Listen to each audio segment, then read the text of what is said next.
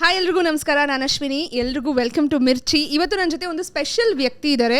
ಇವರು Sena medal awardee, also Karnataka Rajyotsava ಪ್ರಶಸ್ತಿ ಪುರಸ್ಕಾರಿ and the Kargil war hero ಅಂತ ಕರಿಬೋದು. ನವೀನ್ ನಾಗಪ್ಪ ಅವರು. Welcome to Mirchi sir. Thank you Ashwini, thank you so much. First of all we salute you. Thank you for protecting the country. I think thank ಯುನ ಎಷ್ಟು ಸತಿ ಹೇಳಿದ್ರು ಸಾಲಲ್ಲ ಸರ್. ನಿಮ್ಮನ್ನು ನೋಡಿದಾಗ ನಾನು ಹೇಳಿದ್ದೀನಿ ಆಲ್ರೆಡಿ ಆಫೀಸಲ್ಲಿ ತುಂಬ ಜನ ಎಕ್ಸೈಟಿಂಗ್ ಆಗಿದ್ರು ಅಂತ. ಆ್ಯಕ್ಚುಲಿ ಇವ್ರನ್ನ ನಮ್ಮ ಹುಬ್ಬಳ್ಳಿಯ ಹೀರೋ ಅಂತಲೇ ಕರಿಬಹುದು. I tend to disagree. ನಾನು ಯಾವಾಗಲೂ ನನ್ನ ಕಾರ್ಗಿಲ್ ವಾರ್ ಹೀರೋ ಅಂದಾಗ generally I tend to cut that because ಒಬ್ಬ ಸೋಲ್ಜರ್ನ ಕೆಲಸ ಏನಂತಂದರೆ ಯುದ್ಧದ ಪರಿಸ್ಥಿತಿ ಬಂದರೆ ಯುದ್ಧದಲ್ಲಿ ಪಾರ್ಟಿಸಿಪೇಟ್ ಮಾಡೋದು. That's what I have done. ಯುದ್ಧದಲ್ಲಿ ಪಾರ್ಟಿಸಿಪೇಟ್ ಮಾಡಿದ್ದೀನಿ, ನನ್ನ ಕೆಲಸವನ್ನು ನಾನು ಮಾಡಿದ್ದೀನಿ ಅಷ್ಟೇ. ಸೊ ಹಂಗಾಗಿ ಹುಬ್ಬಳ್ಳಿ ಹೀರೋ ಅನ್ನೋದಕ್ಕಿಂತ ಹುಬ್ಬಳ್ಳಿ ಹುಲಿ ಅಂತ ಕರೀತಾರಲ್ಲ, ಅವಾಗ ಭಾಳ ಖುಷಿ ಆಗುತ್ತೆ. ಹುಬ್ಬಳ್ಳಿ ಹುಲಿ ಅಂದರೆ ಇಷ್ಟ ಆಗುತ್ತೆ ಅಂತ ಹೇಳಿದ್ರಿ ಸರ್. ಫಸ್ಟ್ ಕ್ವೆಶ್ಚನ್ ನಂದಿರೋದು ಅದು, ಲೈಕ್ ಈಗ ಆರ್ಮಿ ಅಂತ ಬಂದಾಗ, ಮಿಲಿಟರಿ ಫೋರ್ಸಸ್ ಅಂತ ಬಂದಾಗ ಬೆಳಗಾವಿ, ಹುಬ್ಬಳ್ಳಿ, ಧಾರವಾಡ, ಕೊಡಗು ಈ ಕಡೆಯಿಂದ ಜಾಸ್ತಿ ಜನ ಹೋಗ್ತಾರೆ ಮಿಲಿಟರಿ ಫೋರ್ಸಸ್ಗೆ. ಎಲ್ಲೋ ಒಂದು ಕಡೆ ಈ ಕಡೆ ಬೇರೆ ಸಿಟಿಗಳಲ್ಲಾಗಿರ್ಬೋದು ಅಥವಾ ಬೇರೆ ಪಾರ್ಟ್ಸ್ ಆಫ್ ಕರ್ನಾಟಕದಲ್ಲಿ ತುಂಬ ಜನ ಅಷ್ಟಾಗಿ ಮುಂದೆ ಹೋಗಲ್ಲ. ಮಿಲಿಟರಿ ಫೋರ್ಸಸ್ ಅಂತ ಬಂದಾಗ ಸೇರ್ಕೋಬೇಕು ಅಂತ ಆಸೆ ಇರಲ್ಲ. What are we lacking sir? ಬೇರೆ parts of the Karnataka what are we lacking and ಯಾಕೆ ಆ ಕಡೆಯಿಂದ ಜಾಸ್ತಿ ಇಷ್ಟಪಡ್ತಾರೆ ಆರ್ಮಿಗೆ ಹೋಗೋಕ್ಕೆ? ಓಕೆ ನೋಡಿ, I will put it across differently. ಏನಂತಂದರೆ ಇವಾಗ ಎಲ್ಲಿಂದ ಜನ ಜಾಯ್ನ್ ಆಗ್ತಿದ್ದಾರೆ ಅಂದರೆ ಕೂರ್ಗನ್ನ ಬಿಡಿ, ಕೂರ್ಗ್ ಇಸ್ ಮಾರ್ಷಿಯಲ್ ರೇಸ್ ಅಂತ ಕನ್ಸಿಡರ್ ಮಾಡ್ತಾರೆ. ಅವರಲ್ಲಿ ಭಾಳ ಡಿಫೆನ್ಸ್ ಫೋರ್ಸಲ್ಲಿ ಜಾಯ್ನ್ ಆಗ್ತಾರೆ. ಮುಂಚಿನದು ಪರಂಪರೆ ಇದೆ, ಅವ್ರು ಮಾಡ್ಕೊಂಡು ಬಂದಿದ್ದಾರೆ. ಬೇರೆ ನೀವೆಲ್ಲ ಅಬ್ಸರ್ವ್ ಮಾಡಿದರೆ ಎಲ್ಲಿಂದ ಜನ ಜಾಯ್ನ್ ಆಗ್ತಾರೆ ಅಂತಂದರೆ, I am talking about my time, ಅಂದರೆ 25-30 ವರ್ಷದ ಹಿಂದೆ ಮಾತಾಡಿದರೆ ಬೆಳಗಾಮಲ್ಲಿ ಯಾಕೆ ಜಾಯ್ನ್ ಆಗ್ತಾರೆ ಅಂದರೆ ಮರಾಠಾ ಲೈಟ್ ರೆಜಿಮೆಂಟಲ್ ಸೆಂಟರ್ ಇದೆ, ಸಮ್ ಏರ್ಫೋರ್ಸ್ ಕಾಂಪೋನೆಂಟ್ ಇದೆ ಅಲ್ಲಿ, ಹಾಗಾಗಿ ಅಲ್ಲಿ ಅವ್ರು ಜಾಯ್ನ್ ಆಗ್ತಾರೆ. ಮೈಸೂರಿನವರು ಏರ್ಫೋರ್ಸ್ ಕಾಂಪೋನೆಂಟ್, NCC ಕಾಂಪೋನೆಂಟ್ ಇರುತ್ತೆ ಅಂತ ಅಲ್ಲಿಂದ ಜಾಯ್ನ್ ಆಗ್ತಾರೆ. ಆಮೇಲೆ ಬೀದರ್ದಲ್ಲಿ ಏರ್ಫೋರ್ಸ್ ಕಾಂಪೋನೆಂಟ್ ಇದೆ, ಅಲ್ಲಿ ಅವ್ರು ಜಾಯ್ನ್ ಆಗ್ತಾರೆ. ಸೊ ಹಾಗಾಗಿ ಎಲ್ಲೆಲ್ಲೇ ಮಿಲ್ಟ್ರಿ ಎಸ್ಟಾಬ್ಲಿಷ್ಮೆಂಟ್ ಇದ್ದಾವೋ ಅವರಿಂದ ಜನ ಅದನ್ನು ನೋಡಿ, ಯಂಗ್ಸ್ಟರ್ಸ್ ಅದನ್ನು ನೋಡಿ ಇನ್ಸ್ಪೈರ್ ಆಗಿ ಜಾಯ್ನ್ ಆಗೋ ಉದಾಹರಣೆಗಳು ಜಾಸ್ತಿ ಇದ್ದಾವೆ. ಬಹುಶಃ ಬೇರೆ ಎಲ್ಲ ಕಡೆ ಅವೇರ್ನೆಸ್ ಆ ಕಡೆ ಇರಲಿಕ್ಕಿಲ್ಲ. ಅವರು ಯೂನಿಫಾರ್ಮ್ಡ್ ಪರ್ಸನನ್ನು ನೋಡಿ ಅದು ಇನ್ಸ್ಪಿರೇಷನ್ ತೊಗೊಂಡಿರ್ಲಿಕ್ಕಿಲ್ಲ. ಸೊ ಹಾಗಾಗಿ my way of putting across is, ಎಲ್ಲೆಲ್ಲಿ ಜನ ಇನ್ಫ್ಲುಯೆನ್ಸ್ ಆಗಿದ್ದಾರೋ ಆರ್ಮಿ ಎಸ್ಟಾಬ್ಲಿಷ್ಮೆಂಟನ್ನು ನೋಡಿ ಆ ಕಡೆಯಿಂದ ಜನ ಜಾಸ್ತಿ ಜಾಯ್ನ್ ಆಗಿದ್ದಾರೆ. Super sir. ಆ್ಯಂಡ್ ನಾನು ಒಂದು ಕಡೆ ಓದಿದ್ದೆ, ಕೇಳಿದ್ದೆ ದಟ್ ನೀವು ಫೋರ್ಜರಿ ಬೇಕಾದರೂ ಮಾಡಿ ನಾನು ಮಿಲಿಟರಿ ಫೋರ್ಸಸ್ ಸೇರ್ಕೋಬೇಕು ಅಂತ ಆಸೆ ಇತ್ತು ಅಂತ. ಅಷ್ಟೊಂದು ಒಲವು, ದೇಶದ ಪ್ರೇಮ ಹೆಂಗೆ ಬಂದಿತ್ತು ಸರ್ ನಿಮಗೆ? ಫೋರ್ಜರಿದು ಹೇಳ್ಬಿಡ್ತೀನಿ ಫಸ್ಟ್. ಅದ್ರ ಜನ ಏನಾದ್ರದ್ದು ಮತ್ತೇನಾದರೂ ಅನ್ಕೊಂಡ್ಬಿಟ್ಟಾರೆ ಅಂತ. ಫೋರ್ಜರಿ ಏನಂತಂದರೆ, ನೀವು ಇಂಡಿಯನ್ ಮಿಲಿಟರಿ ಅಕಾಡೆಮಿ ಟ್ರೈನಿಂಗ್ ಹೋಗಿಂತ ಮುಂಚೆ SSB ಆಗುತ್ತಲ್ಲ, ಸೆಲೆಕ್ಷನ್ ಆದ ನಂತರ ನಿಮ್ಮ ಪೇರೆಂಟ್ಸ್ ಒಂದು ಬಾಂಡನ್ನು ಸೈನ್ ಮಾಡಬೇಕು. ನಾನು ಸೆಲೆಕ್ಷನ್ ಆಯಿತು, ಆಮೇಲೆ ಬಾಂಡ್ ಸೈನ್ ಮಾಡೋಕ್ಕೆ ನಮ್ಮ ತಂದೆಗೆ ಕೇಳಕ್ಕೆ ಹೋದಾಗ ಅವ್ರು we are from a business family and ಹುಬ್ಳಿಯಲ್ಲಿ ನೋಟೆಡ್ ಫ್ಯಾಮಿಲಿ ಅಂತಲೇ ಹೇಳ್ಬೋದು. ಹಾಗಾಗಿ ಚೆನ್ನಾಗಿರೋ ಬಿಸ್ನೆಸ್ ನಡೀತಾ ಇತ್ತು. ನಮ್ಮ ತಂದೆದು ಒಂದೇನು ಬಿಸ್ನೆಸ್ ಹೇಗಿದ್ರು ಇದೆ ಅದನ್ನು ನಡೆಸ್ಕೊಂಡು ಹೋಗು, ಆರ್ಮಿ ಯಾಕೆ ಜಾಯ್ನ್ ಆಗಬೇಕು, ಅಷ್ಟು ದೂರ ಯಾಕೆ ಹೋಗ್ಬೇಕು ಅನ್ನೋ ಒಂದು ಕಾರಣದಿಂದ ಅವ್ರು ಬೇಡ ಅಂತಿದ್ರು, ಬಾಂಡಿಗೆ ಸೈನ್ ಮಾಡಲ್ಲ ಅಂತಿದ್ರು. ಅವಾಗ ಹೆಡ್ ಮೇಡಪ್ ಮೈ ಬ್ಯಾಂಡ್, ಅವ್ರು ಏನಾದರೂ ಸೈನ್ ಮಾಡಲಿಲ್ಲ ಅಂತಂದರೆ ಅವ್ರ ಸೈನ್ನ ಫೋರ್ಜರಿ ನಾನೇ ಮಾಡಿ ಸೈನ್ ಮಾಡಿ ಕಳಿಸ್ಬಿಡ್ತೀನಿ. ಅವ್ರು ಕ್ರಾಸ್ ಚೆಕ್ ಮಾಡೋಕೆ ಅವ್ರ ಹತ್ರ ಏನಿರುತ್ತೆ. Although I know it was incorrect ಅಂತ, but at that point of time that was the only option available with me. So ನಾವು coming to why I wanted to join the defence forces ಅಂತಂದರೆ, ನೋಡಿ ಅಲ್ಲಿ ನಾನು ಹೇಳಿದ್ನಲ್ಲ influence ಹೆಂಗೆ ಆಗ್ತಾರೆ ಜನ ಅಂತ. I was a classic example for that. ನಾನು PC ಜಾಬಿನ್ ಸೈನ್ಸ್ ಕಾಲೇಜಲ್ಲಿ ಓದ್ಬೇಕಾದ್ರೆ ಒಬ್ಬ NCC ಆಫೀಸರ್ ನೋಡ್ತಾ ಇದ್ದೆ. Although will be surprised, I have never been part of NCC ಮಾಡೇ ಇಲ್ಲ ನಾನು. ಆ NCC ಆಫೀಸರ್ ನೋಡಿದಾಗ the way is to conduct himself, ಅವ್ರು ಹೆಂಗೆ ನಿಂದಿರ್ತಿದ್ರು, ಹೆಂಗೆ ಮಾತಾಡ್ತಿದ್ರು, ಹೆಂಗೆ ಕಮಾಂಡನ್ನು ಕೊಡ್ತಿದ್ರು. ಒಂದು 10 ಜನ ಯಾರಾದರೂ ಒಂದು ಸಿವಿಲಿಯನ್ಸ್ ನಿಂತಿದ್ರೆ, ಅದರಲ್ಲಿ ಒಬ್ಬರೇ ಆದರೂ ಆರ್ಮಿ ಆಫೀಸರ್ ನಿಂತಿದ್ರೆ, ಹೀ ಸ್ಟ್ಯಾಂಡ್ಸ್ ಅ ಪಾರ್ಟ್. ಅವಾಗ ಅದನ್ನು ನೋಡಿದ್ರೆ ಗೊತ್ತಾಗ್ಬಿಡ್ತದೆ, ಈ ಕಂಡಕ್ಟ್ಸ್ ಹಿಮ್ಸೆಲ್ಫ್ ಎಲ್ಲ ಗೊತ್ತಾಗ್ಬಿಡ್ತೀವಿ, is from the defence background ಅಂತ. ಅವ್ರು ನೋಡಿ ನಾನು ಇಂಪ್ರೆಸ್ ಆದೆ.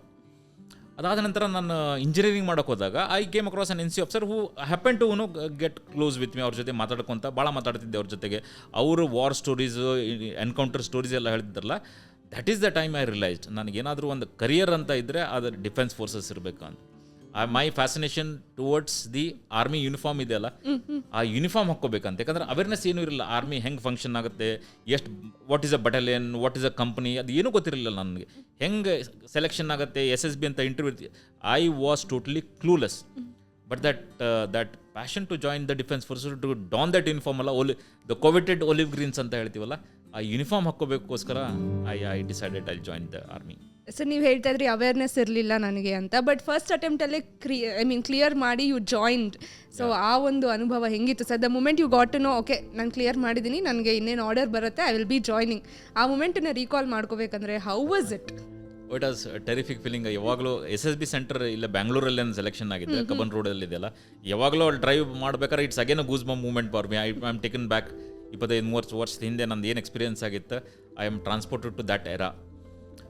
ನಾನು ಫಸ್ಟ್ ಇಂಟರ್ವ್ಯೂ ಅಪ್ಲೈ ಮಾಡಿದಾಗ SSB ಬ್ಯಾಂಗ್ಳೂರ್ ಅಂತ ಸೆಲೆಕ್ಷನ್ ಮಾಡಿದ್ದೆ. ಒಂದಿನ ಕಾಲ್ ಬರುತ್ತೆ, ನೀವು ಈ ಥರ ಬಂದು ಜಾಯ್ನ್ ಆಗಿ ಈವ್ನಿಂಗ್ 6 o'clock ಒಳಗಡೆ ಜಾಯ್ನ್ ಆಗಬೇಕು, be prepared for stay of 10 to 15 days ಅಂತ ಲೆಟರ್ ಬಂದಿರುತ್ತೆ. ಸರಿ ಅಂತ ಹೋಗ್ತೀನಿ, ಸಾಯಂಕಾಲ ಹೋಗಿ SSBಗೆ ರಿಪೋರ್ಟ್ ಮಾಡ್ಕೊತೀನಿ. ಮಾಡ್ಕೊಂಡ ನಂತರ I was sort of a ಶಾಕಲ್ಲಿದ್ದೆ ನಾನು. ಅವ್ರನ್ನೆಲ್ಲ ಶಾಕಲ್ಲಿ ಯಾಕಿದ್ದೆ ಅಂತಂದರೆ, ಒಂದನೇದ್ದು ನಮ್ಮ ಬ್ಯಾಚ್ ಏನಿತ್ತು ಸೆಲೆಕ್ಷನ್ನಾಗ ಏನು ಬಂದಿದ್ವಲ್ಲ, ಒಂದು 80 ಜನ ಬಂದಿದ್ವಿ. ಅದ್ರ ಹಿಂದಿನ ಬ್ಯಾಚ್ 80 ಜನ ಏನಿದ್ರಲ್ಲ ಎಲ್ಲರೂ ವಾಶ್ಔಟ್ ಆಗಿದ್ರು.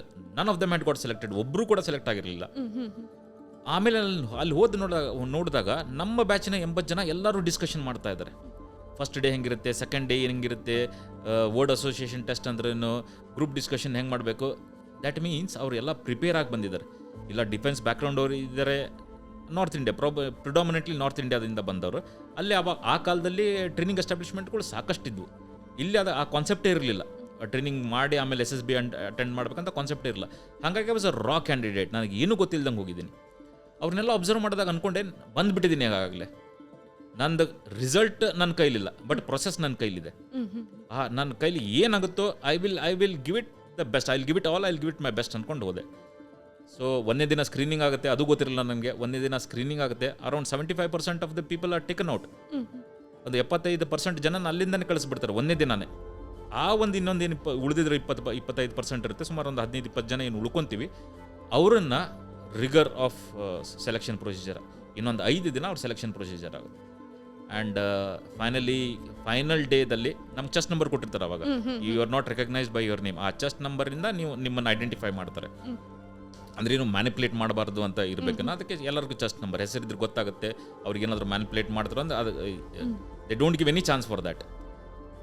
ಫೈನಲ್ ಡೇ ಸೆಲೆಕ್ಷನ್ ಅನೌನ್ಸ್ಮೆಂಟ್ ಬಂದಾಗ ಮೊದಲನೇ ಹೆಸರು ಅನೌನ್ಸ್ ಆಗುತ್ತೆ, ಅದು ನಾನಿರಲಿಲ್ಲ. ಎರಡನೇ ಹೆಸರು ಅನೌನ್ಸ್ ಆಗುತ್ತೆ, ಅದರಲ್ಲೂ ನಾನಿರಲಿಲ್ಲ. So I had almost dropped my hopes. ಇನ್ನೇನು ಹಿಂದಿನ ಬ್ಯಾಚಲ್ಲಿ ಒಬ್ಬರು ಸೆಲೆಕ್ಟ್ ಆಗಿಲ್ಲ, ಈ ಬ್ಯಾಚಲ್ಲಿ ಇಬ್ಬರು ಆಗಿಬಿಟ್ಟಿದ್ದಾರೆ. ಮೂರನೇದು ಆಗೋದು ಭಾಳ ಕಷ್ಟ ಅಂದ್ಕೊಂಡಿದ್ದೆ. ಆ್ಯಂಡ್ ಒಂದು ಸ್ವಲ್ಪ ಹೊತ್ತಲ್ಲೇ ನನ್ನ ಚೆಸ್ಟ್ ನಂಬರು ಕರೀತಾರೆ. ಅವಾಗ ನಾನು ನೋಡಿಕೊಂಡೆ ನಂದೇ ಚೆಸ್ಟ್ ನಂಬರ್ ಆಯಿತು ಅಂತ. Finally I got selected and I felt like my dream coming true.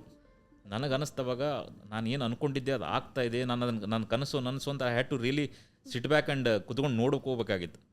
ಸರಿ, ಸೆಲೆಕ್ಷನ್ ಆಯಿತು. ಆಮೇಲೆ ಅವ್ರು ಹೇಳಿದ್ರು, ಇನ್ನೊಂದು 1 ತಿಂಗಳು 2 ತಿಂಗಳಲ್ಲಿ ನಿಮಗೆ ಜಾಯ್ನಿಂಗ್ ಇನ್ಸ್ಟ್ರಕ್ಷನ್ ಬರುತ್ತೆ. ಆ ಜಾಯ್ನಿಂಗ್ ಇನ್ಸ್ಟ್ರಕ್ಷನ್ ಎಲ್ಲ ಡೀಟೇಲ್ ಕೊಟ್ಟಿರ್ತೀವಿ, ಇನ್ಕ್ಲೂಡಿಂಗ್ ದಟ್ ಅದೇನು ಇದನ್ನು ಅಫಿಡೇವಿಟ್ ಬಾಂಡ್ ಸೈನ್ ಮಾಡಬೇಕಂತಲ್ಲ, ಇನ್ಕ್ಲೂಡಿಂಗ್ ದಟ್ ಇಂಡಿಯನ್ ಮಿಲಿಟರಿ ಅಕಾಡೆಮಿಗೆ ಜಾಯ್ನ್ ಆಗೋ ಡೇಟ್ಸ್ ಎಲ್ಲ ಅದರಲ್ಲಿ ಬರುತ್ತೆ.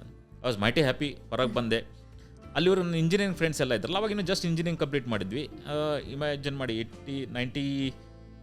97-98 ಅಲ್ಲಿ. ಅವಾಗ ಕಂಪ್ಯೂಟರ್ ಮ್ಯಾನೇಜ್ಮೆಂಟ್ ಅದೆಲ್ಲ ಇನ್ನೂ it was in a boom. ಅವಾಗ ಇನ್ನೂ ಸ್ಟಾರ್ಟ್ ಆಗ್ತಾ ಇತ್ತು.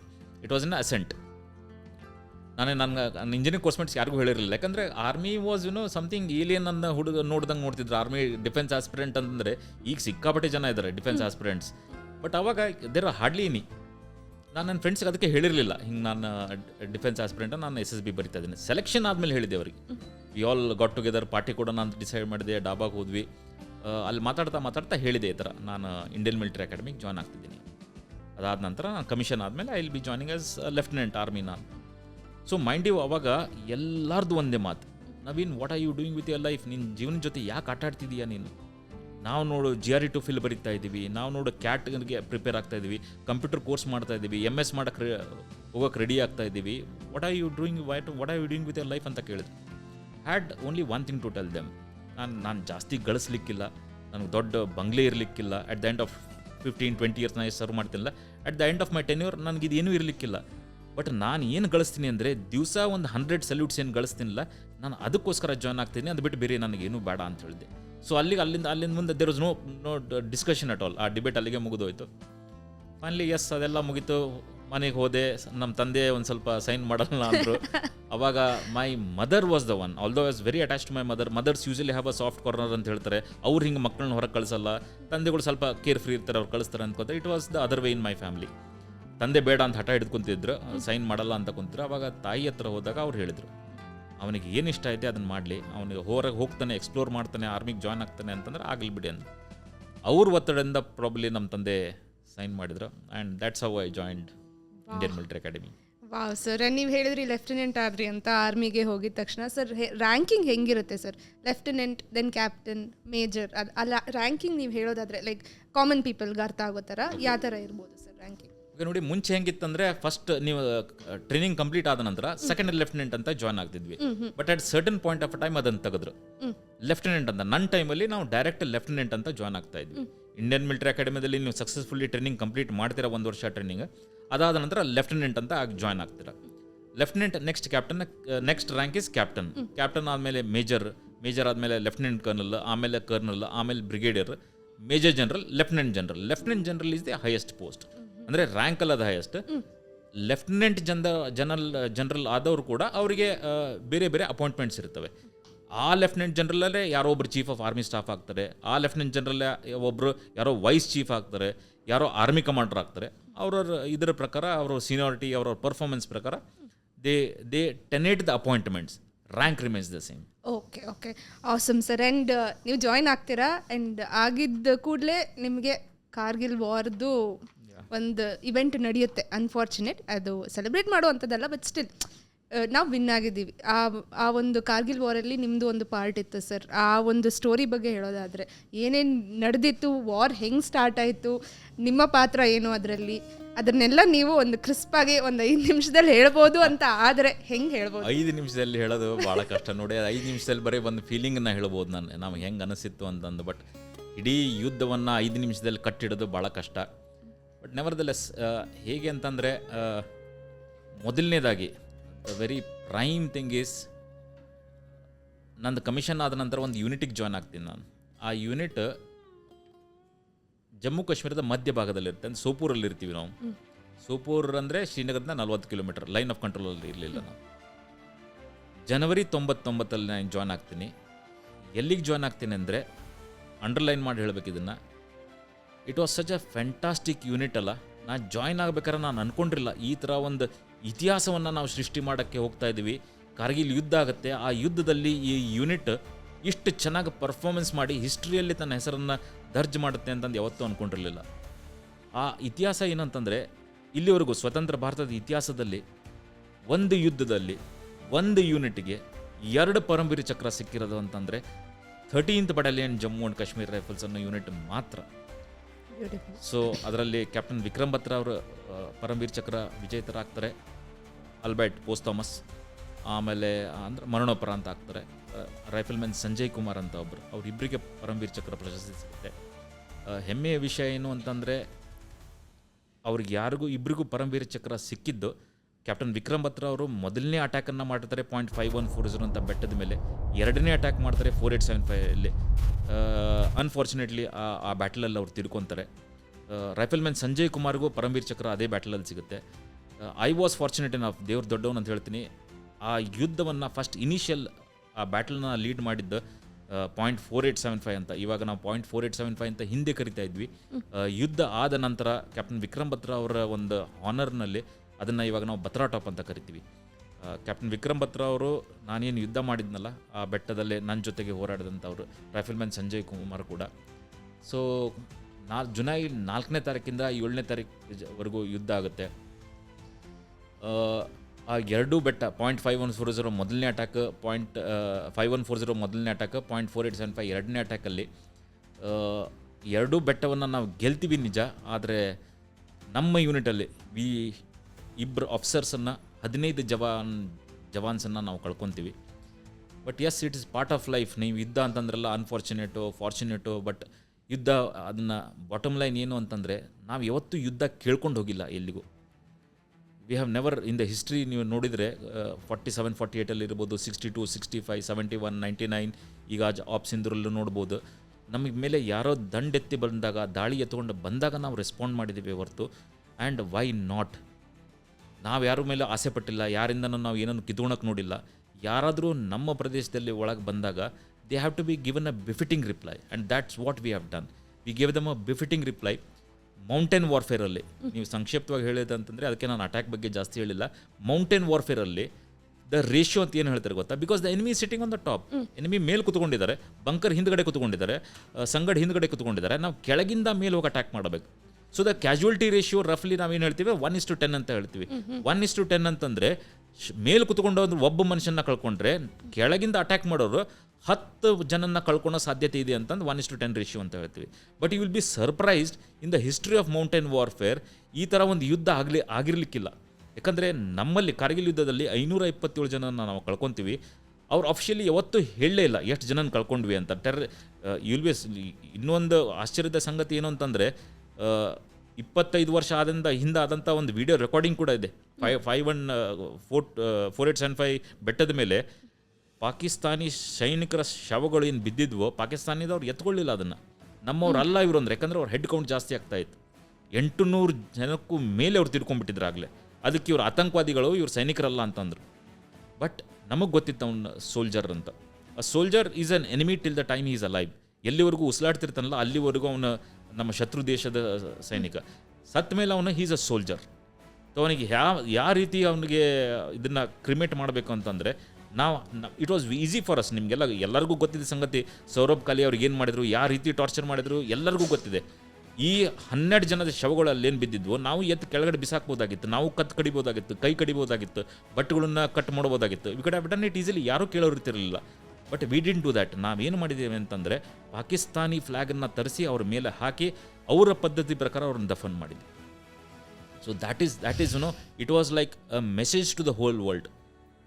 ಕಾರ್ಗಿಲ್ ಯುದ್ಧವನ್ನು ನಾವು ಬರೀ ಯುದ್ಧ ಗೆದ್ವಿ ಅಂತಲ್ಲ, ಒಂದು ಮೆಸೇಜ್ ಕೊಟ್ಟಿವಿ ವರ್ಲ್ಡ್ಗೆ. ಆನ್ ಟಾಪ್ ಆಫ್ ದ್ಯಾಟ್ ಅದರ ರಿಪಕೇಷನ್ಸ್ ಏನೇನಾಯ್ತು ಭಾಳ ಜನಕ್ಕೆ ಗೊತ್ತಿಲ್ಲ.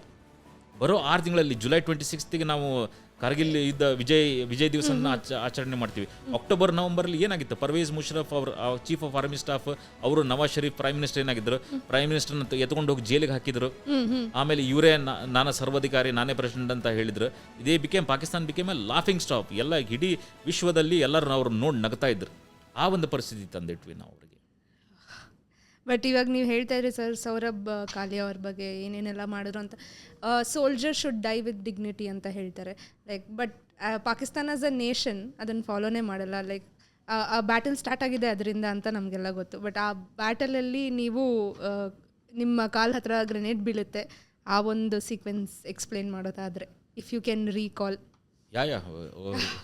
ಅದು ನೋಡಿ ನನಗೆ ಇನ್ನೂ 25 ವರ್ಷದ ಆದಂಥ ಘಟನೆ ಇರ್ಬೋದು. I remember every incident. ಒಂದು ಬಂಡೆಗಳಿಂದ ಇನ್ನೊಂದು ಬಂಡೆಗಳಿಗೆ ಹೋಗಿರೋದು, ಕೆಳಗಡೆ ಕೂತ್ಕೊಂಡಿರೋದು, ಫೈರ್ ಮಾಡಿರೋದು, ಒಂದು ಫೈರಿಂದ ತಪ್ಪಿಸ್ಕೊಂಡಿರೋದು ಎಲ್ಲ ಕೂಡ ಚೆನ್ನಾಗಿ ನೆನಪಿದೆ ನನಗೆ. Coming to the incident part, ನಾನು ಹೇಳಿದ್ದಲ್ಲ 4th ಜುಲೈ 1999ಗೆ ನಾವು ಅಟ್ಯಾಕನ್ನು ಲಾಂಚ್ ಮಾಡ್ತೀವಿ. ಜುಲೈ 4ನೇ ತಾರೀಕು. ಒಂದು 0.4875 ಎಂಥ ಒಂದು ದೊಡ್ಡ ಬೆಟ್ಟ ಅದ ಅಂತಂದರೆ ಅಲ್ಲಿ ಒಂದು ಬೆಟ್ಟದ ತುದಿ ಮೇಲೆ ಒಂದು 4 ಜನ ಇರ್ತಾರೆ, ಅದ್ರ ಬಂಕರಲ್ಲಿ ಕೂತ್ಕೊಂಡಿರ್ತಾರೆ. ಆಗಿರಲ್ಲ, ಸುಮಾರು ದೊಡ್ಡ ಬೆಟ್ಟ ಅದು. ರಿಜ್ ಲೈನ್ ಅಂತ ಹೇಳ್ತೀವಿ ನಾವು. ಎಲ್ಲೆಲ್ಲಿ ಹತ್ಲಿಕ್ಕೆ ಸಾಧ್ಯನೋ ಅಲ್ಲೆಲ್ಲಿ ಅವ್ರು ಬಂಕರ್ ಮತ್ತು ಸಂಗಡ್ಗಳನ್ನ ಕಟ್ಕೊಂಡಿರ್ತಾರೆ. ಬಂಕರ್ ಈಸ್ ಲೈಕ್ ಗೋಡೆ ಕಟ್ಕೊಂಡಿರ್ತಾರೆ, plus over head some amount of over head protection ಇರುತ್ತೆ. ಸಂಗಡ್ ಅಂದರೆ it's just like a compound wall. Loose rocks ಇರ್ತವೆ, ಅದನ್ನು ಇಟ್ಟು ಅವರೆಲ್ಲ ಒಂದು ಗೋಡೆ ಥರ ಮಾಡ್ಕೊಂಡಿರ್ತಾರೆ. ಮಧ್ಯೆ ಯಾವುದೋ ಒಂದು ಸ್ಟೋನನ್ನು ತೆಗೆದು ಅಲ್ಲಿ ವೆಪನ್ ಹಿಡ್ಕೊಂಡಿರ್ತಾರೆ. ನೀವು ಇಮ್ಯಾಜಿನ್ ಮಾಡಿ, ಅವರೊಂದು ಬಂಡೆಗಲ್ಲಿ ಹಿಂದ್ಗಡೆ ಕೂತ್ಕೊಂಡಿದ್ದಾರೆ, ಇಲ್ಲ ಈ ಸಂಗಡ ಹಿಂದ್ಗಡೆ ಕೂತ್ಕೊಂಡಿದ್ದಾರೆ, ಒಂದು ವೆಪನನ್ನು ಇಟ್ಕೊಂಡಿದ್ದಾರೆ. ಆ್ಯಂಡ್ ಆಟೋಮೆಟಿಕ್ ವೆಪನ್ ಇದ್ದರೆ all they have to do is ಆ ಟ್ರಿಗರ್ ಪ್ರೆಸ್ ಮಾಡಿ ಸ್ವೀಪ್ ಅಂತೀವಿ. ಹಿಂಗೆ ವೆಪನ್ನ ಸ್ವೀಪ್ ಮಾಡಿದ್ರೆ ಎಷ್ಟು ಜನ ಬಂದರೂ ಅವ್ರು ಒಂದು ಗುಂಡು ತಗಲಿದ್ದು ಸಾಕಲ್ಲ, ಇಲ್ಲಿ ಇನ್ನೂ ಪಾಸವೇ. ಆ ರೀತಿ ಇದ್ದರೂ ಕೂಡ ನಾವು 4ನೇ ತಾರೀಕಿಂದ 7ನೇ ತಾರೀಕುವರೆಗೂ ಹೆಂಗೆ ಹೋರಾಡ್ತೀವಿ ಅಂತಂದರೆ, ನಮ್ಮ ಯೂನಿಟಿನ ವಾರ್ಕ್ರೈ ನೀವು ಇದನ್ನು ಕೇಳಲೇಬೇಕು. ನಮ್ಮ ಯೂನಿಟಿನ ಪ್ರತಿಯೊಂದು ಯೂನಿಟಿದು ವಾರ್ಕ್ರೈ ಇರುತ್ತೆ. ಏನೇ ಒಂದು ಕಾರ್ಯ ಮಾಡ್ತೀವಿ ಅಂತಂದ್ರು ಆ ವಾರ್ಕ್ರೈನ ಕೂಗ್ತೀವಿ. ಒಂದು ಗೇಮ್ ಶುರು ಮಾಡೋದಿರ್ಬೋದು, ಒಂದು ಪೂಜೆ ಮಾಡೋದಿರ್ಬೋದು, ಒಂದು ಅಟ್ಯಾಕ್ ಮುಗಿಸ್ ಬಂದ ಮೇಲೆ ಇರೋದು ಆ ವಾರ್ ಕ್ರೈ ಮಾಡಿ ಅಲ್ಲಿಗೆ ಒಂದು ಶುರು ಮಾಡೋದು ಮುಗಿಯೋದು ಅದು ವಾರ್ ಕ್ರೈಯಿಂದನೇ. ದುರ್ಗೆ ಮಾತಾ ಕಿ ಜೈ ಅಂತ ನಮ್ಮ ವಾರ್ ಕ್ರೈ. ಸೊ ದುರ್ಗೆ ಮಾತಾ ಕಿ ಜೈ ಅಂತ ಕೂಗಿ ನಾವು ಅಟ್ಯಾಕನ್ನು ಶುರು ಮಾಡ್ತಿದ್ವಿ ಅಂತಂದರೆ, ಮೊದಲನೇ ಸ್ಟಾರ್ಟಿಂಗಲ್ಲಿ ರೆಸಿಸ್ಟೆನ್ಸ್ ಬರ್ತಾಯಿತ್ತು, ಒಂದಿಷ್ಟು ಫೈರ್ ಆಗ್ತಾಯಿತ್ತು, ಒಂದಿಷ್ಟು ನಮ್ಗೆ ಅಡಚಣೆಗಳು ಬರ್ತಾಯಿದ್ವು, ಅವ್ರು ಜಲ್ದಿ ಖಾಲಿ ಮಾಡ್ತಾ ಇರಲ್ಲ. ಬರ್ತಾ 4ನೇ ತಾರೀಕು ಅಟ್ಯಾಕ್ ಒಂದು ಶುರು ಆದಮೇಲೆ ಬರ್ತಾ ಹೇಗಾಯಿತು ಅಂದರೆ, ದುರ್ಗೆ ಮಾತಾ ಕಿ ಜೈ ಅಂತ ಕೂಗಿ ನಾವು ಅಟ್ಯಾಕ್ ಮಾಡೋಕ್ಕೆ ಸ್ಟಾರ್ಟ್ ಮಾಡಿದರೆ they knew it the attack is going to come which is unstoppable ಅಂತ. ಹಾಗಾಗಿ ಆ ಬಂಕರ್ಗಳನ್ನ ಬಿಟ್ಟು ಓಡಕ್ಕೆ ಸ್ಟಾರ್ಟ್ ಮಾಡ್ತಾಯಿದ್ರು. You will be surprise to know, ಒಂದೊಂದು ಕಡೆ ನಾವು ಹೆಂಗೆ ಅಬ್ಸರ್ವ್ ಮಾಡಿದ್ವಿ, ಒಂದು ಇಟ್ಸ್ ನಾಟ್ ಒನ್ ಹೋಲ್ ಬೆಟ್ಟ ಅಲ್ಲ, it is a series of ಬೆಟ್ಟ and it leads to a pinnacle ಅಂತ ಹೇಳ್ತೀವಲ್ಲ, ಪಿನಾಕಲ್ಗೆ ಹೋಗುತ್ತೆ. ಒಂದೊಂದು ಬೆಟ್ಟದ ಕಡೆ ನಾವು ಹೆಂಗೆ ನೋಡಿದ್ವಿ ಅಂತಂದರೆ ಅದನ್ನು ಆಕ್ಯುಪೈ ಮಾಡಿದ ಮೇಲೆ ನಾವೆಲ್ಲರೂ ಅಟ್ಯಾಕ್ ಪ್ಲ್ಯಾನ್ ಮಾಡ್ತಿದ್ವಿ. ಅಂದರೆ ಲೆಫ್ಟ್ ಫ್ಲ್ಯಾಂಕಿಂದ ಯಾರು ಅಟ್ಯಾಕ್ ಮಾಡಬೇಕು, ರೈಟ್ ಫ್ಲ್ಯಾಂಕಿಂದ ಯಾರು ಕವರಿಂಗ್ ಫೈರ್ ಕೊಡಬೇಕು, ಮಧ್ಯೆ ಯಾರಾದರೂ ಹೋಗೋಕ್ಕೆ ಸ್ಪೇಸ್ ಇದೆ ನಾವು ಹೋಗ್ಬೋದಾ, ಇದನ್ನೆಲ್ಲ ನಾವು ಅಟ್ಯಾಕನ್ನು ಪ್ಲ್ಯಾನ್ ಮಾಡ್ತಾ ಇದ್ದರೆ ಅವ್ರು ಏನು ಮಾಡಿದ್ರು ಅಂದರೆ ರಿವರ್ಸ್ ಸ್ಲೋಪಲ್ಲಿ ಅವ್ರು ಇದನ್ನು ಬಂಕರ್ಗಳನ್ನ ಕಟ್ಕೊಂಡಿರ್ತಿದ್ರು. ಆ ರಿವರ್ಸ್ ಸ್ಲೋಪಲ್ಲಿ ಅವ್ರು ಎಸ್ಕೇಪ್ ಪ್ಲಾನ್ ರೆಡಿ ಇಟ್ಟಿರ್ತಿದ್ರು. ಅಂದರೆ ಹಗ್ಗ ಬಿಟ್ಕೊಂಡಿರ್ತಿದ್ರು, ಅಂದರೆ ರೆಡಿ ಟು ಅಂದರೆ ಹಂಗೇನಾರ ಅಟ್ಯಾಕ್ ಆದಾಗ ಹೆಂಗೆ ಓಡೋಗ್ಬೇಕು ಅಂತ. ಸೊ ಅಂಥವರಿಂದ ಆ ಒಂದು ದೇಶ ಹೆಂಗೆ ಗೆಲುವನ್ನು ಎಕ್ಸ್ಪೆಕ್ಟ್ ಮಾಡ್ಲಿಕ್ಕೆ ಸಾಧ್ಯ? ಸೊ ನಾವು ದುರ್ಗೆ ಮಾತಾ ಕಿ ಜೈ ಅಂತ ಕೂಗಿದ್ದು ಒಂದು ಆ ಥರ ಒಂದು ಎಂಥ ಒಂದು ಅಟ್ಮಾಸ್ಫಿಯರ್ ಇರ್ತಿತ್ತಂದರೆ ದುರ್ಗೆ ಮಾತಾ ಕಿ ಜೈ ಅಂತ ಕೂಗಿದರೆ ಅವ್ರು ಹೆದರ್ಕೊಂಡ್ಬಿಡೋರು, ಅಲ್ಲಿಂದ ಓಡಕ್ಕೆ ಸ್ಟಾರ್ಟ್ ಮಾಡ್ತಿದ್ರು. So that is the power of a war CRY. So ಈ ಥರ ಹೋಗ್ತಾ 7ನೇ ತಾರೀಕು ವರೆಗೂ ನಾವು ಎಲ್ಲಿವರೆಗೂ ಹೋಗ್ತೀವಿ ಅಂದರೆ ಇನ್ನು ಒಂದೇ ಒಂದು ಬಂಕರ್ ಉಳ್ಕೊಂಡಿದೆ. 4ನೇ ತಾರೀಕಿಂದ 7ನೇ ತಾರೀಕುವರೆಗೂ ನಾವು ಮುಂದೆ ಹೋಗ್ತಾ ಇದ್ದೀವಿ. 7ನೇ ತಾರೀಕು ಬೆಳಗಿನ ಜಾವ ಒಂದೇ ಒಂದು ಬಂಕರ್ ಉಳ್ಕೊಂಡಿದೆ. ನಾನು ದ ಲಾಸ್ಟ್ ಬಟ್ ಒನ್ ಬಂಕರಲ್ಲಿ ಕೂತ್ಕೊಂಡಿದ್ದೀನಿ. ನನ್ನ ಕೈಲಿ ಒಂದು AK-47 ಇದೆ. AK-47 personal weapon and it's my favourite weapon. ನಾನು ಹಿಂಗೆ ಕುತ್ಕೊಂಡಿದ್ದೀನಿ. ಒಂದು ಬಲಗಡೆ ಒಂದು ದೊಡ್ಡ ಬಂಡೆಗಲ್ ಆಚೆ ಪಾಕಿಸ್ತಾನದ ಕೊನೆ ಪೋಸ್ಟ್ ಇದೆ. ಸೊ ನಂಗೆ ಯಾವಾಗ ಅವಕಾಶ ಸಿಕ್ಕ ಫೈರ್ ಮಾಡ್ತಾ ಇದ್ದೀನಿ, ಕೆಳಗೆ ಕೂತ್ಕೊತಾ ಇದ್ದೀನಿ, ಯಾರೋ ಕವರಿಂಗ್ ಫೈರ್ ಕೊಡ್ತಾರೆ, ನಾನು ಈ ಕಡೆಯಿಂದ ಫೈರ್ ಮಾಡ್ತಿದ್ದೀನಿ. ಸೊ 7ನೇ ತಾರೀಕು ಬೆಳಗಿನ ಜಾವ ಅವರು ಒಂದು ಹ್ಯಾಂಡ್ ಗ್ರೆನೇಡನ್ನು ಎಸಿತಾರೆ. ಹ್ಯಾಂಡ್ ಗ್ರೆನೇಡ್ ಎಸಿದಾಗ ನಾನು ಹಿಂಗೆ ಕುತ್ಕೊಂಡಿದ್ದೀನಿ ಅಂತಂದರೆ ಹ್ಯಾಂಡ್ ಗ್ರೆನೇಡ್ ಬಂದು ಇಲ್ಲಿ ಬೀಳುತ್ತೆ. ಗ್ರೆನೇಡ್ದ ಡಿಸೈನ್ ಗೊತ್ತಾಗಬೇಕು. ಗ್ರೆನೇಡ್ ಹೆಂಗಿರುತ್ತೆ ಅಂತಂದರೆ ಶೂರ್ ನೀವು ವೀಕ್ಷಕರೆಲ್ಲ ನೋಡಿರ್ತಾರೆ ಅನ್ಕೊಂತೀನಿ, ಪಿನ್ ತೆಗೆದು ಈ ಥರ ಎಸಿತಾರಲ್ಲ, ಅದಕ್ಕೆ ಹ್ಯಾಂಡ್ ಗ್ರೆನೇಡ್ ಅಂತ ಹೇಳ್ತೀವಿ. ಆ ಪಿನ್ ತೆಗಿತೀರಾ, ಎಸಿದ ತಕ್ಷಣ ಬ್ಲಾಸ್ಟ್ ಆದರೆ ಹೆಸರಿಗೆ ಪೆಟ್ಟು ಬೀಳುತ್ತೆ. ಸೊ ಬೈ ಡಿಸೈನ್ ಅದನ್ನು ಹೇಗೆ ಮಾಡಿರ್ತಾರೆ ಅಂದರೆ ಪಿನ್ ತೆಗೆದು ಎಸಿದ್ರೆ ಅಲ್ಲೋಗಿ ಬೀಳ್ಬೇಕದು ಒಂದು 2-3 ಸೆಕೆಂಡ್ ನಂತರ ಬ್ಲಾಸ್ಟ್ ಆಗಬೇಕಂದ್ರೆ ಜಾಸ್ತಿ ಜನಕ್ಕೆ ಪೆಟ್ಟು ಬೀಳಲಿ ಅಂತ. ಆಮೇಲೆ ಕಿಲ್ಲಿಂಗ್ ರೇಡಿಯಸ್ ಅಂತ ಹೇಳ್ತೀವಿ. ಅದು ಗ್ರೆನೇಡ್ ಹೈಪೋಥೆಟಿಕಲಿ ಇಲ್ಲೇನೋ ಗ್ರೆನೇಡ್ ಬಿದ್ದು ಸಿಡಿದ್ರೆ ಅಕ್ಕಪಕ್ಕ ಇದ್ದಂಥ ಸುಮಾರು 5-10 ಮೀಟರ್ ಎಲ್ಲ ಚಿದ್ರೆ ಆಗುತ್ತೆ. ಅಂಥ ಗ್ರೆನೇಡ್ ಬಂದು ನನ್ನ ಕಾಲ ಹತ್ರ ಬೀಳುತ್ತೆ. ಸೊ ಅದು ಬಿದ್ದ ತಕ್ಷಣ ವಾಟ್ ಆಪ್ಷನ್ಸ್ ಟು ನಾನ್ಗಲ್ಲೇ ಮತ್ಲಬ್ ನಾವು ಮಸಲ್ ಮೆಮರಿ ಅಂತ ಹೇಳ್ತೀವಿ. ಈಗ ವೆಪನನ್ನು ನಾವು ಫೈರ್ ಮಾಡಬೇಕು ಅಂತಂದರೆ ಇಟ್ ಈಸ್ ಮಸಲ್ ಮೆಮರಿ. ಅದನ್ನು ನಮಗೆ ಎಷ್ಟು ಸಲ ಅದನ್ನು ಕೋಲ್ನಾ ಜೋಡ್ನ ಅಂತ ಹೇಳ್ತೀವಿ, ಅಂದರೆ ಅಸೆಂಬಲ್ ಡಿಸ್ಅಸೆಂಬಲ್ ಮಾಡೋದು ಎಷ್ಟು ಚೆನ್ನಾಗಿ ಕಲಿಸಿರ್ತಾರೆ ನಮಗೆ. ಅಂದರೆ ಕತ್ಲಲ್ಲಿ ನೀವು you cannot look for safety lever ಎಲ್ಲಿದೆ, ಸೇಫ್ಟಿ ಕ್ಯಾಚ್ ಎಲ್ಲಿದೆ, ನಾವು ಮ್ಯಾಗ್ಝಿನ್ನ ರಿಪ್ಲೇಸ್ ಮಾಡಬೇಕಂದ್ರೆ ಯಾವ ಬಟನ್ನ ಪ್ರೆಸ್ ಮಾಡಬೇಕು, ಇದೆಲ್ಲ ಇರಲ್ಲ. It's all muscle memory. ಗುಂಡುಗಳು ಖಾಲಿ ಆದವು ಅಂದ್ರೆ ಮ್ಯಾಗ್ಝಿನ್ ತೆಗಿತೀರಾ, ಆಟೋಮೆಟಿಕ್ ನಿಮ್ಮ ಪೌಚಿಗೆ ಹೋಗುತ್ತೆ, ಇನ್ನೊಂದು ಮ್ಯಾಗ್ಝಿನ್ ಎತ್ಕೊಳುತ್ತೆ, ಆಟೋಮೆಟಿಕ್ ಕೈ ಹೋಗುತ್ತೆ. ಬಿಕಾಸ್ ಕತ್ಲಲ್ಲಿ will be trained blind folded ಮಾಡೋಕ್ಕೂ. ಸೊ ಹಂಗಾಗಿ next muscle memory kicks in. ಅವಾಗ ನಾನು ಅನ್ಕೊತಿದ್ದೆ, ನಾನು ಎದ್ದಿಗೆ ಓಡೋಕೆ ಹೋದರೆ ಪೀಪಲ್ ಸಿಟ್ಟಿಂಗ್ ಆನ್ ಟಾಪ್ ಮೇಲೆ ಕೂತ್ಕೊಂಡಿದ್ದಾರೆ, ಗ್ರೆನೇಡ್ ಎಸ್ತಿದ್ದೀವಿ, ಕುಚ್ ಹರ್ಕತ್ ತಗೊಂಡ ಕಾಯ್ತಾ ಇರ್ತಾರೆ, ಗುಂಡು ಹೊಡಿತಾರೆ. ಸೊ ಎದ್ದು ಓಡೋಕ್ಕಾಗಲ್ಲ. ಓಡಬೇಕಂದ್ರೆ ನಾನು ಇಲ್ಲಿ ಕೂತ್ಕೊಂಡಿದ್ದೀನಿ, ಗ್ರೆನೇಡಲ್ಲಿ ಬಿದ್ದಿದೆ, ಇದ್ರದ್ದು ಬಂಕರ್ ಎಂಟ್ರೆನ್ಸ್ ಆ ಕಡೆ ಇದೆ, ಅದನ್ನು ತಡಾದು ಹೋಗ್ಬೇಕು. So chances are very slim you to escape that. L shape bunker ಇದೆ, ನಾನು ಒಂದು ಕಡೆ ಕೂತ್ಕೊಂಡಿದ್ದೀನಿ, ನನ್ನ ಇಬ್ಬರು ಜವಾನ್ಸ್ ಆ ಕಡೆ ಇದ್ದಾರೆ. ಸೊ ನಾನು ಒದಿಬೋದಾಗಿತ್ತ, ನನ್ನ ಕಾಲಿಂದ ಅದನ್ನು ಒದ್ದರೆ ಒಂದು ಸ್ವಲ್ಪ ದೂರ ಹೋಗ್ತಿತ್ತು. ಬಟ್ ಸ್ಟಿಲ್ ನಾನು ಕಾನ್ಷಿಯಸ್ ಪರ್ಮಿಟ್ ಮಾಡಲಿಲ್ಲ ಅದನ್ನು. ನನ್ನ ಕಾಲಿಂದ ಹ್ಯಾಂಡ್ ಗ್ರೆನೇಡನ್ನು ನನ್ನ ಜವಾನ್ಸ್ ಹತ್ರ ಹೇಗೆ ಓದಿಲಿ? ನನ್ನ ಇಬ್ಬರು ಜವಾನ್ಸ್ಗೆ can I put them at arms distance? Can I ನನ್ನ ಕಾಲಿಂದ ಹ್ಯಾಂಡ್ ಗ್ರೆನೇಡನ್ನು ಅವ್ರ ಹತ್ರ ಹೇಗೆ ಓದಿಲಿ? ಸೊ ನಂಗೆ ಒಂದೇ ಒಂದು ಆಪ್ಷನ್ ಇದ್ದಿದ್ದು, ಎದ್ದು ಓಡೋಕ್ಕಾಗಲ್ಲ, ಗ್ರೆನೇಡ್ ಒದೆಯೋಕ್ಕಾಗಲ್ಲ ಅಂದರೆ ನಾನು ಟ್ರೈನಿಂಗಲ್ಲಿ ಹೇಳ್ಕೊಟ್ಟಿರ್ತಾರೆ, ನೀವು ಏನೇ ಮಾಡಬೇಕಿದ್ದರೂ ಆ 4 ಸೆಕೆಂಡ್ ಟೈಮ್ ಇದೆ, that is your reaction time ಅಂತ. ಸೊ ಅದನ್ನು ಎತ್ಕೊಂಡೆ ವಾಪಸ್ ಎಸಿಲಿಕ್ಕೆ ಹೋದೆ. ವಾಪಸ್ ಎಸಿಬೇಕಂತಂದರೆ ನಿಮಗೆಲ್ಲ ಸ್ವಿಂಗ್ ಬೇಕಲ್ಲ, ನಂಗೆ ಸ್ವಿಂಗ್ ಸಿಗ್ತಾ ಇರಲಿಲ್ಲ. ಒಂದು ಕನ್ಸ್ಟೆಂಟ್ ಸ್ಪೇಸಲ್ಲಿ ಕೂತ್ಕೊಂಡಿದ್ದೀನಿ, ಅದನ್ನು ಎತ್ಕೋಬೇಕು. ಇಮ್ಯಾಜಿನ್ ಮಾಡಿ, ಒಂದು live grenade with killing radius of 10 minutes ಎತ್ಕೋಬೇಕಂತ ಇಮ್ಯಾಜಿನ್. ನೀವು ಒಂದು ನಿಮ್ಮ ಸಿಚುವೇಷನನ್ನು ಇಮ್ಯಾಜಿನ್ ಗ್ರೆನೇಡನ್ನು ಇಮ್ಯಾಜಿನ್ ಮಾಡ್ಕೊಳಕ್ಕಾಗಲ್ಲ. ಬಟ್ ಒಂದು ಪಟಾಕಿ ಹೊಡಿತೀರ ಅಂತಂದ್ರೆ ಇಮ್ಯಾಜಿನ್ ಮಾಡಿ, ಯಾವುದೋ ಹಬ್ಬದಲ್ಲಿ ಪಟಾಕಿ ಹಚ್ತೀರ ಅಂದರೆ ಎಷ್ಟು ದೂರ ಓಡೋಗ್ತೀರ. ಬಟ್ ಲೈವ್ ಗ್ರೆನೇಡ್ ಎತ್ಕೊಂಡೆ ವಾಪಸ್ ಎಸಿಲಿಕ್ಕೆ ಹೋದೆ. ಬಟ್ ನಿಮ್ಗೆ ಎಸಿಬೇಕಂದ್ರೆ ಒಂದು ಪ್ರಾಪರ್ ಸ್ವಿಂಗ್ ಸಿಗಲಿಲ್ಲ ನನಗೆ, ರಾಂಗ್ ಸೈಡಿಗೆ ಎಸಿಬೇಕಿತ್ತು. ಎತ್ಕೊಂಡು ವಾಪಸ್ ಎಸಿದೆ, ಆ ಪ್ರಾಪರ್ ಸ್ವಿಂಗ್ ಸಿಗಲಿಲ್ಲ, ದೂರ ಹೋಗಲಿಲ್ಲ, ಬಂಡೆಗಲ್ಲೇ ಬರಳಿತು, ಉರುಳಿ ಬಂದು ಮತ್ತೆ ನನ್ನ ಕಾಲ ಹತ್ರ ಬಿದ್ದು. ಸೊ ಒಂದು 4 ಸೆಕೆಂಡಲ್ಲಿ ಒಂದು 2-3 ಸೆಕೆಂಡ್ ಕಳ್ಕೊಂಡ್ಬಿಟ್ಟಿದ್ದೀನಿ. In any moment the grenade is going to take off. ಎಲ್ಲರಿಗೂ ಅನಿಸುತ್ತೆ 1 ಸೆಕೆಂಡ್ 2 ಸೆಕೆಂಡಲ್ಲಿ ಏನಾಗುತ್ತೆ ಅಂತ. ಬಟ್ ನೀವು ಸಾವು ಮತ್ತು ಬದುಕಿನ ನಡುವೆ ಯಾವಾಗ ಹೋರಾಡ್ತಿರ್ತಿರಲ್ಲ, ಅವಾಗ every fraction of a second matters, it counts. ಆ 1-2 ಸೆಕೆಂಡಲ್ಲಿ ನಾನು ಅನ್ಕೊತಾ ಇದ್ದೀನಿ, Naveen you are going to you will be no more. ಇನ್ನೊಂದು 2 ಸೆಕೆಂಡಲ್ಲ ಗ್ರೆನೇಡ್ ಬ್ಲಾಸ್ಟ್ ಆಗುತ್ತೆ, ನವೀನ್ ನಾಗಪ್ಪ ಏನಿರಲ್ಲ. ಇದು ಯಾವಾಗ ನನ್ನ ತಂದೆ ತಾಯಿಗೆ ಸುದ್ದಿ ಗೊತ್ತಾಗುತ್ತಲ್ಲ, ಅವ್ರಿಗೆ ದುಃಖ ಆಗೇ ಆಗುತ್ತೆ.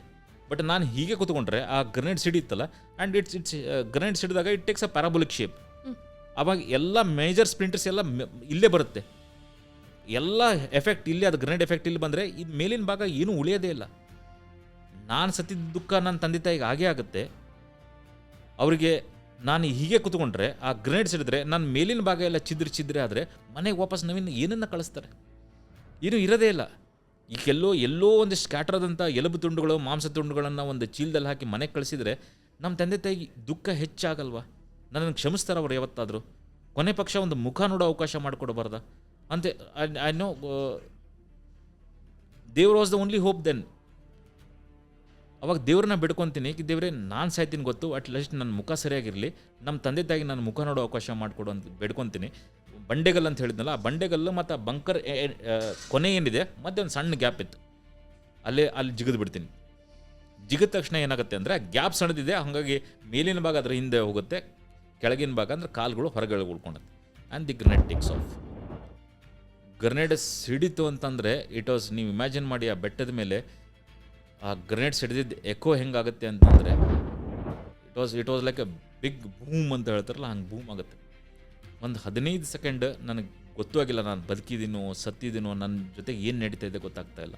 ಅದು ಪೇನೂ ಬರಲ್ಲ ಅವಾಗ, ಯಾಕಂದರೆ ನಿಮಗೆ ಸಣ್ಣ ಪುಟ್ಟ ಗಾಯ ಆದರೆ ನಿಮ್ಗೆ ಇಮಿಡಿಯೇಟ್ಲಿ ಆ ಪೇನ್ ನಿಮ್ಮ ಬ್ರೈನ್ಗೆ ಹೋಗುತ್ತೆ, ನಿಮ್ಗೆ ಗೊತ್ತಾಗ್ಬಿಡುತ್ತೆ ನಂಗೆ ಪೇನ್ ಆಗ್ತಿದೆ ಅಂತ. ಬಟ್ ಈ ಬ್ಲಾಸ್ಟ್ ಆದಾಗ ನಂಗೆ ಗೊತ್ತೂ ಆಗಿಲ್ಲ, 15 ಸೆಕೆಂಡ್ ನಾನು ನೋವು ಅನ್ನಿಸ್ತಾ ಇಲ್ಲ. That feeling of pain is not there. I am not even aware ನಾನು ಬದುಕಿದ್ದೀನೋ ಸತ್ತಿದ್ದೀನೋ ಅಂತ. ಒಂದು 15 ಸೆಕೆಂಡ್ ನಂತರ ನಾನು ಏನು ಅಬ್ಸರ್ವ್ ಮಾಡ್ತೀನಿ, ಅಬ್ಸರ್ವ್ ಅಂದರೆ ನನಗೆ ಎಲ್ಲೋ ಒಂದು ಕಡೆ ಹೈಂಡ್ ಸೈಟಲ್ಲಿ ಕೇಳಿಸ್ತಾ ಇದೆ, ಪಾಕಿಸ್ತಾನದವ್ರು ಕೌಂಟರ್ ಅಟ್ಯಾಕ್ ಮಾಡಿದ್ದಾರೆ, ಆ ಬಂಕರ್ ಹತ್ರ ಓಡಿ ಬರ್ತಾ ಇದ್ದಾರೆ. ಅದು ನನಗೇನೋ ಒಂದು ಸ್ವಲ್ಪ ಅರಿವು ಆಗ್ತಾ ಇದೆ.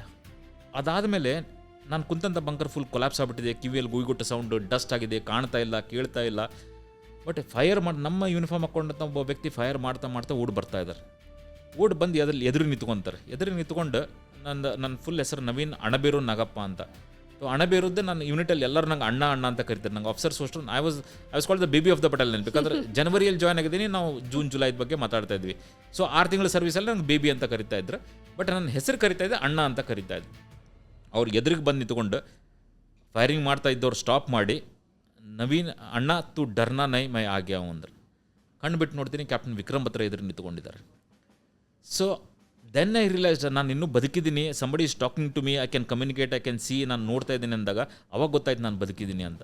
Then I told myself, ನನಗೆ ನಾನೇ ಹೇಳ್ಕೊತೀನಿ, ನವೀನ್ ನೀನು ಇಲ್ಲಿವರೆಗೂ ಸತ್ತಿಲ್ಲ, ಗ್ರೆನೇಡ್ ಇಷ್ಟು ಹತ್ತಿರ ಬ್ಲಾಸ್ಟ್ ಆಗಿದ್ರು ಸತ್ತಿಲ್ಲ ಅಂದರೆ ನೀನು ಸಾಯಲ್ಲ ಅಂದ್ಕೊಂಡೆ. ನನಗೆ ಎಲ್ಲಿಂದ ಧೈರ್ಯ ಬಂತು ಗೊತ್ತಿಲ್ಲ. ಎಡಗಡೆ ಒಂದು AK-47 ಬಿದ್ದಿತ್ತು, ನಂದೇ ವೆಪನ್ ಬಿದ್ದಿತ್ತು, ಅದನ್ನು ತೊಗೊಂಡೆ ಆ ಕಡೆ ಫೈರ್ ಮಾಡೋಕ್ಕೆ ಸ್ಟಾರ್ಟ್ ಮಾಡಿದೆ. ಪಾಕಿಸ್ತಾನದ ಕೌಂಟರ್ ಅಟ್ಯಾಕ್ ಏನು ಮಾಡಿದ್ರು. ಕೆಳಗಡೆ ನನ್ನ ಜವಾನ್ಸ್ ಗೊತ್ತಾಗ್ಬಿಟ್ಟಿದೆ ಗ್ರೆನೇಡ್ ಬ್ಲಾಸ್ಟ್ ಆಗಿದೆ ಅಂತಂದರೆ ಇಟ್ ಹ್ಯಾಸ್ ಕಾಸ್ಡ್ ಹೆವಾಕ್ ಅಂತಂದು ಗೊತ್ತಾಗ್ಬಿಟ್ಟಿದೆ. ಅವರು ಫೈರ್ ಸ್ಟಾರ್ಟ್ ಮಾಡಿದ್ದಾರೆ. ಸೊ ಹೇಗೋ ಮಾಡಿ ಕೌಂಟರ್ ಅಟ್ಯಾಕನ್ನು ಸ್ಟಾಲ್ ಮಾಡ್ತೀವಿ. ಅಲ್ಲಿಂದ ಕ್ಯಾಪ್ಟನ್ ವಿಕ್ರಮ್ ಹತ್ರ ಅವರು ನನ್ನ ಕೈ ಹಿಡಿದು ಎಳ್ಕೊಂಡು, 2 ಕಾಲಿಗೆ ಪೆಟ್ಟು ಬಿದ್ದೆ, ಎದ್ದೇಳಕ್ಕಾಗಲ್ಲ, ನಿಂದ್ರಕ್ಕಾಗಲ್ಲ. ಸೊ ಅವ್ರು ನನ್ನ ಕೈ ಹಿಡಿದು ಎಳಿತಾರೆ, ಎಳ್ಕೊಂಡು ಸುಮಾರು ದೂರ ಹೋಗ್ತಾರೆ. ಅಲ್ಲಿ ದೂರ ಹೋಗಿ ನೀನು ಕೆಳಗಡೆ ಹೋಗಿ ಟ್ರೀಟ್ಮೆಂಟ್ ತಗೋ, ನಾನು ಯುದ್ಧವನ್ನು ಮುಂದುವರ್ಸ್ತೀನಿ ಅಂತಾರೆ. ನೀವು ಶೇರ್ಷಾ ಅಂತ ಮೂವಿ ಬಂದಿತ್ತು, ಅದ್ರಲ್ಲಿ ನೀವು ಗ್ರೆನೇಡ್ ಬಿದ್ದಿರೋದು ಸೀನ್ ಅದನ್ನು ತೋರಿಸಿದ್ದಾರೆ, ಕ್ಯಾಪ್ಚರ್ ಮಾಡಿದ್ದಾರೆ ಅದರಲ್ಲಿ, ನನಗೆ ಹೆಂಗೆ ಪೆಟ್ಟು ಬೀಳುತ್ತೆ ಅಂತ. ಆಮೇಲೆ ಅವ್ರು ಕೆಳಗಡೆ ಹೋಗಂತ ಇದ್ದಾರೆ, ನಾನು ಅವರಿಗೆ I am telling him sir ಮುಜೆ ನೀಚೆ ಮತ್ ಬೀಜೋ ಮುಜೆ ಲಡ್ನಾ ಸರ್ ಮುಜೆ ಲಡ್ನಾ ಅಂತ ಹೇಳ್ತಿದ್ದೀನಿ. ಇವಾಗ ನಾನು ಇಲ್ಲಿ ಕುತ್ಕೊಂಡಾಗ ಯೋಚನೆ ಮಾಡಿದರೆ ನಾನು ಏನು ಕಾಂಟ್ರಿಬ್ಯೂಟ್ ಮಾಡ್ತಿದ್ದೆ ಅಲ್ಲಿ. ಎದ್ದೇಳಕ್ಕಾಗಲ್ಲ, ನಿಂದ್ರಕ್ಕಾಗಲ್ಲ ಅಂದ್ರೆ ನಂದು ಏನು ಕಾಂಟ್ರಿಬ್ಯೂಷನ್ ಇರ್ತಿತ್ತು. ಕಾಂಟ್ರಿಬ್ಯೂಟ್ ಮಾಡ್ತಿದ್ನೋ ಬಿಡ್ತಿದ್ನೋ that is secondary. The primary issue was ನನ್ನ ಜವಾನ್ಸಿಗೆ ನಾನು 120 ಜನಕ್ಕೆ, ಇಮ್ಯಾಜಿನ್ ಮಾಡಿ 23-24 ವರ್ಷ ವಯಸ್ಸಿನಲ್ಲಿ 6 ತಿಂಗಳ ಸರ್ವೀಸಲ್ಲಿ 120 ಜನ ಯುದ್ಧ ಕರ್ಕೊಂಡು ಹೋಗ್ಬೇಕು. ಅವ್ರಿಗೆ ಮೋಟಿವೇಟ್ ಮಾಡ್ಬೇಕಾದ್ರೆ, ಅವರಿಗೆ ನಾನು ಪ್ಲ್ಯಾನ್ನ ಡಿಸ್ಕಸ್ ಮಾಡ್ಬೇಕಾದ್ರೆ ಹೇಳಿದ್ದೆ, ಎಲ್ಲಿವರೆಗೂ ನಾವು 0.4875 ಮೇಲೆ ಭಾರತದ ಬಾವುಟವನ್ನು ಹಾರಿಸೋಲ್ಲೋ ಅಲ್ಲಿವರೆಗೂ ನಾನು ಕೆಳಗೆ ಬರಲ್ಲ ಅಂತ. ಸೊ ಆ ಕಾರಣದಿಂದ ನಾನು ಕೆಳಗೆ ಬರೋಕ್ಕೆ ಇಷ್ಟ ಇರಲಿಲ್ಲ. ಸೊ ಅವ್ರು ಇಲ್ಲ ನೀನು ಕೆಳಗೆ ಹೋಗಲೇಬೇಕು, ಟ್ರೀಟ್ಮೆಂಟ್ ತಗೋ ಅಂತ ಹೇಳ್ತಾರೆ. He was my senior, I had to obey his orders. ಅವಾಗ ಅವರ fists met, he gave me back tap on the back and he starts running upwards, I start crawling down. Ashwini, ನಿಜ ಹೇಳಬೇಕಂದ್ರೆ ಬಹುಶಃ ನಾನು ಮನಸ್ಸಿನಲ್ಲೂ ಅಂದ್ಕೊಂಡಿರಲ್ಲ that is the last I am going to see him ಅಂತ. ಮಹಾಭಾರತದಲ್ಲಿ ಕೃಷ್ಣ ಭಗವಾನ್ ನಿಂದಿರ್ಸ್ತಾರೆ ನೋಡಿ, ಆ ಯುದ್ಧದ ಸಮಯದಲ್ಲಿ ಸಮಯನ ನಿಂದಿರ್ಸ್ತಾರಲ್ಲ, ನನಗೆ ಆ ಪವರ್ ಇಲ್ಲ, ಬಟ್ ನನಗೇನಾದರೂ ಇದ್ದಿದ್ರೆ ಬಹುಶಃ ಒಂದು ಸಮಯನ ನಿಂದಿರ್ಸ್ತಿದ್ನೋ ಏನೋ. ಯಾಕಂದರೆ ಆ ವ್ಯಕ್ತಿ ನನಗೆ ಹೇಳಿದರು, ಕೆಳಗಡೆ ನಾನು ಯುದ್ಧಕ್ಕೆ ಲೀಡ್ ಮಾಡಬೇಕಾರೆ, ಕೆಳಗಡೆಯಿಂದ ಮೇಲೆ ಹತ್ತೋಕ್ಕಿಂತ ಮುಂಚೆ ನನಗೆ ತಬ್ಕೊಂಡು ಗಲೆ ಲಗ್ನ ಯಾರ್ ನಜಾನೆ ಕುನ್ಸಿ ಮುಲಾಕಾತ್ ಆಕ್ರಿ ಹೋಗಿ ಎಂದಿದ್ರು. Little did I really realise that no this actually ಫಿರ್ ಹಮಿಗೆ ಕಬಿ ಗಲೆ ನೈ ಮಿಲ್ ಪಾಯಂಗೆ. ಸೊ ಅಲ್ಲಿಂದ ಅವ್ರ ಮೇಲೆ ಹೋಗೋದನ್ನು ನೋಡಿದೆ. ನಾನು ಕೆಳಗೆ ಕ್ರಾಲ್ ಮಾಡೋಕ್ಕೆ ಸ್ಟಾರ್ಟ್ ಮಾಡ್ತೀನಿ, 2 ಕಾಲಿಗೆ ಪೆಟ್ಟು ಬಿದ್ದೆ, ಬಂಡೆಗಲ್ಲಿ ಹಿಂದೆ ಬಂದು ಕೂತ್ಕೊಂಡೆ. ನಾನು ಹಿಂತಿರುಗಿ ನೋಡಿದರೆ ನಾನು ಎಲ್ಲೆಲ್ಲಿ ಕಾಲನ್ನ ಎಳೆದಿದ್ದೀನೋ ಅಲ್ಲೆಲ್ಲಿ ರಕ್ತದ ಮಾರ್ಕ್ಸ್ ಬಿದ್ದಿದೆ, ಕಾಲು ಡ್ರ್ಯಾಗ್ ಮಾಡ್ಕೊಂಡು ಬಂದಿದ್ದು ಕಾಣ್ತಾ ಇದೆ. My right leg was literally dangling full ಹಿಂಗೆ ಜೋತಾಡ್ತಾ ಇದೆ. ಯಾರಾದರೂ ಹಿಡಿದು ಹಿಂಗೆ ಎಳೆದಿದ್ರೆ ಕಿತ್ಕೊಂಡ್ಬಂದ್ಬಿಡಂಗೆ ಸ್ಟೇಟಲ್ಲಿದೆ. ನನ್ನ ಜವಾನೊಬ್ಬನ ಬರ್ತಾನೆ, ಬಂದೊಬ್ಬನ ನನ್ನ ಹೆಗಲ ಮೇಲೆ ಹೊತ್ಕೊತಾನೆ, ಹೆಗಲ ಮೇಲೆ ಹೊತ್ಕೊಂಡು ಓಡ್ತಾ ಇದ್ದಾನೆ. ಒಂದು ಬಂಡೆಗಳಿಂದ ಇನ್ನೊಂದು ಬಂಡೆಗಳು ಓಡ್ತಾನೆ, ಬಂಕರಿಂದ ಅಂದರೆ ಸ್ಮಾಲ್ ಆರ್ಮ್ಸ್ ಫೈರ್ ರೇಂಜಿಂದ ದೂರ ಕರ್ಕೊಂಬರ್ಬೇಕು. ಅವಾಗೂ ಕೂಡ ಪಾಕಿಸ್ತಾನದವ್ರು ಫೈರ್ ಮಾಡೋದು, ಅವಾಗೂ ಕೂಡ ಬುಲೆಟ್ಸ್ಗಳು ಸಿಡಿಯೋದು ನನಗೆ ಕಾಣ್ತಾ ಇದೆ. ಆ ಸಮಯದಲ್ಲೂ ಕೂಡ ನಾನು ಹಿಂತಿರುಗಿ ನೋಡ್ತಾ ಇದ್ದೀನಿ, ಅವ್ನು ಹೊತ್ಕೊಂಡು ಬೀಳ್ತಾನೆ, ಎದ್ದೇಳ್ತಾನೆ. ಅಲ್ಲಿಂದ ನನಗೆ ರೆಸ್ಕ್ಯೂ ಮಾಡೋದಕ್ಕೆ ಕಷ್ಟ ಆಗ್ತಿದೆ. ನನಗೆ ರೆಸ್ಕ್ಯೂ ಬಗ್ಗೆ ಚಿಂತೆ ಇಲ್ಲ. ನಾನು ಹಿಂತಿರುಗಿ ನೋಡ್ತಾ ಇದ್ದೀನಿ, ನನ್ನ ಕಾಲೇನಾದರೂ ಡಿಟ್ಯಾಚ್ ಆಗಿಬಿಡುತ್ತಾ, ಕೆಳಗೆ ಬೀಳುತ್ತಾ ಅಂತ. ಅದನ್ನು ತೊಗೊಂಡು ಹೋಗಿ ಕೆಳಗಡೆ ಕೊಟ್ಟು ಡಾಕ್ಟ್ರಿಗೆ ಹೊಲಿಯಪ್ಪ ಅಂತ ಹೇಳೋಣ ಅಂತ. I wanted I just didn't want to lose my limb. ಯಾಕಂದ್ರೆ I had a long life, ಕಾಲಿಲ್ಲದೆ ಹೆಂಗೆ that these all things come to your mind. Then ಅವ್ನು ಎಷ್ಟೋ ದೂರ ಕರ್ಕೊಂಬಂದ, ಅಲ್ಲಿಂದ ಸ್ಮಾಲ್ ಆರ್ಮ್ಸ್ ಫೈರ್ ರೇಂಜಿಂದ ಹೊರಗಡೆ ಬರ್ತೀವಿ, ಅಲ್ಲಿಂದ ನಾನು ಸ್ಟ್ರೆಚರಲ್ಲಿ ಮಲಗಿಸ್ತಾರೆ. ಸ್ಟ್ರೆಚರಲ್ಲಿ ಮಲಗಿಸಿ ಅಗೇನ್ ಇಟ್ಸ್ ಸಚ್ ಅ ಯುದ್ಧ ಮಾಡೋದೇನೋ ಮಾಡಿಬಿಟ್ವಿ. ಆಮೇಲೆ it's such a painful affair ಅಲ್ಲ. ಅಲ್ಲಿಂದ ಕೆಳಗೆ ಕರ್ಕೊಂಬಂದಿದ್ದು ಇಮ್ಯಾಜಿನ್ ಮಾಡಿ, ಬೆಳಗಿನ ಜಾವ ಪೆಟ್ಟು ಬಿದ್ದಿದೆ ನನಗೆ. ಕೆಳಗಡೆ ಕರ್ಕೊಂಬರ್ತಾ ಇದ್ದಾರೆ, ರಾತ್ರಿಯಾಗಿ ಹೋಗ್ಬಿಟ್ಟಿದೆ. ಇಳಿಯೋದು ಹತ್ತದು ಭಾಳ ಕಷ್ಟ, ಭಾಳ ಸ್ಟೀಪ್ ಇರುತ್ತೆ ಅದು. ಕ್ಲೈಂಬ್ ಅಸೆಂಟ್ ಡಿಸೆಂಟ್ ಭಾಳ ಸ್ಟೀಪ್ ಇರುತ್ತೆ, ಲೂಸ್ ರಾಕ್ಸ್ ಇರುತ್ತೆ, ನೀವು ಕಾಲಿಟ್ಟ ತಕ್ಷಣ ಜಾರ್ತೀರ. ಸೊ ಬರೀ ನಡೆಯೋದೇ ಕಷ್ಟ. ಹಂಗೆ ಸ್ಟ್ರೆಚರಲ್ಲಿ ಹೊತ್ಕೊಂಡು ನಡಿಬೇಕಾದ್ರೆ ಅವ್ರು ಎಷ್ಟು ಸಲ ಬಿದ್ದಿದ್ದಾರೆ, ಎಷ್ಟು ಸಲ ನನ್ನನ್ನು ಬೀಳಿಸಿದ್ದಾರೆ, ಐ ಡೋಂಟ್ ಇವನ್ ರೀಕಲೆಕ್ಟ್. ನಂಗೆ ಎಷ್ಟು ಸಲ ಅನ್ಕಾನ್ಷಿಯಸ್ ಸ್ಟೇಟಲ್ಲಿ ಹೋಗ್ತಿದ್ದೆ. ಅಲ್ಲಿ ಹೆಂಗೆ ಅಂತಂದರೆ, ನಾನು ಕೆಳಗಡೆ ಹೋಗ್ತಾ ಇದ್ದೀನಿ, ಮೇಲೆ ಬರೋರು ಬರ್ತಾ ಇದ್ದಾರೆ, ರೀಇನ್ಫೋರ್ಸ್ಮೆಂಟಿಗೆ ಮೇಲೆ ಬರೋರು ಬರ್ತಾನೆ ಇದ್ದಾರೆ. ಅದು ಒಂದು ಏನಂತಂದರೆ, ಆಫೀಸರ್ ನೋಡಿದ ತಕ್ಷಣ ಸಲ್ಯೂಟ್ ಅಂತಾರೆ. Weather your lying, weather your sitting, weather your standing, weather your walking, ಅಲ್ಲಿ ಬರೋರೆಲ್ಲ ವಿಶ್ ಮಾಡ್ತಾರೆ, ಜೈನ್ ಸಾಬ್ ಅಂತ ಸಲ್ಯೂಟ್ ಮಾಡ್ತಿದ್ದಾರೆ. ಅದನ್ನು ಕೇಳ್ತಾ ನನಗೆ ಅನಿಸ್ತಾ ಇದೆ, I should pass away, I should pass of. ನಾನು ಅವ್ರ ಜೈ ಹಿಂದ್ ಅದನ್ನು ರೆಸ್ಪಾಂಡ್ ಮಾಡಬೇಕು ಅಂತ ಮಾಡ್ತಾ ಇದ್ದೀನಿ. ಎಷ್ಟು ಪೇನ್ ಆಗ್ತಿದೆ, ಎಷ್ಟು ನೋವು ಅಂತಂದರೆ ಎಷ್ಟೋ ಸಲ ಅನಿಸಿತ್ತು ನನಗೆ. It became so unbearable. ನನಗೆ ಎಷ್ಟು ಸಲ ಅನಿಸಿತ್ತು, I wanted that to end then and there. ಯಾವ್ದಾರ ಒಂದು ಶೆಲ್ ಬಂದು ಇಲ್ಲಿ ಬಿದ್ದರೆ ಸಾಕು, it will put my pain to rest ಅಂತ ಎಷ್ಟು ಸಲ ಅನ್ಕೊತಿದ್ದೀನಿ.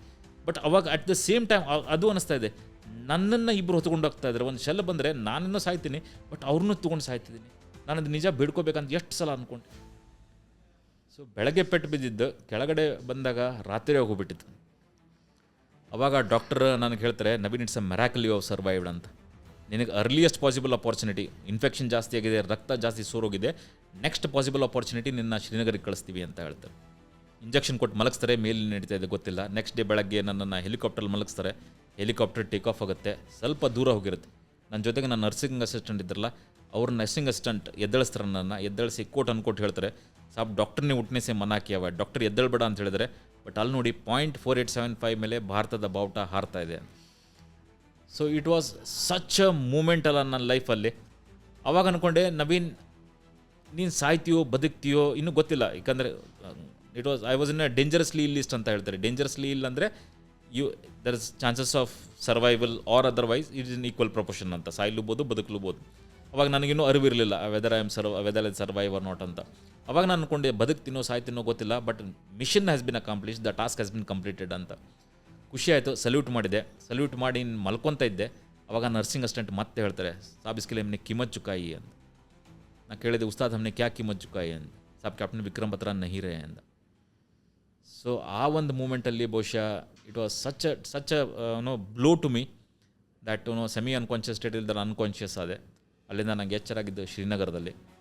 ಸೊ ಶ್ರೀನಗರಲ್ಲಿ 2 ದಿನ ಟ್ರೀಟ್ಮೆಂಟ್ ಕಂಟ್ರೋಲಿಗೆ ಬರಲಿಲ್ಲ ಇನ್ಫೆಕ್ಷನ್, ಹಂಗಾಗಿ ಡೆಲ್ಲಿ ಹಾಸ್ಪಿಟ್ಲಲ್ಲಿ ಶಿಫ್ಟ್ ಮಾಡ್ತಾರೆ.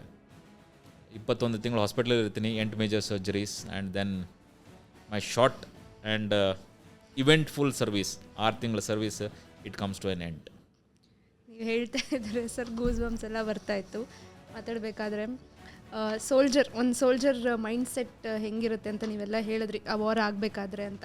ಬಟ್ ವಾರ್ಗೆ ಹೋಗೋಕ್ಕಿಂತ ಮುಂಚೆ ಕೆಲವೊಂದು ರಿಚುವಲ್ಸ್ ಇರುತ್ತೆ ಫಾಲೋ ಮಾಡೋದು. ಅದರಲ್ಲಿ ಒಂದು ಲೆಟರ್ ಬರೆಯೋದು ಫ್ಯಾಮಿಲಿಗೆ. ಅಬ್ಸಲ್ಯೂಟ್ಲಿ. ಆ ಒಂದು ಎಪಿಸೋಡ್ ಹೆಂಗಿರುತ್ತೆ sir? Okay, I am glad that you bought out this point. ಯಾಕಂದರೆ ನಾವು ಯುದ್ಧದ ಬಗ್ಗೆ ಮಾತಾಡಬೇಕಾದ್ರೆ, ಓದಬೇಕಾದ್ರೆ, ಟಿ ವಿಯಲ್ಲಿ ನೋಡ್ಬೇಕಾದ್ರೆ ಎಲ್ಲರೂ ರೈಟ್ ಇನ್ ದ ಆ್ಯಕ್ಷನನ್ನೇ ನೋಡ್ತೀವಿ. ಅಂದರೆ ಗುಂಡು ಹೊಡೆಯೋದು, ಓಡೋದು, ಅಟ್ಯಾಕ್ ಮಾಡೋದು, ಡಿಫೆನ್ಸ್ ಪೋಸ್ಚರ್ ಮಾಡ್ತಗೊಳೋದು, ಗೆಲ್ಲೋದು, ಸಾವು, ಇದನ್ನೇ ನೋಡ್ತೀವಿ. ಬಟ್ ಒಬ್ಬ ಸೋಲ್ಜರ್ ಯುದ್ಧಕ್ಕೆ ಹೋಗೋಕ್ಕಿಂತ ಮುಂಚೆ ಅವ್ನು ಹೆಂಗೆ ಯೋಚನೆ ಮಾಡ್ತಾನೆ, ಅವನಿಗೆ ಏನೇನು ಕನ್ಸರ್ನ್ಸ್ ಇರ್ತವೆ, ಅದನ್ನು ಎಲ್ಲೂ ನಾವು ಮಾತಾಡೋದೇ ಇಲ್ಲ ಅನಿಸುತ್ತೆ. ಬಟ್ ನಾನು ಆ ಒಂದು ಸ್ಥಿತಿಯನ್ನು ಅನುಭವಿಸಿ ನೋಡಿ ಬಂದಿರೋದ್ರಿಂದ ನಮ್ಮಲ್ಲಿ ಪ್ರತಿಯೊಂದು ಯೂನಿಟಲ್ಲೂ ಒಂದೊಂದು ಫಾರ್ಮಾಲಿಟೀಸ್ ಇರ್ತವೆ. ಪ್ರತಿಯೊಬ್ಬ ಆಫೀಸರ್ದು ಒಂದೊಂದು ಮೋಟಿವೇಟ್ ಮಾಡೋ ಒಂದು ವಿಧಾನ ಇರುತ್ತೆ, ಒಂದು ತರೀಕ ಇರುತ್ತೆ. ನಾನೇನು ಮಾಡಿದೆ ಅಂತಂದರೆ ನಮ್ಮ ಯೂನಿಟಿನ ಫಾರ್ಮ್ಯಾಲಿಟಿನ ಇತ್ತು ಅನ್ಪೋಸ್ಟೆಡ್ ಲೆಟರ್ಸ್ ಅಂತ ಹೇಳ್ತೀವಿ. ಅನ್ಪೋಸ್ಟೆಡ್ ಲೆಟರ್ಸ್ ಅಂದರೆ ಇಟ್ಸ್ ಲೈಕ್ ಏನೋ ಈಗ ಡೆತ್ ಬೆಡ್ ಈಗ ಖೇದಿಗಳು ಇದಿರುತ್ತಲ್ಲ, ಫಾನ್ಸಿ ಇರುತ್ತಲ್ಲ, ಅವ್ರಿಗೊಂದು ಹೇಳ್ತಾರೆ ನೋಡಿ ಡೆತ್ ವಿಶ್ ಏನಿಂದ ಅಂತ, ಸಮಥಿಂಗ್ ಸಿಮಿಲರ್ ಅಂತ ಅನ್ಕೋಬೋದು. ನಾವೇನು ಮಾಡ್ತೀವಿ ಅಂದರೆ ಅವ್ರಿಗೊಂದು ಪತ್ರ ಬರಿ ಅಂತ ಹೇಳ್ತೀವಿ. ಅನ್ಪೋಸ್ಟೆಡ್ ಲೆಟರ್ಸ್ ಅಂದರೆ ಎಲ್ಲರೂ ಒಂದು ಪತ್ರ ಬರೆದು ಹೂಸೋರ್ ಡಿಸೈರ್ಸ್, ಯಾರಿಗೆ ಇಷ್ಟನೋ ಎಲ್ಲರೂ ಬರಿಬೋದು. ಅದರಲ್ಲಿ ಏನು ಅಂತಂದರೆ ಅದನ್ನು ನಾನು ಹೇಳಬೇಕು ಅವರಿಗೆ 120 ಜನಕ್ಕೆ ಎದುರಿಸ್ಕೊಂಡು ಹೇಳಬೇಕು, ನೀವು ಒಂದು ಪತ್ರವನ್ನು ಬರೀರಿ, ನೀವು ಯುದ್ಧದಿಂದ ವಾಪಸ್ ಬಂದರೆ ಅದನ್ನು ವಾಪಸ್ ನಿಮಗೆ ಕೊಡ್ತೀವಿ, will hand it over back to you. ನೀವು ಯುದ್ಧದಿಂದ ವಾಪಸ್ ಬರದೇ ಇದ್ದರೆ ನೀವು ಯಾರಿಗೆ ಅದನ್ನು ಅಡ್ರೆಸ್ ಮಾಡಿದ್ರಲ್ಲ ಅದನ್ನು ಕೊಡ್ತೀವಿ ಅಂತ. So it looks very simple right. ನಮಗೆ ಎಷ್ಟು ಸಲೀಸವಾಗಿ ನಾವು ಮಾತಾಡಿದ್ವಿ, ನಾನು ಹಿಂಗೆ ಹೇಳ್ಬೋದಲ್ಲ, ನಾವು ಹೆಂಗೆ ಮಾತಾಡಿದ್ವಿ ಹಂಗೆ ಅವ್ರಿಗೆ ಹೇಳ್ಬೋದು. ಬಟ್ ಆ ಏಜಲ್ಲಿ ಆ ಸರ್ವೀಸಲ್ಲಿ 120 ಜನನ ಎದುರಿಗೆ ನಿಂದಿರಿಸಿ you may not come back from the battle field, ನೀವು ಯುದ್ಧದಲ್ಲಿ ಸಾಯ್ಬೋದು ಅಂತ ಹೇಳೋದೇನಿದೆಯಲ್ಲ, ಇಟ್ಸ್ ನಾಟ್ ಸೊ ಈಸಿ. ಹೇಳೋಕ್ಕಾಗಲ್ಲ, ಮಾತು ಹೊರಡಲ್ಲ ಬಾಯಿಂದ, ನೀವು ಅದನ್ನು ಹೇಳಬೇಕಂದ್ರೆ, ಕಮ್ಯುನಿಕೇಟ್ ಮಾಡಬೇಕಂದ್ರೆ. ಬಟ್ ಆ ಒಂದು ಪದ್ಧತಿನ ಫಾಲೋ ಮಾಡಲೇಬೇಕು. You will have to be strong. ನೀವು ಹೇಳಲೇಬೇಕು. ನಾನು ಹೇಳಿದೆ, ಎಷ್ಟೋ ಜನ ಪತ್ರವನ್ನು ಬರೀತಾರೆ, ನಾನು ಕೂಡ ಪತ್ರ ಬರೆದು ಡೆಪಾಸಿಟ್ ಮಾಡ್ತೀನಿ. But let's pass and think. ಈ ಥರ ಯಾರಿಗೂ ಬಯಸಲ್ಲ, ನಾನು ಯಾರಿಗೂ ಬರಲೂಬಾರ್ದು ಈ ಥರ ಒಂದು ಸಮಯ. ಬಟ್ ನಿಮಗೆ ಈ ಥರ ಒಂದು ಪರಿಸ್ಥಿತಿ ಬಂದರೆ, ಒಂದು ಲಾಸ್ಟ್ ಲೆಟ್ರ್ ಯಾವುದೋ ಕಾರಣದಿಂದ ಕೊನೆ ಲೆಟ್ರ್ ಬರೀಬೇಕು ಅಂದರೆ ಯಾರಿಗೆ ಬರೀತೀರ, ಏನಂತ ಬರೀತೀರ, what are you to mention in that? It's so difficult ಅಲ್ಲ. But a soldier has to go through this. ಈ ಒಂದು ಸಂದರ್ಭ, ಈ ಥರ ಒಂದು ಸನ್ನಿವೇಶದಲ್ಲಿ ಅವ್ರು ಹೊರಗೆ ಬರಲೇಬೇಕಾಗುತ್ತೆ. ಅದು ಒಂದಾದರೆ ಇನ್ನೊಂದು ಫಾರ್ಮಾಲಿಟಿ ಏನಂತಂದರೆ, ನಮ್ಮಲ್ಲಿದ್ದಂಥ ಬಿಲಾಂಗಿಂಗ್ಸನ್ನೆಲ್ಲ ಡೆಪಾಸಿಟ್ ಮಾಡ್ತೀವಿ. ಬಿಲಾಂಗಿಂಗ್ಸ್ ಅಂತಂದರೆ ನಮ್ಮ ಐ ಕಾರ್ಡ್ ಇರ್ಬೋದು, ನಮ್ಮ ರ್ಯಾಂಕ್ ನಾವು ಹಾಕ್ಕೊಂಡು ಯಾವಾಗಲೂ ನಾವು ಡೈಲಿ ನಮ್ಮ ಯೂನಿಫಾರ್ಮ್ ಹಾಕೊಂಡಾಗ ರ್ಯಾಂಕ್, ನೇಮ್ ಟ್ಯಾಬ್ ಎಲ್ಲ ಇದ್ದೇ ಇರುತ್ತೆ. ಬಟ್ ಯುದ್ಧಕ್ಕೆ ಹೋಗ್ಬೇಕಾದ್ರೆ ಅದನ್ನು ಎಲ್ಲ ತೆಗಿತೀವಿ. ಅಂದರೆ ಗುರ್ತಾದ್ರೆ ಅದನ್ನು ತೊಗೊಂಡು ಶೂಟ್ ಮಾಡಿ ಫಸ್ಟ್ ಟಾರ್ಗೆಟ್ ಮಾಡೋದೇ ಆಫೀಸರ್ನ. ಅದು ಒಂದೇ ಅಲ್ಲ, ಮತ್ಲಬ್ ಎವ್ರಿಬಡಿ ಈಸ್ ಈಕ್ವಲ್ ಅನ್ನೋ ಒಂದು ಸಂದರ್ಭ. ಯುದ್ಧದಲ್ಲಿ everybody is equal, everybody the leader leads but is one amongst all ಅಂತ.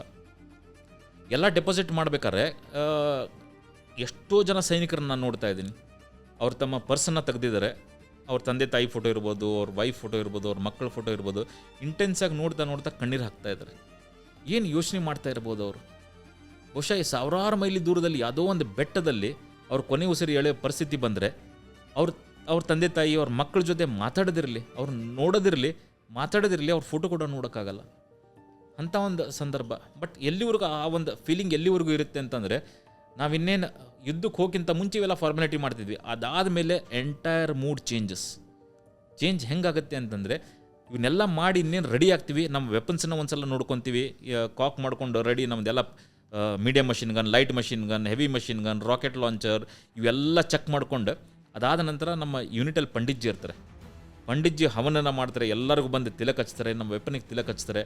ಆಮೇಲೆ ಕತ್ಲಾಗಿದೆ, ನಾವು ಇನ್ನೇನು ಯುದ್ಧಕ್ಕೆ ಹೋಗಿಂತ ಮುಂಚೆ ದುರ್ಗೆ ಮಾತಾಕಿ ಜಯ ಅಂತ ಕೂಗ್ತೀವಲ್ಲ, so that is the time ಅಲ್ಲಿವರೆಗೂ ನಾವು ಫಿಯರ್ ಆಫ್ ಅನ್ಸರ್ಟನಿಟಿ ಅಂತ ಇರುತ್ತೆ. ಏನಾಗುತ್ತೋ ಏನಾಗಲ್ವೋ, ಎಷ್ಟು ದಿನ ಹೋಗ್ತೀವಿ, ಎಷ್ಟು ಜನ ವಾಪಸ್ ಬರ್ತೀವಿ, ಎಷ್ಟು ಜನ ನಡ್ಕೊಂಬರ್ತೀವಿ, nothing is clear. That is fear of uncertainty. So ಎಲ್ಲಿವರೆಗೂ ಅಂದರೆ ಅಲ್ಲಿವರೆಗೂ ದುರ್ಗೆ ಮಾತಾಕಿ ಜಯ ಅಂತ ಕೂಗೋವರೆಗೂ ಅಷ್ಟೇ ಇರುತ್ತೆ. ಅದಾದ ನಂತರ ಎಲ್ಲರ ತಲೆಯಲ್ಲಿ ಒಂದೇ ಇದ್ದಿದ್ದು, ಎಷ್ಟು ನಷ್ಟ ಆದರೂ ಪರವಾಗಿಲ್ಲ, ಎಷ್ಟು ಕಷ್ಟ ಆದರೂ ಪರವಾಗಿಲ್ಲ, 0.4875 ಮೇಲೆ ಭಾರತದ ಬಾವುಟವನ್ನು ಹಾರಿಸ್ಬೇಕು ಅನ್ನೋದು ಬಿಟ್ಟರೆ ನಮ್ಮ ತಲೆಯಲ್ಲಿ ಬೇರೆ ಏನೂ ಇರಲಿಲ್ಲ. That is the mind set of it is like ಹೇಳ್ತಾರಲ್ಲ, there is a very fine line between life and death. ಯುದ್ಧದಲ್ಲಿ ಆ ಲೈನನ್ನು ನೀವು ಯಾವಾಗ ಕ್ರಾಸ್ ಮಾಡ್ತಿರಲ್ಲ, when death becomes an inevitable ಅಂತ ಹೇಳಲ್ಲ, ಡೆತ್ ಬಿಕಮ್ಸ್ ಆಲ್ಮೋಸ್ಟ್ ರಿಯಾಲಿಟಿ, ಅವಾಗ some incredible acts of bravery can be seen. That is the time people bring out. And bravery ಹೆಂಗೆ ಅಂತಂದರೆ, it doesn't always happen in bursts. ಒಂದೇ ಸಲ fire ಮಾಡಿ ಒಂದೇ ಸಲ ಚಾರ್ಜ್ ಮಾಡಿದ್ರೆ it doesn't happen always like that. It happens in small decisions which we take and small triumph. ನಾವೇನು ಸಣ್ಣ ಗೆಲುವನ್ನು, ಒಂದು ಬಂಕರ್ನಿಂದ ಇನ್ನೊಂದು ಬಂಕರ್ ಓಡಾಡ್ತೀವಲ್ಲ, ಅದೇ ಒಂದು ಸೆಲೆಬ್ರೇಷನ್ ನಮಗೆ. ಈ ಬಂಕರಿಂದ ಇನ್ನೊಂದು ಸಂಗಡವರೆಗೂ ನಾವು ಹೋಗಿದ್ದೀವಿ, ಇನ್ನೊಂದು ಬಂಡೆಗಳಿಗೆ ಹೋಗಿದ್ದೀವಿ ಅಂತಂದರೆ ಈಗ again it's an achievement for us. So the mood becomes atmospheric. One by one clear ಮಾಡ್ತಾ ತುದಿವರೆಗೂ ಹೋಗ್ತೀವಿ. ಐ ಗಾಟ್ ಬ್ಯೂಟಿಫುಲ್ ಸರ್, ನೀವು ಹೇಳಿದ್ದ ರೀತಿ ಆಗಿರ್ಬೋದು. ನನ್ನ ನೆಕ್ಸ್ಟ್ ಕ್ವೆಶ್ಚನ್ ಏನಿತ್ತಂದರೆ, ಅಫ್ಕೋರ್ಸ್ ಇವಾಗ ಫುಲ್ ಸೀರಿಯಸ್ ಪಾರ್ಟ್ ಮಾತಾಡಿದ್ದೀವಿ, ಒಂದು ಸ್ವಲ್ಪ ಫನ್ ಪಾರ್ಟಿಗೆ ಬರೋದಾದರೆ, ಒಂದಷ್ಟು ಫ್ರೆಂಡ್ಶಿಪ್ ಮಾಡ್ಕೊಂಡಿರ್ತೀರ ಆರ್ಮಿಯಲ್ಲಿ, ಮಿಲಿಟರಿ ಫೋರ್ಸಸಲ್ಲಿ, ಟ್ರೈನಿಂಗಲ್ಲಿ ಆಗಿರ್ಬೋದು, ಅಥವಾ ನಿಮಗೆ ಎಲ್ಲಿ ಪೋಸ್ಟಿಂಗ್ ಆಗಿರುತ್ತೋ ಅಲ್ಲಿ ನಿಮ್ಮನ್ನು ಡರ್ಟಿ ಡಜನ್ ಅಂತ ಕರಿತಾ ಇದ್ರು ಅಂತ ಕೇಳ್ಪಟ್ಟಿದ್ದೀವಿ. Why sir, why that? You know because ನಾವು ಪಟ್ಟಣ್ ಸೋಪೂರ್ ಅಂತ ನಮ್ದೇನು ಫಸ್ಟ್ ಪೋಸ್ಟಿಂಗ್ ಇತ್ತಲ್ಲ, Sopore was known as the hot bed of militancy. ಭಾಳ ಮಿಲಿಟೆಂಟ್ ಆಕ್ಟಿವಿಟಿ ನಡೀತಿದ್ವು ಅಲ್ಲಿ. ಅದ್ರ ಹಿಂದೆ ಇದ್ದಂಥ ಯೂನಿಟ್ಗಳು ಕಂಟ್ರೋಲ್ ಮಾಡಿಲ್ಲ ಅಂತ ಹೇಳಲ್ಲ, ಬಟ್ ನಾವು ಹೋದಾಗಂತರೂ the condition was very bad. ಅಂದರೆ ನಾವು ಆರ್ಮಿ ಆಫೀಸರ್, ನಾವು ಆರ್ಮಿ ವೆಹಿಕಲ್ ಬಗ್ಗೆನೂ ಹೇಳ್ತಾ ಇದ್ದೀನಿ. ಆರ್ಮಿದವ್ರು ನಾವೇನಾದರೂ ಹೊರಗೆ ಹೋಗಬೇಕು ಅಂತಂದರೆ ಒಂದು ವೆಹಿಕಲ್ ಹೋಗಂಗಿಲ್ಲ. Minimum has to be 2 vehicles. 2 vehicle ಬೇಕೇ ಬೇಕು. ಒಂದು ವೆಹಿಕಲ್ ಮೇಲೆ ಮೇಲ್ಗಡೆ ವೆಪನ್ ಮೌಂಟ್ ಆಗಿರಲೇಬೇಕು. ಮಿನಿಮಮ್ ಒಂದು ಸೆಕ್ಷನ್ ಅಂದರೆ ಒಂದು 10 ಜನ ಆ ಗಾಡಿಯಲ್ಲಿ ಇರಲೇಬೇಕು. ಇಲ್ಲಿ 4 ಜನ ಇರಲೇಬೇಕು. ಈ ಥರ ಒಂದು ಕಂಡೀಷನ್ ಇತ್ತು. ಹೆಂಗೆ ನೀವು ಎಲ್ಲಿ ಹೋಗ್ತಾ ಗ್ರೆನೇಡ್ ಎಸ್ತಿದ್ರು. ಆ ಗ್ರೆನೇಡ್ ಗಾಡಿ ಒಳಗೆ ಎಸಿತಾರೆ. ಇಲ್ಲ ಅಂತಂದರೆ ಅದಕ್ಕೇನು ಮಾಡಿದ್ವಿ ಅಂದರೆ ಕೆಮೋ ನೆಟ್ ಹಾಕಿದ್ವಿ. ಕೆಮೋ ನೆಟ್ ಹಾಕಿ ಗ್ರೆನೇಡ್ ಎಸಿಬಾರ್ದು ಅಂತ. ಅದಕ್ಕೇನು ಮಾಡ್ತಿದ್ರು ಅಂದರೆ ಆ ಗ್ರೆನೇಡಿಗೆ ಒಂದು ಹುಕ್ ಮಾಡ್ತಿದ್ರು. ಆ ಹುಕ್ಕನ್ನ ನೆಟ್ಟಲ್ಲಿ ಸಿಗಿಸ್ಬಿಡ್ತಿದ್ರು. ಸೊ ಇಂಥ ಒಂದು ಪರಿಸ್ಥಿತಿ ಅಂದರೆ it was very difficult for us to ಹೊರಗಡೆ ಹೋಗೋಕ್ಕೆ ಒಳಗಡೆ ಬರೋಕ್ಕೆ ಕಷ್ಟ ಆಗ್ತಿತ್ತು. ಅಂಥ ಒಂದು ಪರಿಸ್ಥಿತಿ ನೀವು ಇಮ್ಯಾಜಿನೂ ಕೂಡ ಮಾಡೋಕ್ಕಾಗಲ್ಲ. ನಾನು ಹೋಗಿ 6 ಮಂತ್ಸ್, ಹೋಗಿ 5 ಮಂತ್ಸ್ ಆಗಿತ್ತು. ಅದ್ರ ಹಿಂದೆ ಕೂಡ ಯೂನಿಟ್ 1 ವರ್ಷದಿಂದ ಅಲ್ಲಿತ್ತು. ಸೊ ಆ ಯೂನಿಟ್ 1.5 ವರ್ಷದಲ್ಲಿ ಹೆಂಗಂತಂದ್ರೆ ಕ್ಲೀನ್ ಸ್ವೀಪ್ ಅಂತ ಹೇಳ್ತೀವಲ್ಲ, ಸ್ವಚ್ಛ ಭಾರತ್ ಅಭಿಯಾನ್ ಅಂತ ಹೇಳ್ತೀವಲ್ಲ, ಸ್ವಚ್ಛ ಭಾರತ್ ಅಭಿಯಾನನ್ನು ಮಾಡಿದ್ರಲ್ಲಿ ಟೋಟಲ್ ಮಿಲಿಟೆನ್ಸಿಲ್ ಕಂಟ್ರೋಲ್ ತಂದಿದ್ರು. Then we came to know ಕಿ ವಿ ವೇರ್ ನೇಮ್ಡ್ 30 ಡಜನ್ ಅಂತ ಅಂದು. ಅದನ್ನು ಆ ಹೆಸರು ಕ್ಯಾರಿ ಆನ್ ಆಯಿತು. ಯುದ್ಧದಲ್ಲೂ we carried on with that 30 dozen. Yes, the fact of the matter is ನನ್ನ ಮನೆಯಲ್ಲಿ ಒಂದು ಫೋಟೋ ಇದೆ, ಅದ್ರಲ್ಲಿ ಬರ್ಕೊಂಡಿದ್ದೀನಿ ದ 30 ಡಜನ್ ಅಂತ. ಆ 30 ಡಜನ್ನಲ್ಲಿ ದ ಅನ್ಫಾರ್ಚುನೇಟ್ ಪಾರ್ಟ್ ಅಂತಂದರೆ ಅದರಲ್ಲಿ 3 ಜನದ ಫೋಟೋಗ್ರಾಫ್ಸ್ ಇಲ್ಲ. ಫಾರ್ಚುನೇಟ್ ಅದರಲ್ಲಿ ನಾನು ಒಬ್ಬನಿದ್ದೀನಿ, ಬಟ್ ಕ್ಯಾಪ್ಟನ್ ವಿಕ್ರಮ್ ಬತ್ರಾ ಅಂತ ಒಬ್ಬರು ತಿರ್ಕೊಂತಾರೆ. ಅದು ಅವ್ರ ಬಗ್ಗೆ ಎಲ್ಲರಿಗೂ ಗೊತ್ತಿದೆ. ಬಟ್ ಒಬ್ಬ is a fantastic officer. He was a fantastic officer. It was ಒಂದು ಇಂಡಿಯನ್ ಆರ್ಮಿಗೆ ಒಂದು ಗ್ರೇಟ್ ಲಾಸ್ ಅಂತ ಹೇಳ್ಬೋದು. ನಾವು ಯಾವುದೇ ಒಂದು ಅಟ್ಯಾಕ್ ಮಾಡೋಕ್ಕಿಂತ ಮುಂಚೆ ಅವ್ರನ್ನ ಕಳ್ಕೊತೀವಿ. ನೀವು ಶೇರ್ಷಾ ಮೂವಿ ನೋಡಿದರೆ ಅದರಲ್ಲಿ ತೋರಿಸಿದಾರೆ ನೋಡಿ, ಒಂದು ಶೆಲ್ಲಿಂಗಲ್ಲಿ ಒಬ್ಬರು ಆಫೀಸರ್ ತಿರ್ಕೊಂತಾರೆ. His name is major Ajay Singh Jasrotia ಅಂತ. What an officer he was. ನಾನು ಫಸ್ಟ್ ಯೂನಿಟ್ ಸೇರ್ಕೊಂಡಾಗ, ಫಸ್ಟ್ ಅವ್ರನ್ನ ಮೀಟ್ ಮಾಡಿದಾಗ ನನ್ನ ತಲೆಯಲ್ಲಿ ಬಂದಿದ್ದು, ನಾನು NCC ಆಫೀಸರ್ ನೋಡಿದಾಗ ಯೂನಿಫಾರ್ಮ್ ಹಾಕ್ಕೋಬೇಕಂತ ಹೆಂಗೆ ಅನ್ಕೊಂಡಿದ್ನಲ್ಲ, ಅವ್ರನ್ನ ನೋಡಿದಾಗ ನಾನು ಆಫೀಸರ್ ಇವ್ರ ಥರ ಆಗಬೇಕು ಅನ್ಕೊಂಡಿದ್ದೆ. He was such a fantastic officer. It is a great loss that we lost him. But to make up to that loss, ಅವ್ರ ಮನೆ ಇದರಲ್ಲಿದೆ, ಜಮ್ಮುದಲ್ಲಿದೆ. ಅವ್ರ ಮನೆಗೆ ಹೋಗಿ ಅವ್ರ ತಾಯಿನ ವಿಸಿಟ್ ಮಾಡಿದೆ. ಒಂದಿನ ಅವ್ರ ರೂಮನ್ನು ಅವ್ರು ಹೆಂಗೆ ಬಿಟ್ಟು ಹೋಗಿದ್ರಲ್ಲ, ಆ ರೂಮನ್ನು ಹಾಗೆ ಇಟ್ಟಿದ್ದಾರೆ. ಆ ರೂಮಲ್ಲಿ ನಾನು ಒಬ್ಬನೇ ಒಂದು ಸ್ವಲ್ಪ ಟೈಮ್ ಸ್ಪೆಂಡ್ ಮಾಡಿದೆ. I felt that connect with him. ಇದನ್ನು ನಾನು ಎಕ್ಸಾಗ್ರೇಟ್ ಮಾಡಿ ಕನೆಕ್ಟ್ ಅಂತಂದ್ರೆ ಮಾತಾಡಿಸಿದೆ, ನೋಡಿದೆ, ಅವ್ರು ಬಂದರು ಅಂತ ಹಂಗೇನಿಲ್ಲ. But somehow I felt is present ಇದೆ. ಯಾಕಂದ್ರೆ ಅವ್ರದ್ದು ಒಂದು ದೊಡ್ಡ ಫೋಟೋಗ್ರಾಫ್ ಇದೆ, ಎಲ್ಲ ಸಾಮಾನು ಹೆಂಗಿತ್ತು ಹಾಗೆ ಇದೆ. ಸೊ ಆ ಥರ ಇಟ್ ಈಸ್ ಹೌದು, ಕಾರ್ಗಿಲ್ ಯುದ್ಧ ಗೆದ್ವಿ ನೀವು ಸ್ಟಾರ್ಟಿಂಗಲ್ಲಿ ಹೇಳಿದ್ರಿ. But yes, we bought our own losses as well. Sir, ಅವ್ರ ಬಗ್ಗೆ ಮಾತಾಡಾಯಿತು. ಈಗ ನೆಕ್ಸ್ಟ್ ಏನಂದರೆ ಸರ್, ಈಗ ಅಟ್ ಪ್ರೆಸೆಂಟ್ ನೀವು ಡಿಸ್ಅಗ್ರಿ ಮಾಡ್ತೀರಾ ಅಂತ ಗೊತ್ತಿದ್ರು ನಾನು ಮತ್ತೆ ಈ ಕ್ವೆಶ್ಚನ್ ಕೇಳ್ತೀನಿ.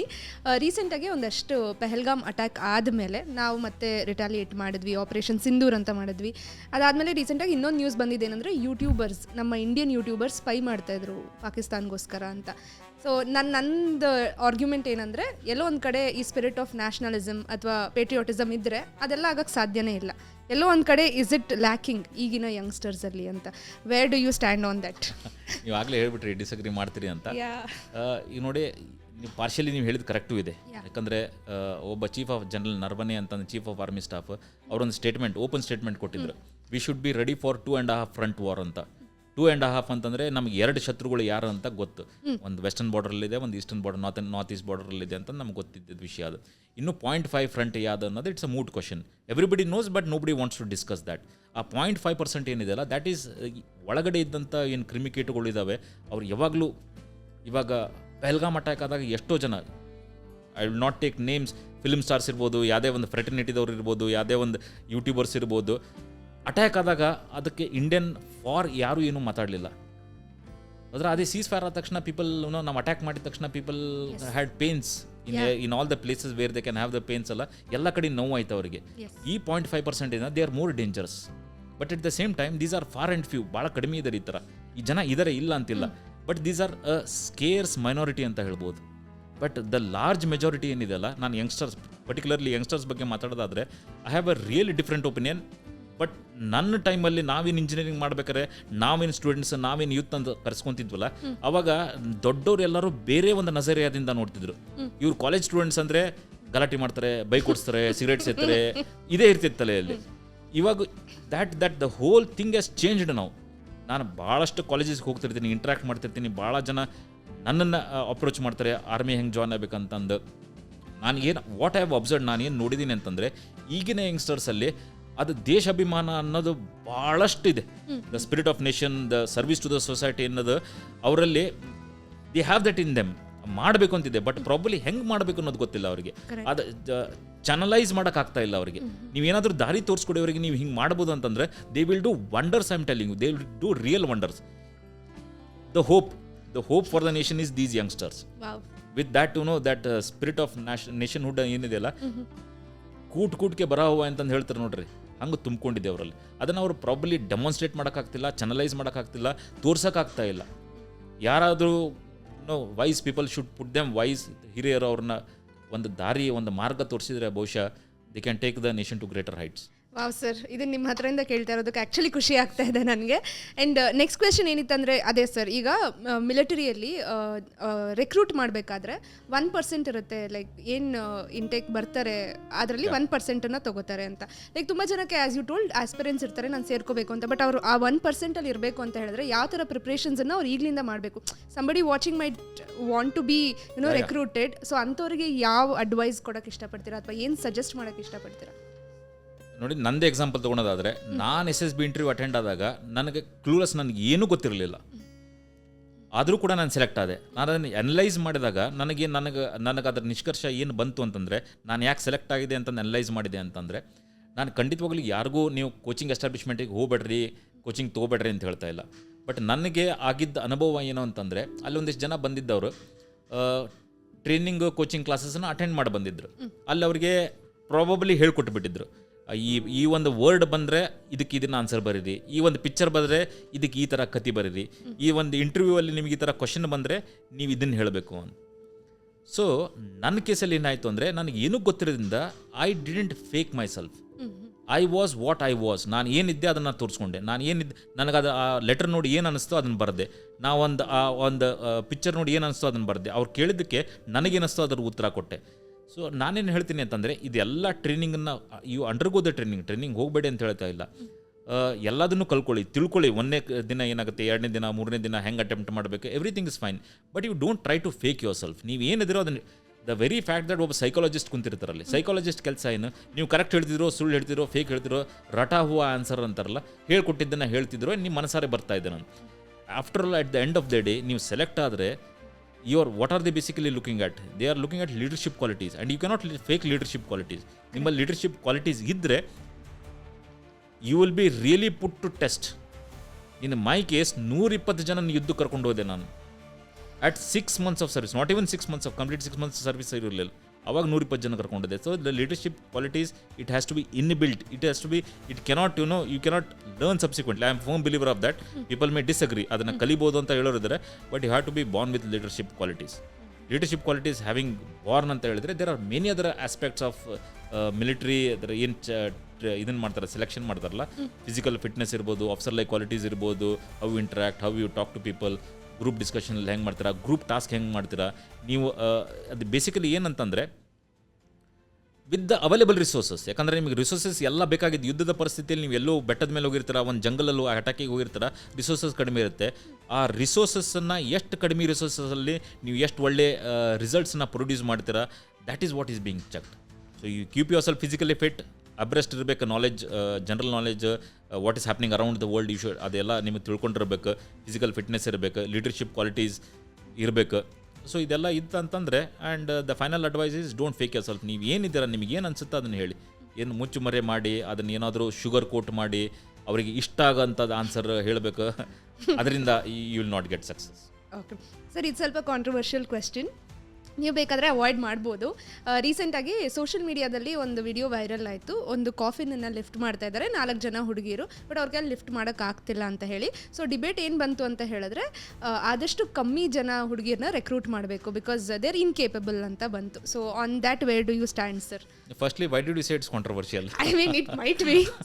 It's never a controversy. ಯಾಕೆ, why it should be a controversy? ನಾವು ಎಲ್ಲೋ ಈಗ ನೋಡಿ, ನಾವು ಯಾಕೆ ಇದನ್ನು ಡಿಫ್ರೆನ್ಷಿಯೇಟ್ ಮಾಡ್ತೀವಿ? ನಾವು ಹೇಳ್ತೀವಲ್ಲ, ನಾವು ಹೆಣ್ಮಕ್ಳು ಬೇರೆ, ಅವ್ರಿಗೆ ಯಾಕೆ ನಾವು ಟ್ರೈನಲ್ಲಿ ಮೆಟ್ರೋದಲ್ಲಿ ರಿಸರ್ವೇಷನ್ ಯಾಕೆ ಕೊಡಬೇಕು, ನಮಗೆ ಸಮಾನತೆ ಇದ್ದರೆ ಅವರು ಸಮಾನ ಇರಲಿ ಅಂತ. ನಾನು ಯಾವತ್ತೂ ಹೇಳ್ತೀನಿ ಸಮಾನ ಅಲ್ಲ. ಹೆಣ್ಮಕ್ಳೇ ಬೇರೆ ಗಂಡ್ಮಕ್ಳೇ ಬೇರೆ. ಹೆಣ್ಮಕ್ಳು ಏನಿದ್ದಾರೆ ಅಂತಂದರೆ ಗಂಡ್ಮಕ್ಳ ಕೈಲಿ ಮಾಡೋಕ್ಕಾಗಲಿದ್ದ ಕೆಲಸವನ್ನು ಹೆಣ್ಮಕ್ಳು ಮಾಡ್ತಾರೆ. So they R a shade better then us. So let's not compare ಹೆಣ್ಮಕ್ಳಿಗೆ ಗಂಡ್ಮಕ್ಳಿಗೆ ಕಂಪೇರ್ ಮಾಡೋದೇ ಬೇಡ. They are a shade better, they will always remain better. ಒಂದು ಇನ್ಫ್ಯಾಕ್ಟ್ ನೀವು ಆರ್ಮಿದಲ್ಲಿ ಲೇಡಿ ಆಫೀಸರ್ಸ್ ಸಾಕಷ್ಟು ಜನ ಬರ್ತಾ ಇದ್ದಾರೆ ಇವಾಗ. ಮುಂಚೆ ಸರ್ವಿಸಸಲ್ಲಿ ಬರ್ತಾಯಿದ್ರು. ಸರ್ವಿಸ್ ಅಂದರೆ army education corps, supply corps, ಇಂಥ ಒಂದು 2-3 ಬರ್ತಾಯಿದ್ರು. ಆಮೇಲೆ ಟೆಕ್ನಿಕಲ್ ಆರ್ಮ್ಸಲ್ಲಿ ಬಂದರೆ it's just a matter of time they will get in to the combat arms also. And you will be surprise, ನಿಮಗೆ ಆಶ್ಚರ್ಯ ಆಗ್ಬೋದು, ಭಾಳಷ್ಟು ಜನ ಹೆಣ್ಮಕ್ಳು they are doing wonderfully well, ಅದ್ಭುತವಾದ ಕೆಲಸವನ್ನು ಮಾಡ್ತಿದ್ದಾರೆ. So really hats off to them. And it's just a matter of time, they'll B in rub shoulders with. ಇವಾಗಲೇ ಕಮಾಂಡ್ ಮಾಡೋಕ್ಕೆ ಸ್ಟಾರ್ಟ್ ಮಾಡಿದ್ದಾರೆ. ಕಮಾಂಡ್ ಆಫ್ ಅ ಬಟಾಲಿಯನ್ ಅಂದರೆ ಕಮಾಂಡಿಂಗ್ ಆಫೀಸರ್ ಆಗಿ ಒಬ್ಬ ಬಟಾಲಿಯನ್ನ lead ಮಾಡ್ತಾ ಇದ್ದಾರೆ ಅಂತಂದರೆ they are capable. They have been they should be given a chance. I am sure they will do wonders. They deserve it. ಅವರಿಗೆಲ್ಲ ಕೊಡಬೇಕು. ನೀವು ಅವ್ರ ಅಡ್ವೆಂಚರ್ ಆ್ಯಕ್ಟಿವಿಟೀಸನ್ನು ನೋಡಿ, ಫೈಟರ್ ಏರ್ಕ್ರಾಫ್ಟನ್ನು ಹಾರಿಸೋದನ್ನು ನೋಡಿ, ಎದರಲ್ಲಿ ಕಡಿಮೆ ಇದ್ದಾರೆ ಅವರು. ಯಾ ಸೂಪರ್ ಸರ್, ಸೂಪರ್. ಈಗ ನೆಕ್ಸ್ಟ್ ಕ್ವೆಶನ್ ಏನಂದರೆ ಸರ್, ಇದು ನಮಗೆ ನಮ್ಮ ದೇಶಕ್ಕೆ ಬೆನ್ನೆಲುಬಾಗಿ ನಮ್ಮ army, navy and defence forces ಇದೆ. ಬಟ್ ಒಂದು ಸೋಲ್ಜರ್ಗೆ ಬೆನ್ನೆಲುಬಾಗಿ ಯಾರು ಇರ್ತಾರೆ ಅಂತ ಸರ್ ನಿಮ್ಮ ಪ್ರಕಾರ? ಇದು ಒಂದು ಕಡೆ ಎಲ್ಲೋ ನಾನು ಹೇಳೋಕ್ಕೆ ಇಷ್ಟಪಡ್ತೀನಿ, ನಾವು ಎಲ್ಲೋ ಒಂದು ಕಡೆ ಲ್ಯಾಕ್ ಆಗಿದ್ದೀವಿ ಅನಿಸುತ್ತೆ. ನಾನು ಹುತಾತ್ಮರ ಬಗ್ಗೆ ಮಾತಾಡೋದಾದರೆ ಎಲ್ಲೋ ಒಬ್ಬ ಹುತಾತ್ಮರ ಇಟ್ಸ್ ಕಾಲ್ಡ್ ಅಲ್ಟಿಮೇಟ್ ಸ್ಯಾಕ್ರಿಫೈಸ್ ಅಂತ ಯಾಕೆ ಕರಿತೀವಿ ಅಂದರೆ ಅದಕ್ಕಿಂತ ಮೇಲಿನ ಸ್ಯಾಕ್ರಿಫೈಸ್ ಇಲ್ಲೇ ಇಲ್ಲ. ಅವ್ರು ಇದ್ದಿದ್ದ ಸರ್ವಸ್ವವನ್ನೇ ಕೊಟ್ಟಿದ್ದಾರೆ. ಸೊ ಹಂಗಾಗಿ there is nothing left for him. ನಿಮ್ಮ ಕೆಲಸ ಏನು ಅಂತಂದರೆ ಅವ್ರು ಬೆನ್ನೆಲುಬಾಗಿ ನಿಂದ್ರಕ್ಕೆ ಯಾರು ಅವ್ರ ಫ್ಯಾಮಿಲಿ, ಕುಟುಂಬ ವರ್ಗದವರು ಉಳ್ಕೊಂಡಿರ್ತಾರ, ಅವರಿಗೆ ಬೆನ್ನೆಲುಬಾಗಿ ನಾವು ನಿಂದಿರಬೇಕಾಗಿದೆ. ನೀವು ಇಮ್ಯಾಜಿನ್ ಮಾಡಿ, ಯಾವುದಾದ್ರೂ ಒಬ್ಬ ತಂದೆ ತಾಯಿ ಅವರ ಏಜ್ ಆದಾಗ ಅವ್ರ ಮಕ್ಕಳನ್ನ ಕಳ್ಕೊಂಡ್ರೆ ಅವ್ರಿಗೆ ಏನು ಆಸರೆ? Who is going to look after them? ಅವ್ರ ಪೇನ್ ಯಾವಾಗಲೂ ಮೇಲಿರುತ್ತೆ, ಪ್ರೈಡ್ ಅನ್ನೋದು ಭಾಳ ಕಡಿಮೆ ಇರುತ್ತೆ. ನೀವೆಲ್ಲ ಏನು ಮಾಡ್ಬೋದು? ಆ ಪೇನನ್ನು ಕಡಿಮೆ ಮಾಡೋಕ್ಕಾಗಲ್ಲ. ಅವ್ರ ಮಗನ ಆ ಒಂದು ಸ್ಥಾನವನ್ನು ನಾವು ತೊಗೊಳಕ್ಕಾಗಲ್ಲ. ಅವ್ರ ಪೇನ್ ಅಲ್ಲಿದ್ದೇ ಇರುತ್ತೆ, ಅದನ್ನು ಕೇಳೋಕೆ ಮಾಡೋಕ್ಕಾಗಲ್ಲ. ಪ್ರೈಡನ್ನು ಜಾಸ್ತಿ ಮಾಡ್ಬೋದು. So that's what we should do. ನಾವು ಅವ್ರಿಗೆ ಬೆನ್ನೆಲುಬಾಗಿ ನಿಂತ್ಕೋಬೇಕು. ಅವ್ರಿಗೆ ನಮ್ಮ what stops us from going visiting a martyrs family. ಒಂದು ಎಕ್ಸಾಂಪಲ್ ಹೇಳ್ತೀನಿ. ಹೆಂಗೆ ಅಂತಂದರೆ ಹೆಸರಿಗೆಲ್ಲ ತೊಗೊಳಲ್ಲ, ಬಿಕಾಸ್ ಅವ್ರ ಪರ್ಮಿಷನ್ ತೊಗೊಂಡಿಲ್ಲ ಅಂತ ಹೆಸರೆಲ್ಲ ತೊಗೊಳಲ್ಲ. ಒಬ್ಬ ವ್ಯಕ್ತಿ ಮೇಜರ್ ಮೋಹಿತ್ ಶರ್ಮಾ ಹೇಳಿಬಿಡ್ತೀನಿ. ಮೇಜರ್ ಮೋಹಿತ್ ಶರ್ಮಾ ಅವರ ತಂದೆ ತಾಯಿ ಡೆಲ್ಲಿಯಲ್ಲಿರ್ತಾರೆ. Major Mohit Sharma made the ultimate sacrifice. ನಿಮಗೆಲ್ಲರಿಗೂ ಪ್ರೇಕ್ಷಕರಿಗೆಲ್ಲ ಸಮಯ ಇದ್ದರೆ ಓದಿ ಅವ್ರ ಬಗ್ಗೆ, ಕೇಳಿ ಅವ್ರ ಬಗ್ಗೆ. ಸಚ್ ಅಮೇಝಿಂಗ್ ಅಂದರೆ it's a very small word from him. ಅಂಥ ಒಂದು ಸೈನ್ಯದ ಅಧಿಕಾರಿಯವರು ಅವ್ರ ಅಚೀವ್ಮೆಂಟ್ಸ್ ಬಗ್ಗೆ ನೀವೇ ಓದಿ ತಿಳ್ಕೊಳ್ಳಿ. ಅವ್ರನ್ನ ನಾವು ಕಳ್ಕೊತೀವಿ. ಅವ್ರ ತಂದೆ ತಾಯಿ ಅವ್ರ ಬರ್ತಡೇ ದಿನ ಅವ್ರ ಮನೆಯಲ್ಲಿ ಒಲಿ ಹಚ್ಚಿರಲ್ಲ ಆದರೆ and they would have continued at that. ಒಂದು ಡೆಲ್ಲಿಯಲ್ಲಿ ಒಂದು ಟೀಮ್ ಇದೆ, ವಿಕಾಸ್ ಮಾನಸ್ ಅಂತ ನೀವು ಕೇಳಿರ್ಬೋದು. ಅವ್ರದ್ದು ಕೆಲಸ ಸುಮಾರು ಒಂದು 25 ವರ್ಷದಿಂದ ಅವ್ರ ಕೆಲಸ ಏನಂತಂದರೆ ಮಾಟಿಯರ್ ಫ್ಯಾಮಿಲೀಸ್ ವಿಸಿಟ್ ಮಾಡಿದ್ರು. ಭಾಳಷ್ಟು ಜನ, ನಂಗೆ ನಂಬರ್ ಗೊತ್ತಿಲ್ಲ, ಒಂದು 4-5 ಸಾವಿರ ಫ್ಯಾಮಿಲೀಸ್ಗಂತೂ ಅವ್ರು ವಿಸಿಟ್ ಮಾಡಬೇಕು. ಅವರೊಂದು ಟೀಮ್ ಕರ್ಕೊಂಡು ಅವ್ರ ಮನೆಗೆ ಹೋಗ್ತಾರೆ. ಅವಾಗ ಅವ್ರ ಜೊತೆಗೆ ಕೇಕ್ ಕಟ್ ಮಾಡಿಸ್ತಾರೆ. ಅವಾಗ ಎಲ್ಲೋ ಒಂದು ಕಡೆ ಸೋಂಬರಿದ್ದ mood changes towards some smile to the faces. ಅವತ್ತು ಇವರು ಅವ್ರ ಮನೆಗೆ ಹೋಗಲಿಲ್ಲದ್ರೆ ಆ ತಂದೆ ತಾಯಿ ಅವ್ರ ಮಗನ ಕಳ್ಕೊಂಡವರು ಅವ್ನ ಬರ್ತಡೇ ದಿನ ಅಳ್ಕೊಂತಾನೆ ಟೈಮ್ ಕಳೀತಿದ್ರ. ಈ ಒಂದು ಟೀಮಲ್ಲಿಗೆ ಹೋಗಿ ಅವ್ರು ಕೇಕ್ ಕಟ್ ಮಾಡಿಸಿ ಏನೋ ಒಂದು ಲೈಫ್ ತುಂಬಿದ್ರೆ ಅವತ್ತಿನ ದಿವಸದಲ್ಲಿ ಅವರಿಗೆ. So that is what we can do. What stops us from doing that? ಹುತಾತ್ಮರ ಫ್ಯಾಮಿಲಿ ಅವ್ರ ಮನೆಗೆ ನಾವೆಲ್ಲ ಹೋಗಿ ವಿಸಿಟ್ ಮಾಡಿ ಇಂಥ ಒಂದು ಸಮಯದಲ್ಲಿ ನಾವು ನಿಮ್ಮ ಹಿಂದೆ ಇದ್ದೀವಿ ಅಂತಂದು ಹೇಳೋದು ಒಂದು ಇದೆಯಲ್ಲ, that is what we can do. That is what we can be the backbone. If you ask the question of the martyrs. Now coming to the soldiers ಬಗ್ಗೆ ಹೇಳಬೇಕಂದ್ರೆ yes, the lady of course, we don't have to stress upon. ನಾನು ಹೆಣ್ಮಕ್ಳ ಬಗ್ಗೆ ಆಗಲೇ ಹೇಳಿದೆ. The lady is the caretaker. ಯಾಕಂದರೆ ಒಬ್ಬ ಸೈನಿಕ ಏನಿರ್ತಾನೆ 2 ವರ್ಷ ಪೀಸಲ್ಲಿದ್ದರೆ 3 ವರ್ಷ ಫೀಲ್ಡಲ್ಲಿರ್ತಾನೆ. So 2 years is with the family. ಎಲ್ಲ ಸಮಯದಲ್ಲೂ ಅವ್ರ ಮಕ್ಕಳು ಚಿಕ್ಕವರಿದ್ದಾಗಿಂದ ಹಿಡಿದು ಅವ್ರ ಮಕ್ಕಳು ದೊಡ್ಡ ಆಗೋವರೆಗೂ ಆ ಒಂದು ಕ್ರೂಷಿಯಲ್ ಟೈಮಲ್ಲಿ ನೋಡ್ಕೊಂಡಿದ್ದೆ. The lady takes care of the family, the lady takes care of the children. So they are the backbone actually. Beautiful sir, beautiful. And ಈಗ ಬರೋದಾದರೆ ಸರ್, ಸೋಷಿಯಲ್ ಮೀಡಿಯಾ ಬಂದಮೇಲೆ ತುಂಬ ಕಡೆ ತುಂಬ ಜನ ಒಪಿನಿಯನ್ಸನ್ನು ಕೊಡ್ತಾ ಇರ್ತಾರೆ. ಲೈಕ್ ರೀಸೆಂಟ್ ಆಪರೇಷನ್ ಸಿಂಧೂರ್ ಆದಾಗ ಎಲ್ಲರೂ ಪೀಸ್ ಮಾಂಗರ್ಸ್ ತುಂಬ ಜನ ಇದ್ದರು. ಯಾಕೆ ನಾವು ಸೀಸ್ ಫೈರ್ ಯಾಕೆ ಒಪ್ಕೋಬಾರ್ದು, ಬೇಗ ಅದಾಗಬೇಕು, ಓಕೆ ಅವ್ರು ಅಟ್ಯಾಕ್ ಮಾಡಿದ್ದಾರೆ ಫೈನ್, ಅದೆಲ್ಲ ಓಕೆ, ಬಟ್ ನಾವು ರಿಟ್ಯಾಲಿಯೇಟ್ ಮಾಡಬಾರ್ದು ಅಂತ ತುಂಬ ಜನ ಇದ್ದರು. ಬಿಕಾಸ್ ಪೀಸ್ ಬೇಕು ನಮಗೆ ಅಂತ. ಆ ಒಂದು ಒಪಿನಿಯನ್ಸ್ ಎಲ್ಲ ಸೈಡಿಗಿಟ್ರೆ ಆರ್ಮಿ ಇರೋದೇ ಟ್ರೈನ್ಡ್ ಪ್ರೊಫೆಷನಲ್ಸ್ ಇರೋದೇ ಅವರು ಡಿಸಿಷನ್ ತೊಗೊಳಕ್ಕೆ. ಎಸ್ಕಲೇಟ್ ಮಾಡಬೇಕಾದ್ರೆ ಡಿಎಸ್ಕಲೇಟ್ ಮಾಡಬೇಕಾದ್ರೆ ದೇ ಆರ್ ಟ್ರೈನ್ಡ್. ಸೊ ಈ ಥರ ಒಪಿನಿಯನ್ಸ್ ಬಂದಾಗ what do you feel about that sir? ಸುಮ್ಮನೆ ಎಲ್ಲೋ ಕುತ್ಕೊಂಡು ಏನೋ ಒಂದು ಒಪಿನಿಯನ್ ಕೊಡ್ತಾ ಇರ್ತಾರಲ್ವಾ, what do you feel about that?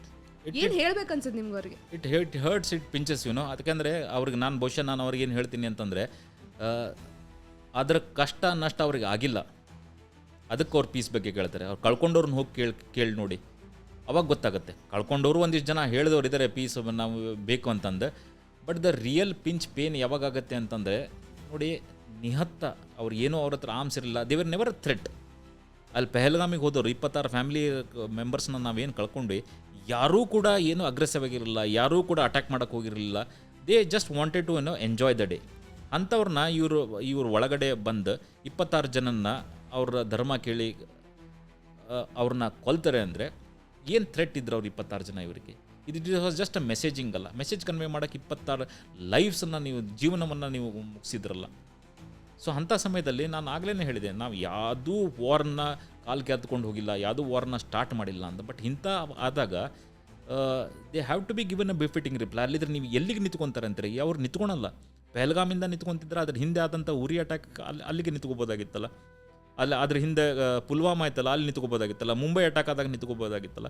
ಹಿಂಗೆ ನಾವು ಮಾಡ್ಕೊತಾ ಇದ್ದರೆ, ನಾವು ಬಿಡ್ಕೊತಾ ಇದ್ದರೆ, ಕ್ಷಮಿಸ್ಕೊತಾ ಇದ್ದರೆ, ನಾವು ದೇ ಹ್ಯಾವ್ ಟು ಅದರ ಅಂಥ ಒಂದು ಅಟ್ಯಾಕನ್ನು ಮಾಡ್ತಾರೆ. ಹಿಂದೆ ಅಟ್ಯಾಕಿಗೆ ಒಂದು ಪಾಕಿಸ್ತಾನಿ ಆರ್ಮಿ ಆಗಿರ್ಬೋದು, ಪಾಕಿಸ್ತಾನಿ ಸೈನಿಕರಿರ್ಬೋದು, ಪಾಕಿಸ್ತಾನಿ ಟೆರರಿಸ್ಟ್ಗಳಿರ್ಬೋದು, ಒಂದು ಎಸ್ಟಾಬ್ಲಿಷ್ಮೆಂಟ್ ಅವರಿಗೆ ಒಂದು ಗ್ರೀನ್ ಫ್ಲ್ಯಾಗ್ ತೋರಿಸಿ ಈ ಥರ ಒಂದು ಅಟ್ಯಾಕನ್ನು ಮಾಡಿರಿ ಅಂತ ಹೇಳಿದರೆ ಅಂದರೆ they have to pay the price. ಎಲ್ಲಿವರೆಗೂ ನಾವು ಪ್ರೈಸ್ ಅವರಿಂದ ಎಕ್ಸ್ಟ್ರಾಕ್ಟ್ ಮಾಡೋವಲ್ಲ ಅಲ್ಲಿವರೆಗೂ ಫ್ರೀಯಾಗಿ ಈ ಥರ ಮಾಡ್ತಾನೆ ಇರ್ತಾರೆ. They should know what is the cost of it.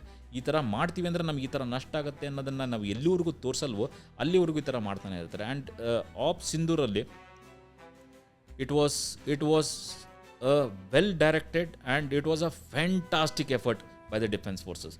ಯಾರೂ ಕೂಡ ಅಂದ್ಕೊಂಡಿರಲಿಲ್ಲ. ನೀವು ಇಮ್ಯಾಜಿನ್ ಮಾಡಿ, to put in a ನಟ್ಶೆಲ್, 26ನೇ ವೆನಸ 22nd ಅನ್ಸುತ್ತಲ್ಲ, 22nd ಏನು ಅಟ್ಯಾಕ್ ಮಾಡ್ತಾರೆ. ಅವಾಗ ನ್ಯಾಚುರಲಿ ನಮ್ಮಲ್ಲಿನೂ ಕುತೂಹಲ ಇತ್ತು. ರಿಟೈರ್ಡ್ 25 ವರ್ಷದ ಹಿಂದೆ ರಿಟೈರ್ ಆಗಿದ್ರು ಕೂಡ ಇನ್ನೂ ಏನೂ ಆಗ್ತಾಯಿಲ್ಲ ಅಂತಂದು 12-13 ದಿನ ಆದ್ರೂ ಏನೂ ಆಗಿರಲಿಲ್ಲ. ನಾವು ಕಾಯ್ತಾನೆ ಇದ್ವಿ. ಬಟ್ ನಮಗೆ ಒಳಗೆ ಗೊತ್ತಿತ್ತು, ನಾವು ಅವ್ರು ಏನೋ ಮಾಡ್ತಿದ್ದಾರೆ, ಪ್ಲ್ಯಾನ್ ಮಾಡ್ತಾ ಇದ್ದಾರೆ, ಇದಕ್ಕಿಂತ ಬಾಲಾಕೋಟ್ ಸ್ಟ್ರೈಕ್ಕಿಂತ ಜಾಸ್ತಿ ಏನಾಗುತ್ತೆ, ಉರಿ ಸರ್ಜಿಕಲ್ ಸ್ಟ್ರೈಕ್ಕಿಂತ ಜಾಸ್ತಿ ಆಗುತ್ತೆ ಅಂತ ಗೊತ್ತಿತ್ತು. But it is best left to the professionals. ಅವ್ರು ಎಂಥ ಒಂದು ಪ್ಲ್ಯಾನ್ ಮಾಡಿದ್ದಾರೆ ಅಂತಂದರೆ ಇಟ್ಸ್ ವಾರ್ ಗೇಮಿಂಗ್ ಬೇಸಿಕಲಿ. ನಾವು ಈ ಥರ ಅಟ್ಯಾಕ್ ಮಾಡಿದರೆ ಅವ್ರು ಯಾವ ಥರ ಅದನ್ನು ರೆಸ್ಪಾಂಡ್ ಮಾಡ್ತಾರೆ, ಅದನ್ನು ನಾವು ಹೇಗೆ ಕೌಂಟರ್ ಮಾಡಬೇಕು, it's not an easy task. Imagine ಮಾಡಿ, ಒಂದು ದಿನ 7th ನಾವೇನು ಹಿಟ್ ಬ್ಯಾಕ್ ಅಲ್ಲ, 1 ಗಂಟೆ 4 ನಿಮಿಷಕ್ಕೆ ಅಟ್ಯಾಕ್ ಶುರು ಆಗುತ್ತೆ.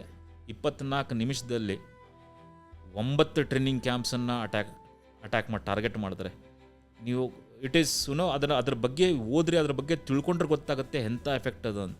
ಈಗ ಸುಮ್ಮನೆ ಒಂದು 4 ಏರ್ಕ್ರಾಫ್ಟ್ ಹಾರಿದ್ವು, 4 ಬಾಂಬ್ ಹೊಡೆದ್ವು, ವಾಪಸ್ ಬಂದ್ವು ಅಂತಿಲ್ಲ. You have to deceive them. ಅಂದರೆ ಯಾವ ಏರ್ಕ್ರಾಫ್ಟ್ ಎಲ್ಲಿಂದ ಜಲಂಧರಿಂದ ಫ್ಲೈ ಆಗುತ್ತೋ, ಡೆಲ್ಲಿಯಿಂದ ಫ್ಲೈ ಆಗುತ್ತೋ, ಏನು ಲೇ ಲದ್ದಾಖಿಂದ ಫ್ಲೈಟ್ ತರಿಸ್ಬೇಕು, ಅವ್ರಿಗೆ ಡಿಸೀವ್ ಹೆಂಗೆ ಮಾಡಬೇಕು, ಅವ್ರು ಫಾಲೋ ಮಾಡ್ತಿದ್ರೆ ಅವ್ರನ್ನ ಹೇಗೆ ತಪ್ಪಿಸ್ಬೇಕು, ಯಾವ ಟ್ರೈನಿಂಗ್ ಕ್ಯಾಂಪ್ ಮೇಲೆ ಯಾವ ಬಾಂಬನ್ನು ಹಾಕಬೇಕು, ಅದರ ಕೆಪಾಸಿಟಿ ಎಷ್ಟಿರಬೇಕು, UAV ಕ್ರಾಶ್ ಮಾಡಬೇಕು, ಇದನ್ನೆಲ್ಲ ಪ್ಲ್ಯಾನ್ ಮಾಡೋದು it's not an easy task. ಆ ಒಂದು 24 ನಿಮಿಷದಲ್ಲಿ 9 ಟ್ರೈನಿಂಗ್ ಕ್ಯಾಂಪ್ಸನ್ನು ಹೊಡಿಬೇಕು, 24 ಮಿಸೈಲನ್ನು ಡೆಟೋನೇಟ್ ಮಾಡಬೇಕು, ಮಿಸೈಲನ್ನ ಹಾರಿಸ್ಬೇಕು. And not even 1 single casualty, ಒಂದು ಸಿವಿಲಿಯನ್ ಕ್ಯಾಶುವಲ್ಟಿ ಆಗಲಿಲ್ಲ ಅವ್ರ ಕಡೆಯಿಂದ. ಅಂಥದನ್ನು ಅಚೀವ್ ಮಾಡಬೇಕು ಅಂತಂದರೆ ವಿದೌಟ್ ಒಂದು ಮಿಸೈಲನ್ನಾಗಲಿ ಒಂದು UAVನಾಗಲಿ ಅವ್ರು ತಡೆಯೋಕ್ಕಾಗಲಿಲ್ಲ. ಅಂದರೆ ಪ್ರಿಪೇರ್ಡ್ ಇದ್ರು ಅವರು, ಅವ್ರಿಗೆ ಗೊತ್ತಿತ್ತು ಇವತ್ತಿಲ್ಲ ನಾಳೆ ಅಟ್ಯಾಕ್ ಬಂದೇ ಬರುತ್ತೆ. ದೇವರ್ ಅಲರ್ಟ್ ಇದ್ದರೂ ಕೂಡ ನಮ್ದು ಏನು ಏಮ್ ಇತ್ತು ಅದನ್ನು ಅಚೀವ್ ಮಾಡಿ, ನಮ್ಮ ಕಡೆ ಒಂದು ಸಿಂಗಲ್ ಕ್ಯಾಶುವಲ್ಟಿ ಆಗಲಿಲ್ಲ, ನಾವು ಒಂದು ಏರ್ಕ್ರಾಫ್ಟನ್ನು ಕಳ್ಕೊಳ್ಳಿಲ್ಲ. ಬಟ್ ಅವ್ರ ಕಡೆ ಒಂದು ಸಿವಿಲಿಯನ್ ಹಾಮ್ ಮಾಡಲಿದ್ದಂಗೆ ಬರೀ ಟ್ರೈನಿಂಗ್ ಕ್ಯಾಂಪ್ಸನ್ನು 200-300 ಕಿಲೋಮೀಟರ್ ದೂರದಿಂದ ಫೈರ್ ಮಾಡಿದಂಥ ಮಿಸೈಲ್ 1 ಮೀಟರ್ ರೇಡಿಯಸಲ್ಲಿ ಹೋಗಿ ಬೀಳುತ್ತೆ ಅಂದರೆ ಇದಕ್ಕಿಂತ ಅಚೀವ್ಮೆಂಟ್ ಬೇಕಾ? ಇದಕ್ಕಿಂತ ಒಂದು ಮೆಸೇಜಿಂಗ್ ಬೇಕಾ? ಅವಾಗ ಅವ್ರಿಗೆ ಒಂದು ಮೆಸೇಜ್ ಕೊಟ್ವಿ. ಅದಾದಮೇಲೆ ನೆಕ್ಸ್ಟ್ ಡೇ ಪ್ರೆಸ್ ಕಾನ್ಫರೆನ್ಸಲ್ಲಿ it was very clearly told, it was precise, targeted and non escalatory. ಇದನ್ನು ಎಸ್ಕಿಲೇಟ್ ಮಾಡೋಕ್ಕೆ ನಮ್ಗೆ ಇಷ್ಟ ಇಲ್ಲ, ಇಲ್ಲಿಗೆ ಮುಗೀತು, ಇಲ್ಲಿಗೆ ಬುದ್ಧಿ ಕಲೀರಿ, ಇಲ್ಲಿಗೆ ತಿಳ್ಕೊಂಡು ಸುಮ್ಮನಾಗ್ರಿ ಅಂತ. ಬಟ್ ಪಾಕಿಸ್ತಾನೀಸ್ ಅವ್ರ ಬುದ್ಧಿ ಕಲೀಲಿಲ್ಲ. ಮತ್ತೆ ಇವ್ನು ತೊಗೊಂಡ್ಬಂದ್ರು, ಡ್ರೋನ್ಸ್ ತೊಗೊಂಡು ನಮಗೆ ಬಂದರು. ಆ್ಯಂಡ್ ಅದರ ರೆಸ್ಪಾನ್ಸ್ ಇನ್ನೂ ಅದ್ಭುತವಾಗಿತ್ತು. 11 ಏರ್ ಬೇಸನ್ನು ಹೊಡೆದ್ವಿ ಅಂತಂದರೆ 11 air bases were destroyed. 11 air ಬೇಸನ್ನು ಹೊಡಿತೀವಿ, ಒಂದು 3 ರೆಡಾರ್ ಸ್ಟೇಷನನ್ನು ಹೊಡಿತೀವಿ. ಅದರ ಎಫೆಕ್ಟ್ ಭಾಳ ಜನಕ್ಕೆ ಗೊತ್ತಿರಲಿಕ್ಕಿಲ್ಲ. ಈಗ ನೋಡಿ, ರೆಡಾರ್ ಸ್ಟೇಷನನ್ನು ಹೊಡೆದ್ವಿ ಅಂದರೆ ರೆಡಾರ್ ಏನು ಮಾಡುತ್ತೆ, ಬೇಸಿಕಲಿ ಇನ್ಕಮಿಂಗ್ ಫ್ಲೈಟ್ಸನ್ನು ಡೇಟಾವನ್ನು ಕ್ಯಾಪ್ಚರ್ ಮಾಡುತ್ತೆ, ಅದನ್ನು ಟ್ರ್ಯಾಕ್ ಮಾಡುತ್ತೆ. ಅದೇ ಇಲ್ಲ ಅಂದರೆ ಇಟ್ ವಾಸ್ ಲೈಕ್ ನಮಗೆ ಹೈವೇ ಇದ್ದಂಗೆ. ಅವಾಗ ನಾವು ಯಾವ ಏರ್ಕ್ರಾಫ್ಟ್ ಎಲ್ಲಿಗೆ ಬೇಕಾದರೂ ತೊಗೊಂಡು ಹೋಗ್ಬೋದು, ಅವ್ರು ಟ್ರ್ಯಾಕ್ ಮಾಡೋಕ್ಕಾಗಲ್ಲ ಅದನ್ನು ನ್ಯೂಟ್ರಲೈಸ್ ಮಾಡೋಕ್ಕಾಗಲ್ಲ. ಆಮೇಲೆ ಒಂದು ಏರ್ ಬೇಸನ್ನ ಡಿಸ್ಟ್ರಾಯ್ ಮಾಡಿದ್ದೀವಿ ಅಂತಂದರೆ ಅವ್ರ ಏರ್ ಬೇಸಿಂದ ಅವ್ರ ಏರ್ಕ್ರಾಫ್ಟ್ ಟೇಕ್ ಆಫ್ ಆಗಲಿದ್ರೆ ಅವ್ರ aircraft is just like a toy. ಅದನ್ನ ಹಿಡ್ಕೊಂಡು ಅವ್ರು ಏನಾದರೂ ಆಟಾಡ್ಬೋದು ಅಷ್ಟೇ, ಫ್ಲೈ ಮಾಡೋಕ್ಕಾಗಲ್ಲ ಅಂಥ ಒಂದು and on top of that ನೀವು ಅದನ್ನು ಅನಲೈಸ್ ಮಾಡಿ ನೋಡಿದರೆ, ಇಮ್ಯಾಜಿನ್ ಮಾಡಿ, 2 ನೇಷನ್ ನ್ಯೂಕ್ಲಿಯರ್ ಆರ್ಮ್ಡ್. ಇದು ಇತಿಹಾಸದಲ್ಲಿ ಹಿಂಗಾಗಿಲ್ಲ. ಒಂದು ಏರ್ಕ್ರಾಫ್ಟಿಂದ 9 ಆಗಲಿ 10 ಆಗಲಿ 11 ಏರ್ ಬೇಸನ್ನು ಒಂದು country nuclear powered another nuclear ಪವರ್ಡನ್ನು 10ರಿಂದ 11 ಏರ್ ಬೇಸನ್ನು ಡಿಸ್ಟ್ರಾಯ್ ಮಾಡಿರೋದು ಉದಾಹರಣೆನೇ ಇಲ್ಲ. ಆ್ಯಂಡ್ ಎಲ್ಲಕ್ಕಿಂತ ಹೆಮ್ಮೆ ವಿಷಯ ಏನು ಗೊತ್ತಾ, ಅವರಿಗೇನೋ ಸಪೋರ್ಟ್ ಮಾಡಿದ್ರು, ತುರ್ಕಿಯದವ್ರು ಸಪೋರ್ಟ್ ಮಾಡಿದ್ರು, ಚೈನಾದವ್ರು ಸಪೋರ್ಟ್ ಮಾಡಿದ್ರು. ಅವ್ರು ಏನು ದೇ ಡೋಂಟ್ ಪ್ರೊಡ್ಯೂಸ್ ಏನು ಅವ್ರ ಕೆಪಾಸಿಟಿ ಪ್ರಕಾರ ನಾವು ಮದುವೆಯಲ್ಲಿ ಯೂಸ್ ಮಾಡ್ತೀವಿ ನೋಡಿ ಡ್ರೋನ್ನ ಫೋಟೋ ಕ್ಯಾಪ್ಚರ್ ಮಾಡೋಕ್ಕೆ, ಅದನ್ನು ಮಾಡೋಕ್ಕೂ ಅವ್ರಿಗಾಗಲ್ಲ. ಇನ್ನು ಅವ್ರು ಫೈಟರ್ ಡ್ರೋನ್ಸ್, ಆರ್ಮ್ಡ್ ಡ್ರೋನ್ಸ್ ಇನ್ನೇನು ಮಾಡ್ತಾರೆ, ಎಲ್ಲ ತುರ್ಕಿಯದವ್ರು ಕೊಟ್ಟಿರೋದೆ. ತುರ್ಕಿದವ್ರು ಹೆಲ್ಪ್ ಮಾಡಿದ್ರು, ಚೈನಾದವ್ರು ಹೆಲ್ಪ್ ಮಾಡಿದ್ರು. ನಮಗೆ ಕ್ಲೋಸೆಸ್ಟ್ ಆಫ್ ದ ಫ್ರೆಂಡ್ಸ್ ಅಂತಂದರೆ ರಷ್ಯಾದವರು, ಇಸ್ರೇಲ್ದವರು. But unfortunately Russia is also involved in a war with Ukraine. Israel is involved in Hamas. So ಹಾಗಾಗಿ ನಾವು ಆ್ಯಂಡ್ ಇಟ್ ವಾಸ್ ಲೈಕ್, ನಾನು ಡಿಸ್ಅಡ್ವಾಂಟೇಜ್ ಅಂತ ಹೇಳಿದೆ, but the greatest advantage for us is we could prove to the world. ಇಡೀ ನಾವು ಒಂದು ವಿಶ್ವಕ್ಕೆ ಒಂದು ಎಕ್ಸಾಂಪಲ್ ಮಾಡಿಕೊಟ್ವಿ. ನಾವು ನೋಡಿ, ಅವರೊಂದು 300 UAVs ಹಾರಿಸಿದ್ರೆ, 300 ಡ್ರೋನ್ಸ್ ಹಾರಿಸಿದ್ರೆ, even 1 could not penetrate inside. ಸ್ಟಾರ್ಟಿಂಗಲ್ಲಿ ನಮ್ಗೆ ಎಫೆಕ್ಟ್ ಯಾವಾಗಾಯಿತು, ಸ್ಟಾರ್ಟಿಂಗಲ್ಲಿ ಲಾಸ್ ಯಾವಾಗಾಯ್ತು ಅಂದರೆ, ಫಸ್ಟ್ ಡೇ ಅವ್ರು ಶೆಲ್ಲಿಂಗ್ ಏನು ಮಾಡಿದ್ರಲ್ಲ ಆವಾಗ ಬಾರ್ಡರ್ ಏರಿಯಾಸಲ್ಲಿ ಒಂದಿಷ್ಟು ಎಫೆಕ್ಟ್ ಆಗಿದ್ದು ಬಿಟ್ಟರೆ, ಅದಾದ ನಂತರ ಒಂದು ಮಿಸೈಲ್ ಆಗಲಿ, ಒಂದು ಡ್ರೋನ್ ಆಗಲಿ, ಒಂದು UAV ಆಗಲಿ ನಮ್ಮ ಅದೇನು ಏರ್ ಡಿಫೆನ್ಸ್ ಸಿಸ್ಟಮನ್ನು ಬ್ರೀಚ್ ಮಾಡೋಕ್ಕಾಗಲಿಲ್ಲ. The entire world took notice. ಇಡೀ ವಿಶ್ವನೇ ಇದನ್ನು ನೋಟಿಸ್ ಮಾಡ್ತು. ಇಂಥ ಒಂದು ಏರ್ ಡಿಫೆನ್ಸನ್ನು ನಾವು ಡೆವಲಪ್ ಮಾಡ್ಕೊಂಡಿದ್ದೀವಿ. ಇವತ್ತಿನ ಕೆಲಸ ಅಲ್ಲ, ಸುಮಾರು 10-12 ವರ್ಷದಿಂದ ಈ ಕೆಲಸ ನಡೀತಾ ಇದೆ. ಸೊ ಇಂಥ ಒಂದು ಏರ್ ಡಿಫೆನ್ಸನ್ನು ಭಾರತದ ಕಡೆಗೆ ಇದೆ ಅಂತಂದು ಯಾರೂ ಎಕ್ಸ್ಪೆಕ್ಟ್ ಮಾಡಿರಲಿಲ್ಲ. ಆ್ಯಂಡ್ ವರ್ಲ್ಡ್ ಮಾರ್ಕೆಟಲ್ಲಿ ಅದರ ರಿಪಕೇಷನ್ಸ್ ಗೊತ್ತಾಯಿತು. ಚೈನಾದ ಅದೇನು ಡಿಫೆನ್ಸ್ ಇಂಡಸ್ಟ್ರೀಸ್ ಶೇರ್ಸ್ ಕಡಿಮೆ ಆಯಿತು. ಅದು HQ9 HQ16 ಅಂತ ಹೇಳ್ತಾರೆ ಅವ್ರ ರೆಡಾರ್ ಸಿಸ್ಟಮ್. ಅವರು ಒಂದು ಕೂಡ ನಾಟ್ ಈವನ್ 1 ಮಿಸೈಲ್ನ ಇಂಟರ್ಸೆಪ್ಟ್ ಮಾಡೋಕ್ಕಾಗಲ್ಲ ಅಂದರೆ it's A Shem. So it was a wonderful. We should ಇದು ಆಪ್ ಸಿಂಧೂರ್ ಆದಮೇಲೆ we should walk with our heads held high, with our just wide open. We should walk very with lot of pride that the Indian defence forces, public sector unit ಇರ್ಬೋದು, DRDOಗಳು ಇರ್ಬೋದು, they have done a marvellous job. Super sir, we are very proud of them. Sir, ಈಗ all Qaeda, ISIS ಈ ಥರ ಬೇರೆ ಬೇರೆ terrorist organisation ಹುಟ್ಕೋತಾ ಇರುತ್ತೆ sir. ಏನಕ್ಕೆ ಹುಟ್ಕೊಳ್ಳುತ್ತೆ, ಯಾಕೆ ಅಂತ we don't know. Why is that sir? ಪಾಕಿಸ್ತಾನಲ್ಲಿ ಹೆಂಗಾಗಿದೆ ಅಂದರೆ it's an industry within itself. ಅವ್ರು ಏನು ಪ್ರೊಡ್ಯೂಸ್ ಮಾಡ್ತಾರೆ, ಟೆರರಿಸ್ಟ್ಗಳು ಬಿಟ್ಟರೆ ಬೇರೆ ಏನು ಪ್ರೊಡ್ಯೂಸ್ ಮಾಡಲ್ಲ. ನಾವು ಕಮ್ಸ್ ದ ಕ್ವಶನ್ ವೈ, ಯಾದಕ್ಕೆ ಇದನ್ನು ಮಾಡ್ತಿದ್ದಾರೆ ಅಂತಂದರೆ, ಪಾಕಿಸ್ತಾನವ್ರಿಗೆ ಭಾಳ ಹಿಂದೆ ರಿಯಲೈಸ್ ಆಯ್ತು. 47 ವಾರ್ ಆಯಿತು, ಅದು ಡಿಸೈಸಿವ್ ಆಗಿ ಎಂಡ್ ಆಗಲಿಲ್ಲ. ಹಾಗಾಗಿ ಆವಾಗ ಒಂದು ಪ್ರಾಪರ್ ಲೆಸನ್ ಕಲಿಲ್ಲ. 47-48 ವಾರ್ ಆಯಿತು, 50% ಅರೌಂಡ್ ಅರ್ಧ ಜಮ್ಮು ಕಾಶ್ಮೀರ ಅವ್ರು ಉಳಿಸ್ಕೊಂಡ್ರೆ, ಅರ್ಧ ಜಮ್ಮು ಕಾಶ್ಮೀರ ನಾವು ಉಳಿಸ್ಕೊಂಡ್ವಿ. ಆಮೇಲೆ 65 ಯುದ್ಧ ಆಗುತ್ತೆ, ಆವಾಗ ಒಂದು ತಕ್ಕ ಮಟ್ಟಿಗೆ ಅವ್ರಿಗೆ ಪಾಠ ಕಲಿಸಿದ್ವಿ. 71 ವಾಸ್ ಹಿಸ್ಟಾರಿಕಲ್ ಮೂಮೆಂಟ್. ಒಂದು ಹೊಸ ದೇಶವನ್ನೇ east Pakistan, west Pakistan separate ಮಾಡಿ ಬಾಂಗ್ಲಾದೇಶನ ಹುಟ್ಟಿಸಿದ್ವಿ. 93,000 ಪ್ರಿಸನರ್ ಆಫ್ ವಾರ್ ತೊಗೊಂಡಿದ್ವಿ. ಅವಾಗ ಅವ್ರಿಗೆ ಒಂದು ಆಘಾತ ಅಂತ ಆಯಿತು ಅಂತಂದರೆ, ಅವಾಗ ಅವರಿಗೆ ಅರಿವಾಯ್ತು ನಾವಿನ್ನು ಕನ್ವೆನ್ಷನಲ್ ವಾರ್ನ ಗೆಲ್ಲಕ್ಕಾಗಲ್ಲ, ಇವ್ರ ಜೊತೆಗೆ, ಇಂಡಿಯಾ ಜೊತೆಗೆ ಕನ್ವೆನ್ಷನಲ್ ವಾರ್ ಗೆಲ್ಲಕ್ಕಾಗಲ್ಲ ಅಂತ. ಅವಾಗ ಅವರು ಡಿಸೈಡೆಡ್ ಲೋ ಇಂಟೆನ್ಸಿಟಿ ಕಾನ್ಫ್ಲಿಕ್ಟ್ ಮಾಡಬೇಕು. ಲೇಟ್ 80s ಇದು ಶುರು ಆಗಿದ್ದು. ಟೆರರಿಸಮ್ನ ಪ್ರಮೋಟ್ ಮಾಡೋದು ಮಾಡ್ತಾ ಇವತ್ತು ಈ ಒಂದು ಸ್ಟೇಜಿಗೆ ಬಂದು ನಿಂತ್ಕೊಂಡಿದ್ದಾರೆ. ಇವಾಗ ನೋಡಿ, ನಾವು ಅಟ್ಯಾಕ್ ಮಾಡಿದ 9 ಟ್ರೈನಿಂಗ್ ಕ್ಯಾಂಪ್ಸ್ ಇದಾವಲ್ಲ, ಆ 21 training camps have been identified. 21 training camps ಇದಾವಲ್ಲಿ ಅಂತಂದು ಐಡೆಂಟಿಫೈ ಮಾಡಿದೆ. ಅದರಲ್ಲಿ 9 ಏನು ಮೇಜರ್ ಇದ್ವಲ್ಲ ಅವನ್ನ ಅಟ್ಯಾಕ್ ಮಾಡಿದ್ದಾರೆ. ಈಗ 21 ಟ್ರೈನಿಂಗ್ ಕ್ಯಾಂಪ್ಸಲ್ಲಿ ಎಷ್ಟು ಚೆನ್ನಾಗಿ ಡಿಸ್ಟ್ರಿಬ್ಯೂಟ್ ಮಾಡ್ಕೊಂಡಿದ್ದಾರೆ ಅವರು ಅಂತಂದರೆ, ಎಲ್ಲಿ ಸುಸೈಡ್ ಬಾಂಬರ್ಸ್ ಎಲ್ಲಿ ಟ್ರೈನ್ ಆಗಬೇಕು, ಮೌಂಟೇನ್ ವಾರ್ಫೇರ್ನ ಎಲ್ಲಿ ಟ್ರೈನ್ ಮಾಡಬೇಕು, ಜಂಗಲ್ ವಾರ್ಫೇರಲ್ಲಿ ಯಾರನ್ನ ಎಲ್ಲಿ ಹೆಂಗೆ ಟ್ರೈನ್ ಮಾಡಬೇಕು, ಇಂಪ್ರೂವೈಸ್ಡ್ ಎಕ್ಸ್ಪ್ಲೋಸಿವ್ ಡಿವೈಸನ್ನು ನಾವು ಹೆಂಗೆ ಡಿಸ್ಅಸೆಂಬಲ್ ಮಾಡಬೇಕು, ಹೆಂಗೆ ಆ್ಯಕ್ಟಿವೇಟ್ ಮಾಡಬೇಕು, ಇಂಥದನ್ನೆಲ್ಲ ಸೆಗ್ರಿಗೇಟ್ ಮಾಡಿ ಕಲಿಸ್ತಾ ಇದ್ದಾರಲ್ಲ, ಇಂಥದಕ್ಕೆಲ್ಲ ಟೈಮ್ ಎಫರ್ಟ್ ಡೈವರ್ಟ್ ಮಾಡಿದಾರಲ್ಲ, ಒಳ್ಳೇದಕ್ಕೆ ಮಾಡೋಕ್ಕಾಗ್ತಾ ಇರಲ್ಲ ಇಲ್ವೋ ಅವ್ರಿಗೆ. ಒಳ್ಳೇದಕ್ಕೆ ಮಾಡೋಕ್ಕಾಗಿದ್ರೆ ಇವತ್ತು ಈ ಸ್ಟೇತಲ್ಲಿ ಇರ್ತಿದ್ರ. ಅವಾಗ ಅವ್ರು ನ್ಯೂಕ್ಲಿಯರ್ ಆರ್ಮ್ ಡೆವಲಪ್ ಮಾಡ್ಬೇಕಾರೆ ಏನಂತ ಹೇಳಿದ್ರು ಅವರು, ಹಮ್ ಗಾಸ್ ಹಾಕಿ ಜಿಂದಾರ ಲೆಂಗೆ ಲೇಕಿನ್ ನ್ಯೂಕ್ಲಿಯರ್ ಬಂಬ್ ಬನಾಯಂಗೆ ಅಂತ. ಇವತ್ತು ಅದೇ ಪರಿಸ್ಥಿತಿ ಹುಲ್ ತಿನ್ನೋ ಪರಿಸ್ಥಿತಿನೇ ಬಂದಿದೆ ಅವ್ರು, ಆದರೂ ಅವ್ರು ಬುದ್ಧಿ ಕಲ್ತಿಲ್ಲ. ಅಲ್ಲಿ ಜನಕ್ಕೆ ಹೆಂಗೆ ಬೆಳೆಸ್ಬಿಟ್ಟಿದ್ದಾರೆ ಅಂತಂದರೆ, ಅವ್ರಿಗೆ ಹೆಂಗೆ ಅಂದರೆ ಇಂಡಿಯಾ ಹಮಾರ ದುಶ್ಮನ್ ಮುಲ್ಕ್ ಹೇ, ಇಂಡಿಯಾ ಅಂದರೆ ದುಶ್ಮನ್ ಮುಲ್ಕ್ ಅಂತ ಹೇಳಬೇಕು. ಅವ್ರನ್ನ ಯಾರು ಕಾಪಾಡಬೇಕು? ಆರ್ಮಿದವ್ರು ಕಾಪಾಡಬೇಕು. ಹಾಗಾಗಿ ಅವ್ರ ಜನರ ತಲೆಯಲ್ಲಿ ಎಲ್ಲ ಅದೇ ತುಂಬಿಬಿಟ್ಟಿದ್ದಾರೆ. ಆಮೇಲೆ ದೇರ್ ಆಲ್ ಇವ್ರು ಏನಿದ್ದಾರಲ್ಲ, ಸಾಕಷ್ಟು ಜನದ ಇಂಟರ್ವ್ಯೂ ನೋಡಿದ್ದೀನಿ, ದೇರ್ ಆಲ್ ಮದರ್ಸಾಚಾ people, they don't have brains. Brain ತಲೆಯಲ್ಲಿರಲ್ಲ, ಅವ್ರು ಗುಟನೆಮೆ ಅಂತಾರಲ್ಲ ಹಂಗಿದೆ ಅವ್ರಿಗೆ. ನೀವು ಅವ್ರು ಮಾತಾಡ್ಬೇಕಾದ್ರೆ ಕೇಳಿ, ಯುದ್ಧ ಆದರೆ ನಮ್ಮದು ಪರಿಸ್ಥಿತಿ ಏನು ಅಂತಂದರೆ ಎಷ್ಟು ಜನ ಸ್ಟೇಟ್ಮೆಂಟ್ ಕೊಡ್ತಾರೆ. ನಮ್ಮ ದೇವ್ರು ನಾವು ನೋಡ್ಕೊತಾರೆ, ಅವ್ರ ಮಷಿನ್ಗಳು ಬಂದಾಗ, ಅವ್ರ ಹತ್ರ ಜಾಸ್ತಿ ಇಕ್ವಿಪ್ಮೆಂಟ್ ಇದೆ ಅಂದರೆ ಅವ್ರ ಮಷಿನ್ಗಳು ಬಂದಾಗ ಅದರಲ್ಲಿದ್ದಂಥ ತೇಲ್ ಖಾಲಿ ಆಗಿಬಿಡುತ್ತೆ, ಅವ್ರ ಗುಂಡುಗಳು ಮುರ್ಕೊಂಡು ಹೋಗ್ಬಿಡ್ತವೆ ಫೈರ್ ಮಾಡೋಕ್ಕಿಂತ ಮುಂಚೆ. ಹಿಂಗೆ ಮೆಂಟಾಲಿಟಿಯಲ್ಲಿ ಬೆಳೆಸಿದವ್ರನ್ನ ಏನಂತ ಎಕ್ಸ್ಪೆಕ್ಟ್ ಮಾಡ್ತೀರಾ ನೀವು? The entire system is well oiled machinery. ಇದನ್ನು ಕಲ್ಸೋಕ್ಕೆ ಅವ್ರು ಇದನ್ನೇ ಎಫರ್ಟನ್ನು ಅವರಿಗೆ ಕಲ್ಸೋಕ್ಕೆ, ಅವ್ರಿಗೆ ಒಂದು ಸೈನ್ಸ್, ಟೆಕ್ನಾಲಜಿ, ಇನೋವೇಷನ್ ಬಗ್ಗೆ ಏನಾದರೂ ಹೇಳ್ಕೊಟ್ಟಿದ್ರೆ ಇವತ್ತು ಹುಲ್ತಿನ ಪರಿಸ್ಥಿತಿ ಬರ್ತಿರಲಿಲ್ಲ ಅವ್ರಿಗೆ. ಇವತ್ತು IMF ಎಲ್ಲಿ ಲೋನ್ ಸಿಗುತ್ತೆ ಅಂತ ಗೊತ್ತಾಗ್ಬಿಟ್ರೆ ಓಡ್ಬಿಡ್ತಾರೆ. ಅಲ್ಲಿ ಎಲ್ಲಿ ಲೋನ್ ಸಿಗುತ್ತೆ ಅಂತ ಗೊತ್ತಾಗುತ್ತೋ ಕ್ಯೂದಲ್ಲಿ ಫಸ್ಟ್ ಅವ್ರೇ ನಿಂದಿರೋದು. ಸೊ ಇಟ್ಸ್ ರೋಗ್ nation. It doesn't have a solution ಏನು ಗೊತ್ತಾ? ಸೊಲ್ಯೂಷನ್ ಈಗ this was probably the best opportunity. ನಾವು ಒಂದು ಕಡೆಯಿಂದ ಹೊಡಿತಾ ಇದ್ವಿ, ಬಲೂಚಿಸ್ತಾನ್ ಇನ್ನೊಂದು ಕಡೆ ಇರ್ತಾರೆ, ಮಧ್ಯೆ ಸ್ಯಾಂಡ್ವಿಚ್ ಆಗಿದ್ರು ಅವ್ರನ್ನ ಇನ್ನೂ ಅದನ್ನ ಒತ್ತಿ ಅವ್ರನ್ನ ಚೀಸ್ ಮಾಡಿಬಿಡ್ಬೋದಾಗಿತ್ತು. ಬಟ್ ಏನೋ ನಮಗೆ ಅದೊಂದು ಡಿಸಿಷನ್ ತೊಗೊಳ್ಳಿಲ್ಲ. Maybe wise decision. ಯಾಕಂದರೆ ನೀವು ನೋಡಿ ವಿಚಾರ ಮಾಡಿ ನೋಡಿ, they have nothing to lose. They already it's a lost case. They don't have nothing to lose. But we are a burgeoning economy. ನಾವಿನ್ನ ಥರ್ಡ್, ಸೆಕೆಂಡ್, ಫಸ್ಟ್ ಹೋಗೋ ಒಂದು ಆಂಬಿಷನ್ ಇಟ್ಕೊಂಡು ಹೋಗ್ತಾ ಇರೋ ದೇಶ. ನಾವು ರಿಸೋರ್ಸನ್ನು ಅದಕ್ಕೆ ಡೈವರ್ಟ್ ಮಾಡಬೇಕು, ಇದಕ್ಕೆ ಮಾಡಬೇಕು. ಅವ್ರ ಜೊತೆ ನಮ್ಮದು ಕಾಂಪಿಟೇಷನ್ ಇಲ್ಲ. They are nowhere in competition with us. So ಹಾಗಾಗಿ we have our own aims, ambitions, we have our own track to follow rather than fighting with these ಕ್ಲೌನ್ಸ್.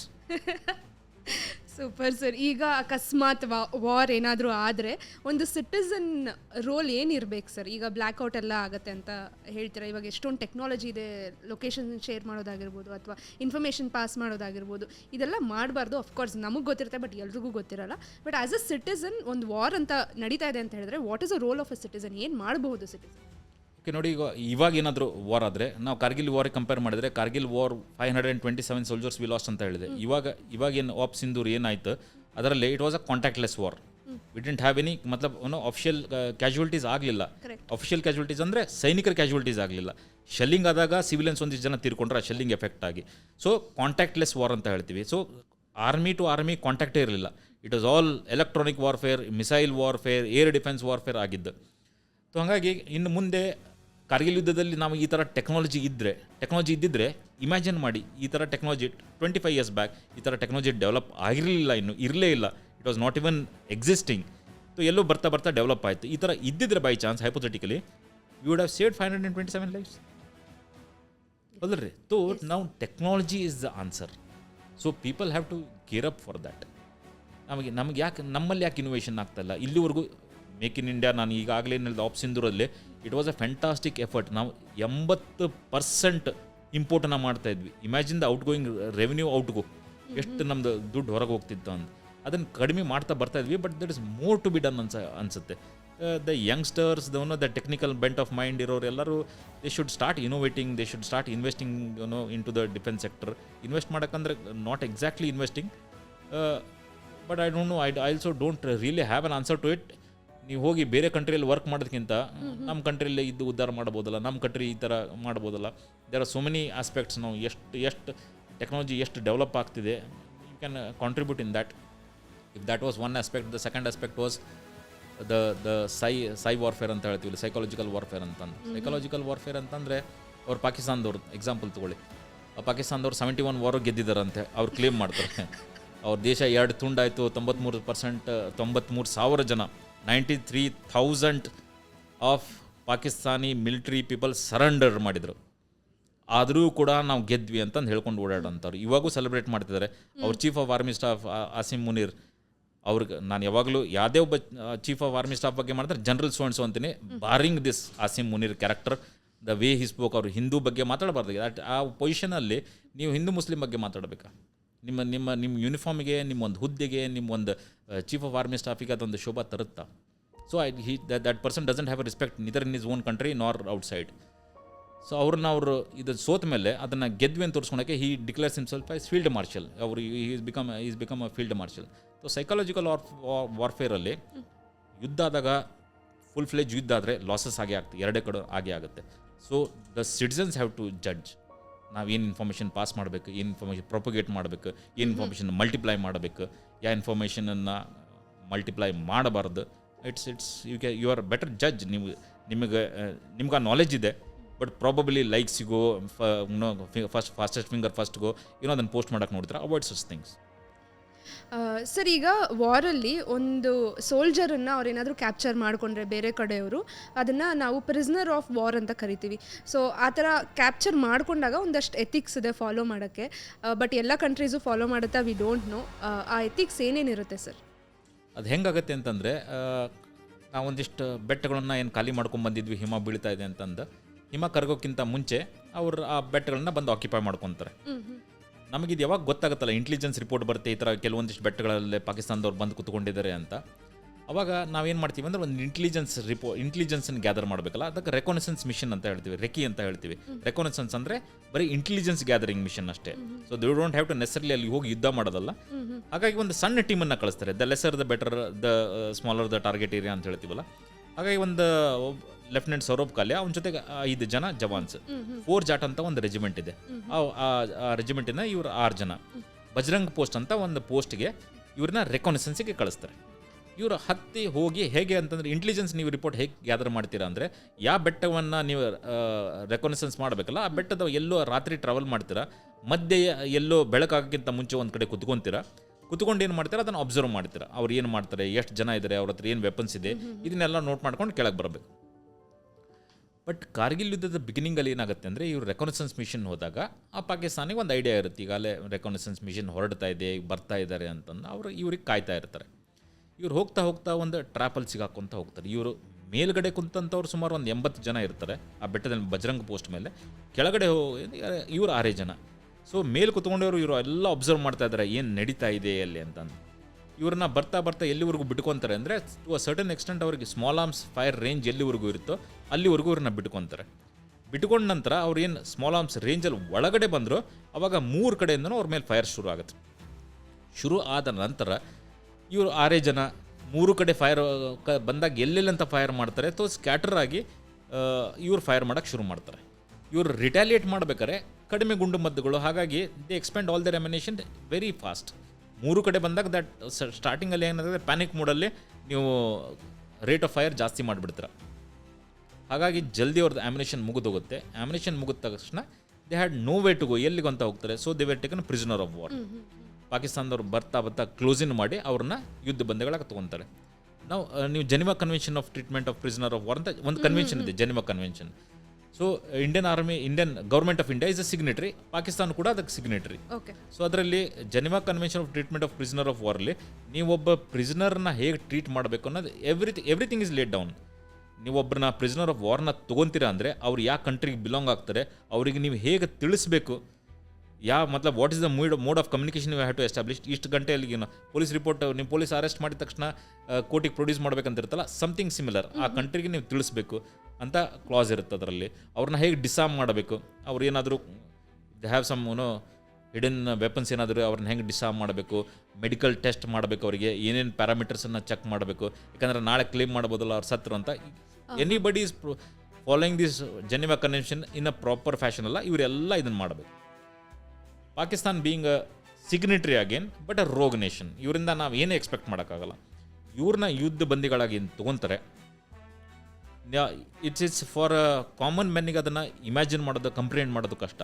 21 ದಿನ 21 ಡೇಸ್ ಅವ್ರಿಗೆ ಯಾವ ಥರ ಚಿತ್ರಹಿಂಸೆ ಕೊಟ್ಟಿರ್ತಾರೆ ಅಂದರೆ ಇಟ್ ಈಸ್ ಬಿಯಾಂಡ್ ಇಮ್ಯಾಜಿನೇಷನ್. 21 ದಿನ imagine ಮಾಡಿ ನೋಡಿ, just think about it, come to think about it. 21 ದಿನ ನಮಗೆ ಬರೀ 21 ಗಂಟೆ ಊಟ ನಿದ್ದೆ ಇಲ್ಲದ್ರೆ ನಮ್ಮ ಪರಿಸ್ಥಿತಿ ಏನಾಗುತ್ತೆ. ಬಟ್ 21 ದಿನ ಐ ಆಮ್ ಶೂರ್ ಅವ್ರಿಗೇನಾದರೂ 4 ಕೋರ್ಸ್ ಮೀಲ್ ಸರ್ವ್ ಮಾಡ್ತಿರಲ್ಲ, ಅವ್ರು ಟಾರ್ಚರ್ ಮಾಡ್ತಾ ಇದ್ದಾರೆ ಅಂದರೆ they won't have served them any 4 course meal. ಅವರು 21 ದಿನದ ನಂತರ ಅವ್ರಿಗೆ ಟಾರ್ಚರ್ ಮಾಡಿ ಮಾಡಿ ಅವ್ರನ್ನ ಸಾಯಿಸಿ 21 ದಿನ ನಂತರ ಯಾವಾಗ ನಮಗೆ ಬಾಡೀಸನ್ನ ಹ್ಯಾಂಡ್ ಓವರ್ ಮಾಡ್ತಾರಲ್ಲ, ಅವಾಗ ಯು ವೋಂಟ್ ಬಿಲೀವ್ ರೆಡ್ ಕ್ರಾಸ್ನ ಕರೆದ್ವಿ ನಾವು. ರೆಡ್ ಕ್ರಾಸ್ ಡಾಕ್ಟರ್ಸಿಗೆ ಬಂದರೆ ನೀವು ಪೋಸ್ಟ್ ಮಾರ್ಟಮ್ ರಿಪೋರ್ಟ್ ಮಾಡಿ ಅಂತಂದರೆ ಆ ಸ್ಟೇಟ್ ಆಫ್ ದ ಬಾಡಿ ನೋಡಿ ಅವ್ರು ರಿಫ್ಯೂಸ್ ಮಾಡಿದ್ರೆ ನಾವು ಪೋಸ್ಟ್ ಮಾರ್ಟಮ್ ಮಾಡಲ್ಲ ಇದನ್ನು ಅಂತ. ಅಂದರೆ ಅವ್ರು they didn't want to come on record, ಅದನ್ನು ಬರೆದು ಕೊಟ್ಟ ಇದನ್ನು ಈ ಥರ ಆಗಿದೆ ಅಂತಂದು.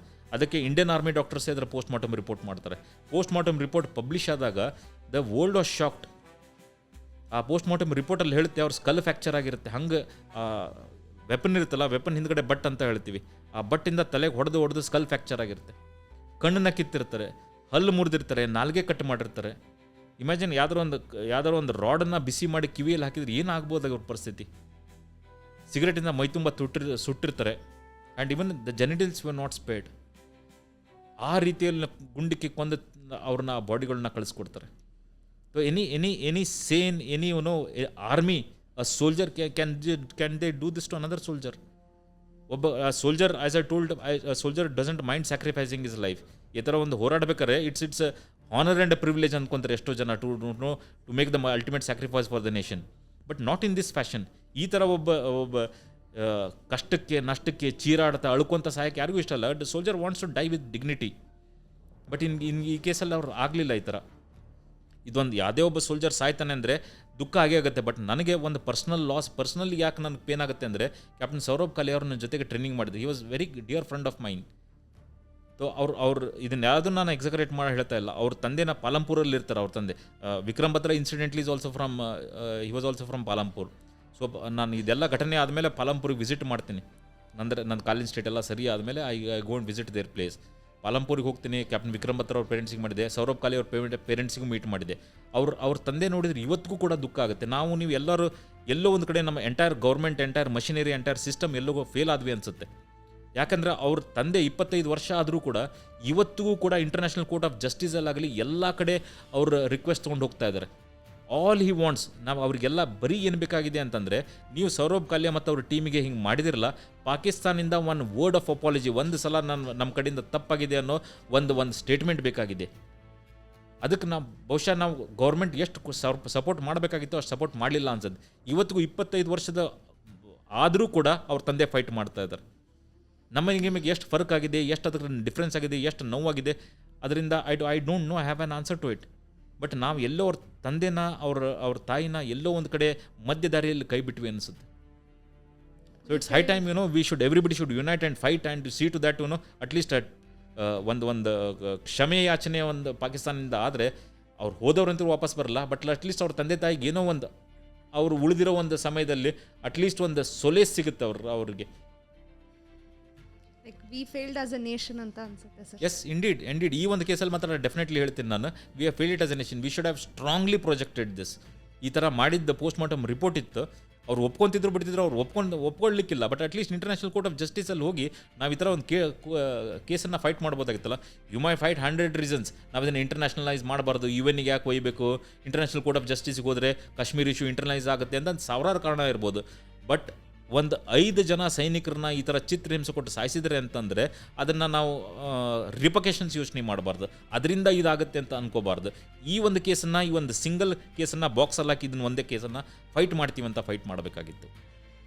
Coming to that sir, like fight ಮಾಡಬೇಕಾಗಿತ್ತು ಅಂತ ನೀವು ಹೇಳಿದ್ರಿ. ಎಲ್ಲೋ ಒಂದು ಕಡೆ media also comes in to a play ಅಂತ ಅನ್ಸುತ್ತೆ. ರೆಸ್ಪಾನ್ಸಿಬಲ್ ರಿಪೋರ್ಟಿಂಗ್ ಎಷ್ಟು ಇಂಪಾರ್ಟೆಂಟ್ ಅಂತ ಅನ್ಸುತ್ತೆ ಸರ್ ನಿಮಗೆ? ಆ್ಯಕ್ಚುಲಿ ಕಾರ್ಗಿಲ್ ವಾರ್ ಟೈಮಲ್ಲೂ there were reports saying that ಮೀಡಿಯಾಯಿಂದನೂ ಇನ್ಫಾರ್ಮೇಷನ್ ಲೀಕ್ ಆಗಿತ್ತು ಅಂತ. So where do you think media stands right now? Okay, again I tend to differ. ಏನು ಗೊತ್ತಾ, 2 ಕಾರಣ. ಒಂದನೇದು ಕಾರ್ಗಿಲ್ ಯುದ್ಧ 1999 that was considered as the first televised war ಅಂತ ಹೇಳ್ತಾರೆ. ಓಕೆ. ಬಹುಶಃ ಒಂದು ಮೀಡಿಯಾ ಆ ಟೈಮಲ್ಲಿ ಅದನ್ನು ಕ್ಯಾಪ್ಚರ್ ಮಾಡಿ ಮನೆಗೆ ಥ್ರೂ ಪ್ರಿಂಟ್ ಮೀಡಿಯಾ ಅವ್ರ ಥ್ರೂ TV ಅದನ್ನು ಪ್ರಾಜೆಕ್ಟ್ ಮಾಡಲಿಲ್ಲದ್ರೆ ಬಹುಶಃ ಜನಕ್ಕೆ ಗೊತ್ತಾಗ್ತಾ ಇರಲಿಲ್ಲ. So media played a wonderful role. They hats off to them. ಯಾಕಂದರೆ ನಾನು ನೋಡಿದ್ದೀನಿ ಎಲ್ಲೆಲ್ಲಿ ಫೀಲ್ಡಲ್ಲಿ they were ready to come ನಾವು ಎಲ್ಲೆಲ್ಲಿ ಹೋಗ್ತಿದ್ವಲ್ಲ ನಮಗೆ ಕಷ್ಟ ಆಗ್ತಿದ್ರು ನಾವು ಬರ್ತೀವಿ ಅಂತ ಹೇಳಿದ್ರು, but because of security reasons ನಾವು ಎಲ್ಲ ಕಡೆ ಕರ್ಕೊಂಡು ಹೋಗ್ತಿರಲಿಲ್ಲ ಅವ್ರನ್ನ. But still they manage to do a wonderful job. They were ready to risk their lives. But subsequently ಏನಾಯಿತು ಅಂತಂದರೆ, ಮುಂಬೈದಲ್ಲಿ ನಾವು ನೋಡಿದೆ, ಮುಂಬೈಲಿ 26/11 ಅಟ್ಯಾಕ್ ಆದಾಗ ಅಲ್ಲಿ ಡೈರೆಕ್ಟ್ ರೆಕಾರ್ಡಿಂಗ್ ಅಲ್ಲ, ಲೈವ್ ತೋರ್ಸೋಕ್ಕೆ ಶುರು ಮಾಡಿದರು. ಅವಾಗ ಒಳಗಿದ್ದಂಥ ಮಿಲಿಟೆಂಟ್ಸ್ಗೂ ಗೊತ್ತಾಗ್ತಾ ಇತ್ತು, ನಮ್ಮವ್ರು ಹೆಲಿಕಾಪ್ಟರಿಂದ ಅಲ್ಲಿಗೆ ಗ್ಲೈಡ್ ಮಾಡಿ ಕೆಳಗಡೆ ಬರ್ತಾ ಇದ್ದಾರೆ ಅನ್ನೋದು ಅವ್ರಿಗೆ ಗೊತ್ತಾಗ್ತಾ ಇತ್ತು. ಸೊ ಲೈವ್ ಇನ್ಫಾರ್ಮೇಷನ್ ಸಿಗ್ತಾ ಇತ್ತು. ಅದು ಎಲ್ಲೋ ಒಂದು ಕಡೆ ಇಟ್ಸ್ ಓವರ್ ರೀಚ್ ಅಂತ ಅನಿಸ್ತು, ಅದನ್ನು ಮಾಡಬಾರ್ದಾಗಿತ್ತು ಅಲ್ಲಿಂದ. ಬಟ್ ಅಲ್ಲಿಂದ ಪಾಠ ಕಲ್ತರು. ಅಲ್ಲಿಂದ ಅದಾದ ನಂತರ ಈ ಥರ ಒಂದು ಲೈವ್ ಆ್ಯಕ್ಷನ್ ಯಾವುದಾದ್ರೂ ನಡೀತಾ ಇದ್ದರೆ ಆ್ಯಕ್ಷನ್ನ ಕವರ್ ಮಾಡ್ಬೇಕಾದ್ರೆ ಎಲ್ಲರೂ ಡಿಫರ್ಡ್ ವಿಜುವಲ್ಸ್ ಹಾಕಕ್ಕೆ ಸ್ಟಾರ್ಟ್ ಮಾಡಿದ್ರು. ಅಂದರೆ ಒಂದು ಸ್ವಲ್ಪ ಟೈಮ್ ಗ್ಯಾಪ್ ಕೊಟ್ಟು ಇದನ್ನು ಮಾಡೋಕ್ಕೆ ಶುರು ಮಾಡಿದರು. ಬಟ್ ನಾವು ಕಮಿಂಗ್ ಬ್ಯಾಕ್ ಟು ಪೆಹಲ್ಗಾಮ್ದು ಆದಮೇಲೆ ನೋಡಿದರೆ ಇಟ್ ವಾಸ್ ಎಲ್ಲೋ ಒಂದು ಕಡೆ ಆ ಒಂದು TRP ಗೋಸ್ಕರ ಆಯಿತು, ಆ ಥರ 24 hours ಇಲ್ಲ, ಮಾರ್ನಿಂಗ್ 12 hours ಕವರ್ ಮಾಡೋಕ್ಕೆ ಆಯಿತು. ದ ರೆಸ್ಪಾನ್ಸಿಬಲ್ ಜರ್ನಲಿಸಮ್ ಆಗಲಿಲ್ಲ ಅಂತಂದು ಎಲ್ಲೋ ಅನ್ಸುತ್ತೆ. They could have been more responsible, they could have been more considerate. ಏನೇನು ನಡೀತಾ ಇದೆ ಅದನ್ನು ಎಕ್ಸಾಗರೇಟ್ ಮಾಡಿ ಹೇಳೋದು, ಅದನ್ನು ಇಮಿಟೇಟ್ ಮಾಡೋದು.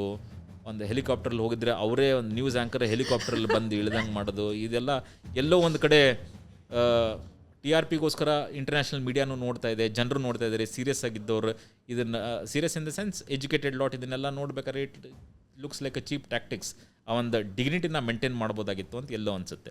ಈ ಕೇಸಲ್ಲಿ ಒಪ್ತೀನಿ. ಬಟ್ ಕಾರ್ಗಿಲ್ ವಾರಲ್ಲಿ they did a wonderful job. Super sir.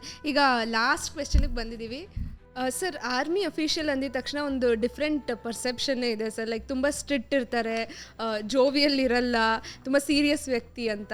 ಅದೆಲ್ಲ ಒಂದು ಕಡೆ ಆದರೆ ಡಿಸಿಪ್ಲಿನ್ಡ್ ಆಗಿ ಇರ್ತಾರೆ ಅಂತ ಕೂಡ ಕೇಳ್ಪಟ್ಟಿರ್ತೀವಿ. ಲೈಕ್ ಬೇಸಿಕಲಿ ಯೂನಿಫಾರ್ಮ್ ಎಲ್ಲ ಫುಲ್ಲು ಲೈಕ್ ಪರ್ಫೆಕ್ಟಾಗಿ ಅಯನ್ ಆಗಿರುತ್ತೆ. ಸೊ ಆರ್ಮಿ ಅಂದಿದ ತಕ್ಷಣ ಡಿಸಿಪ್ಲಿನ್ ಅಂತ ಹೇಳ್ತಾರೆ. ಸೊ ಅದ್ರ ಬಗ್ಗೆ ಏನಾದರೂ ಹೇಳೋದಾದರೆ sir? Always believe in work hard, party harder ಅಂತ. ನೀವು ಆರ್ಮಿ ಪಾರ್ಟೀಸಿಗೆ ಏನಾದರೂ ಬಂದು ನೋಡಿದ್ರೆ ಯು ವಿಲ್ ಗೋ ಕ್ರೇಜಿ. ಎಲ್ಲದನ್ನೂ ಇಲ್ಲಿ ಹೇಳೋಕ್ಕಾಗಲ್ಲ ಓಪನ್ ಆಗಿ, ಅಂದರೆ ಯಂಗ್ಸ್ಟರ್ಸ್ ಇರ್ತಾರೆ ಅನಿಸುತ್ತೆ. ಬಟ್ ನಾವು ಹೆಂಗೆ ಅಂತಂದರೆ, ಪಾರ್ಟಿ ಮಾಡಬೇಕಂತಂದರೆ time we don't look at the time. ಬೆಳಗ್ಗೆ 2 ಗಂಟೆ 3 ಗಂಟೆ ಮಟ್ಟ ಪಾರ್ಟಿ ಆದರೂ ಆಗುತ್ತೆ. We enjoy, we have a ball of a time. But at the same time 6 ಗಂಟೆಗೆ PT ಇರಬೇಕಂದ್ರೆ you will find all same set of officers, same set of jawans 6 ಗಂಟೆಗೆ ಬಂದು PT ಅಟೆಂಪ್ಟ್ ಮಾಡ್ತಾ ಇರ್ತಾರೆ. ಸೊ ಹಾಗಾಗಿ it's not that all serious. Of course hierarchy ಹಂಗಿದೆ. ಒಂದು ಹೆರಾರ್ಕಿನ maintain ಮಾಡಬೇಕು ಅಂತಂದರೆ ಜೂನಿಯರ್ಗೆ ಸೀನಿಯರ್ಗೆ ಆ ಒಂದು ಪ್ರೊಫೆಷನಲ್ ಗ್ಯಾಪ್ ಇರಲೇಬೇಕಾಗತ್ತೆ. ಆ ಒಂದು ಸ್ಟ್ರಿಕ್ಟ್ನೆಸ್ ಬರಲೇಬೇಕಾಗುತ್ತೆ. ಬಟ್ ಜಾಬಲ್ಲಿ ನಾನು ಹೇಳ್ತೀನಲ್ಲ, ಒಂದು ಎಕ್ಸಾಂಪಲ್ ಹೇಳ್ತೀನಿ ಕೇಳಿ.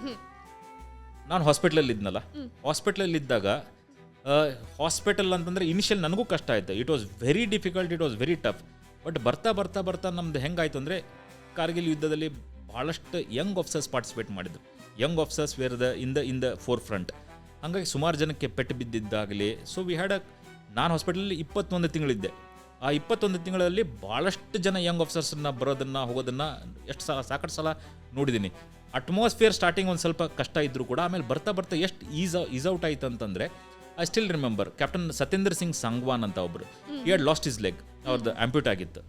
ಆಂಪ್ಯೂಟ್ ಆಗಿ ಆಪ್ರೇಷನ್ ಥಿಯೇಟ್ರಿಗೆ ಕರ್ಕೊಂಡೋದ್ರು, ಆಂಪ್ಯೂಟ್ ಮಾಡಿದರು, ರೂಮಿಗೆ ಕರ್ಕೊಂಬಂದರು. He was under that influence of anaesthesia ಇನ್ಫ್ಲುಯೆನ್ಸಲ್ಲಿದ್ದರು.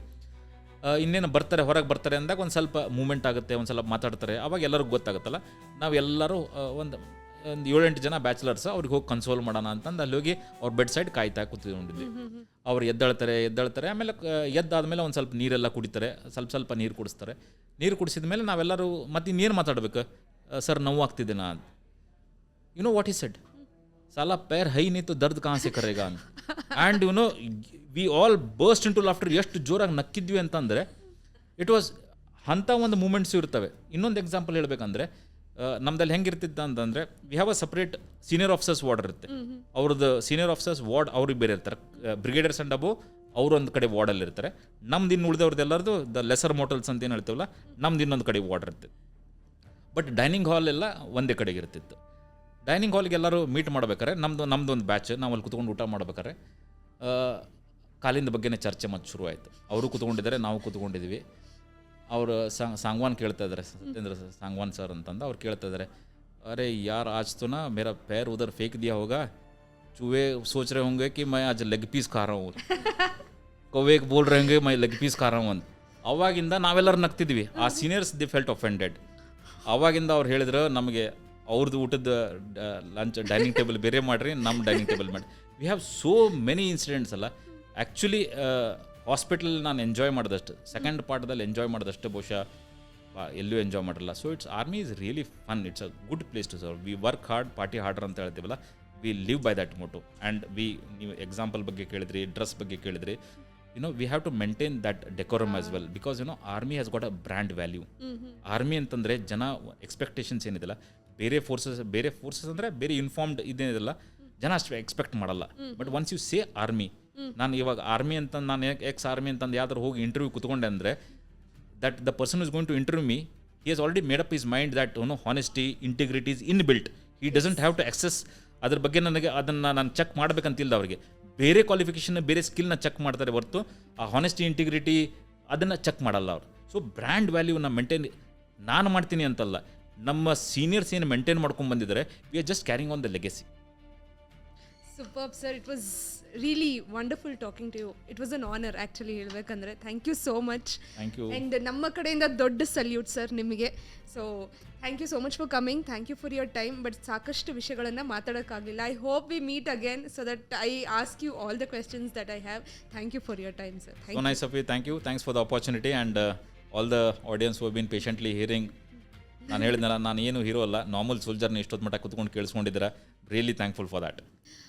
What a wonderful conversation we had today. ನನಗಂತೂ ಗೂಸ್ ಬಂಪ್ಸ್ ಮೂಮೆಂಟ್ ಒಂದು 4-5 ಸತಿ ಬಂದು ಹೋಯಿತು. ಆ್ಯಂಡ್ ಆಲ್ಸೋ ಇನ್ಸ್ಪೈರಿಂಗ್ ಸ್ಟೋರೀಸನ್ನು ಕೇಳಿದೆ.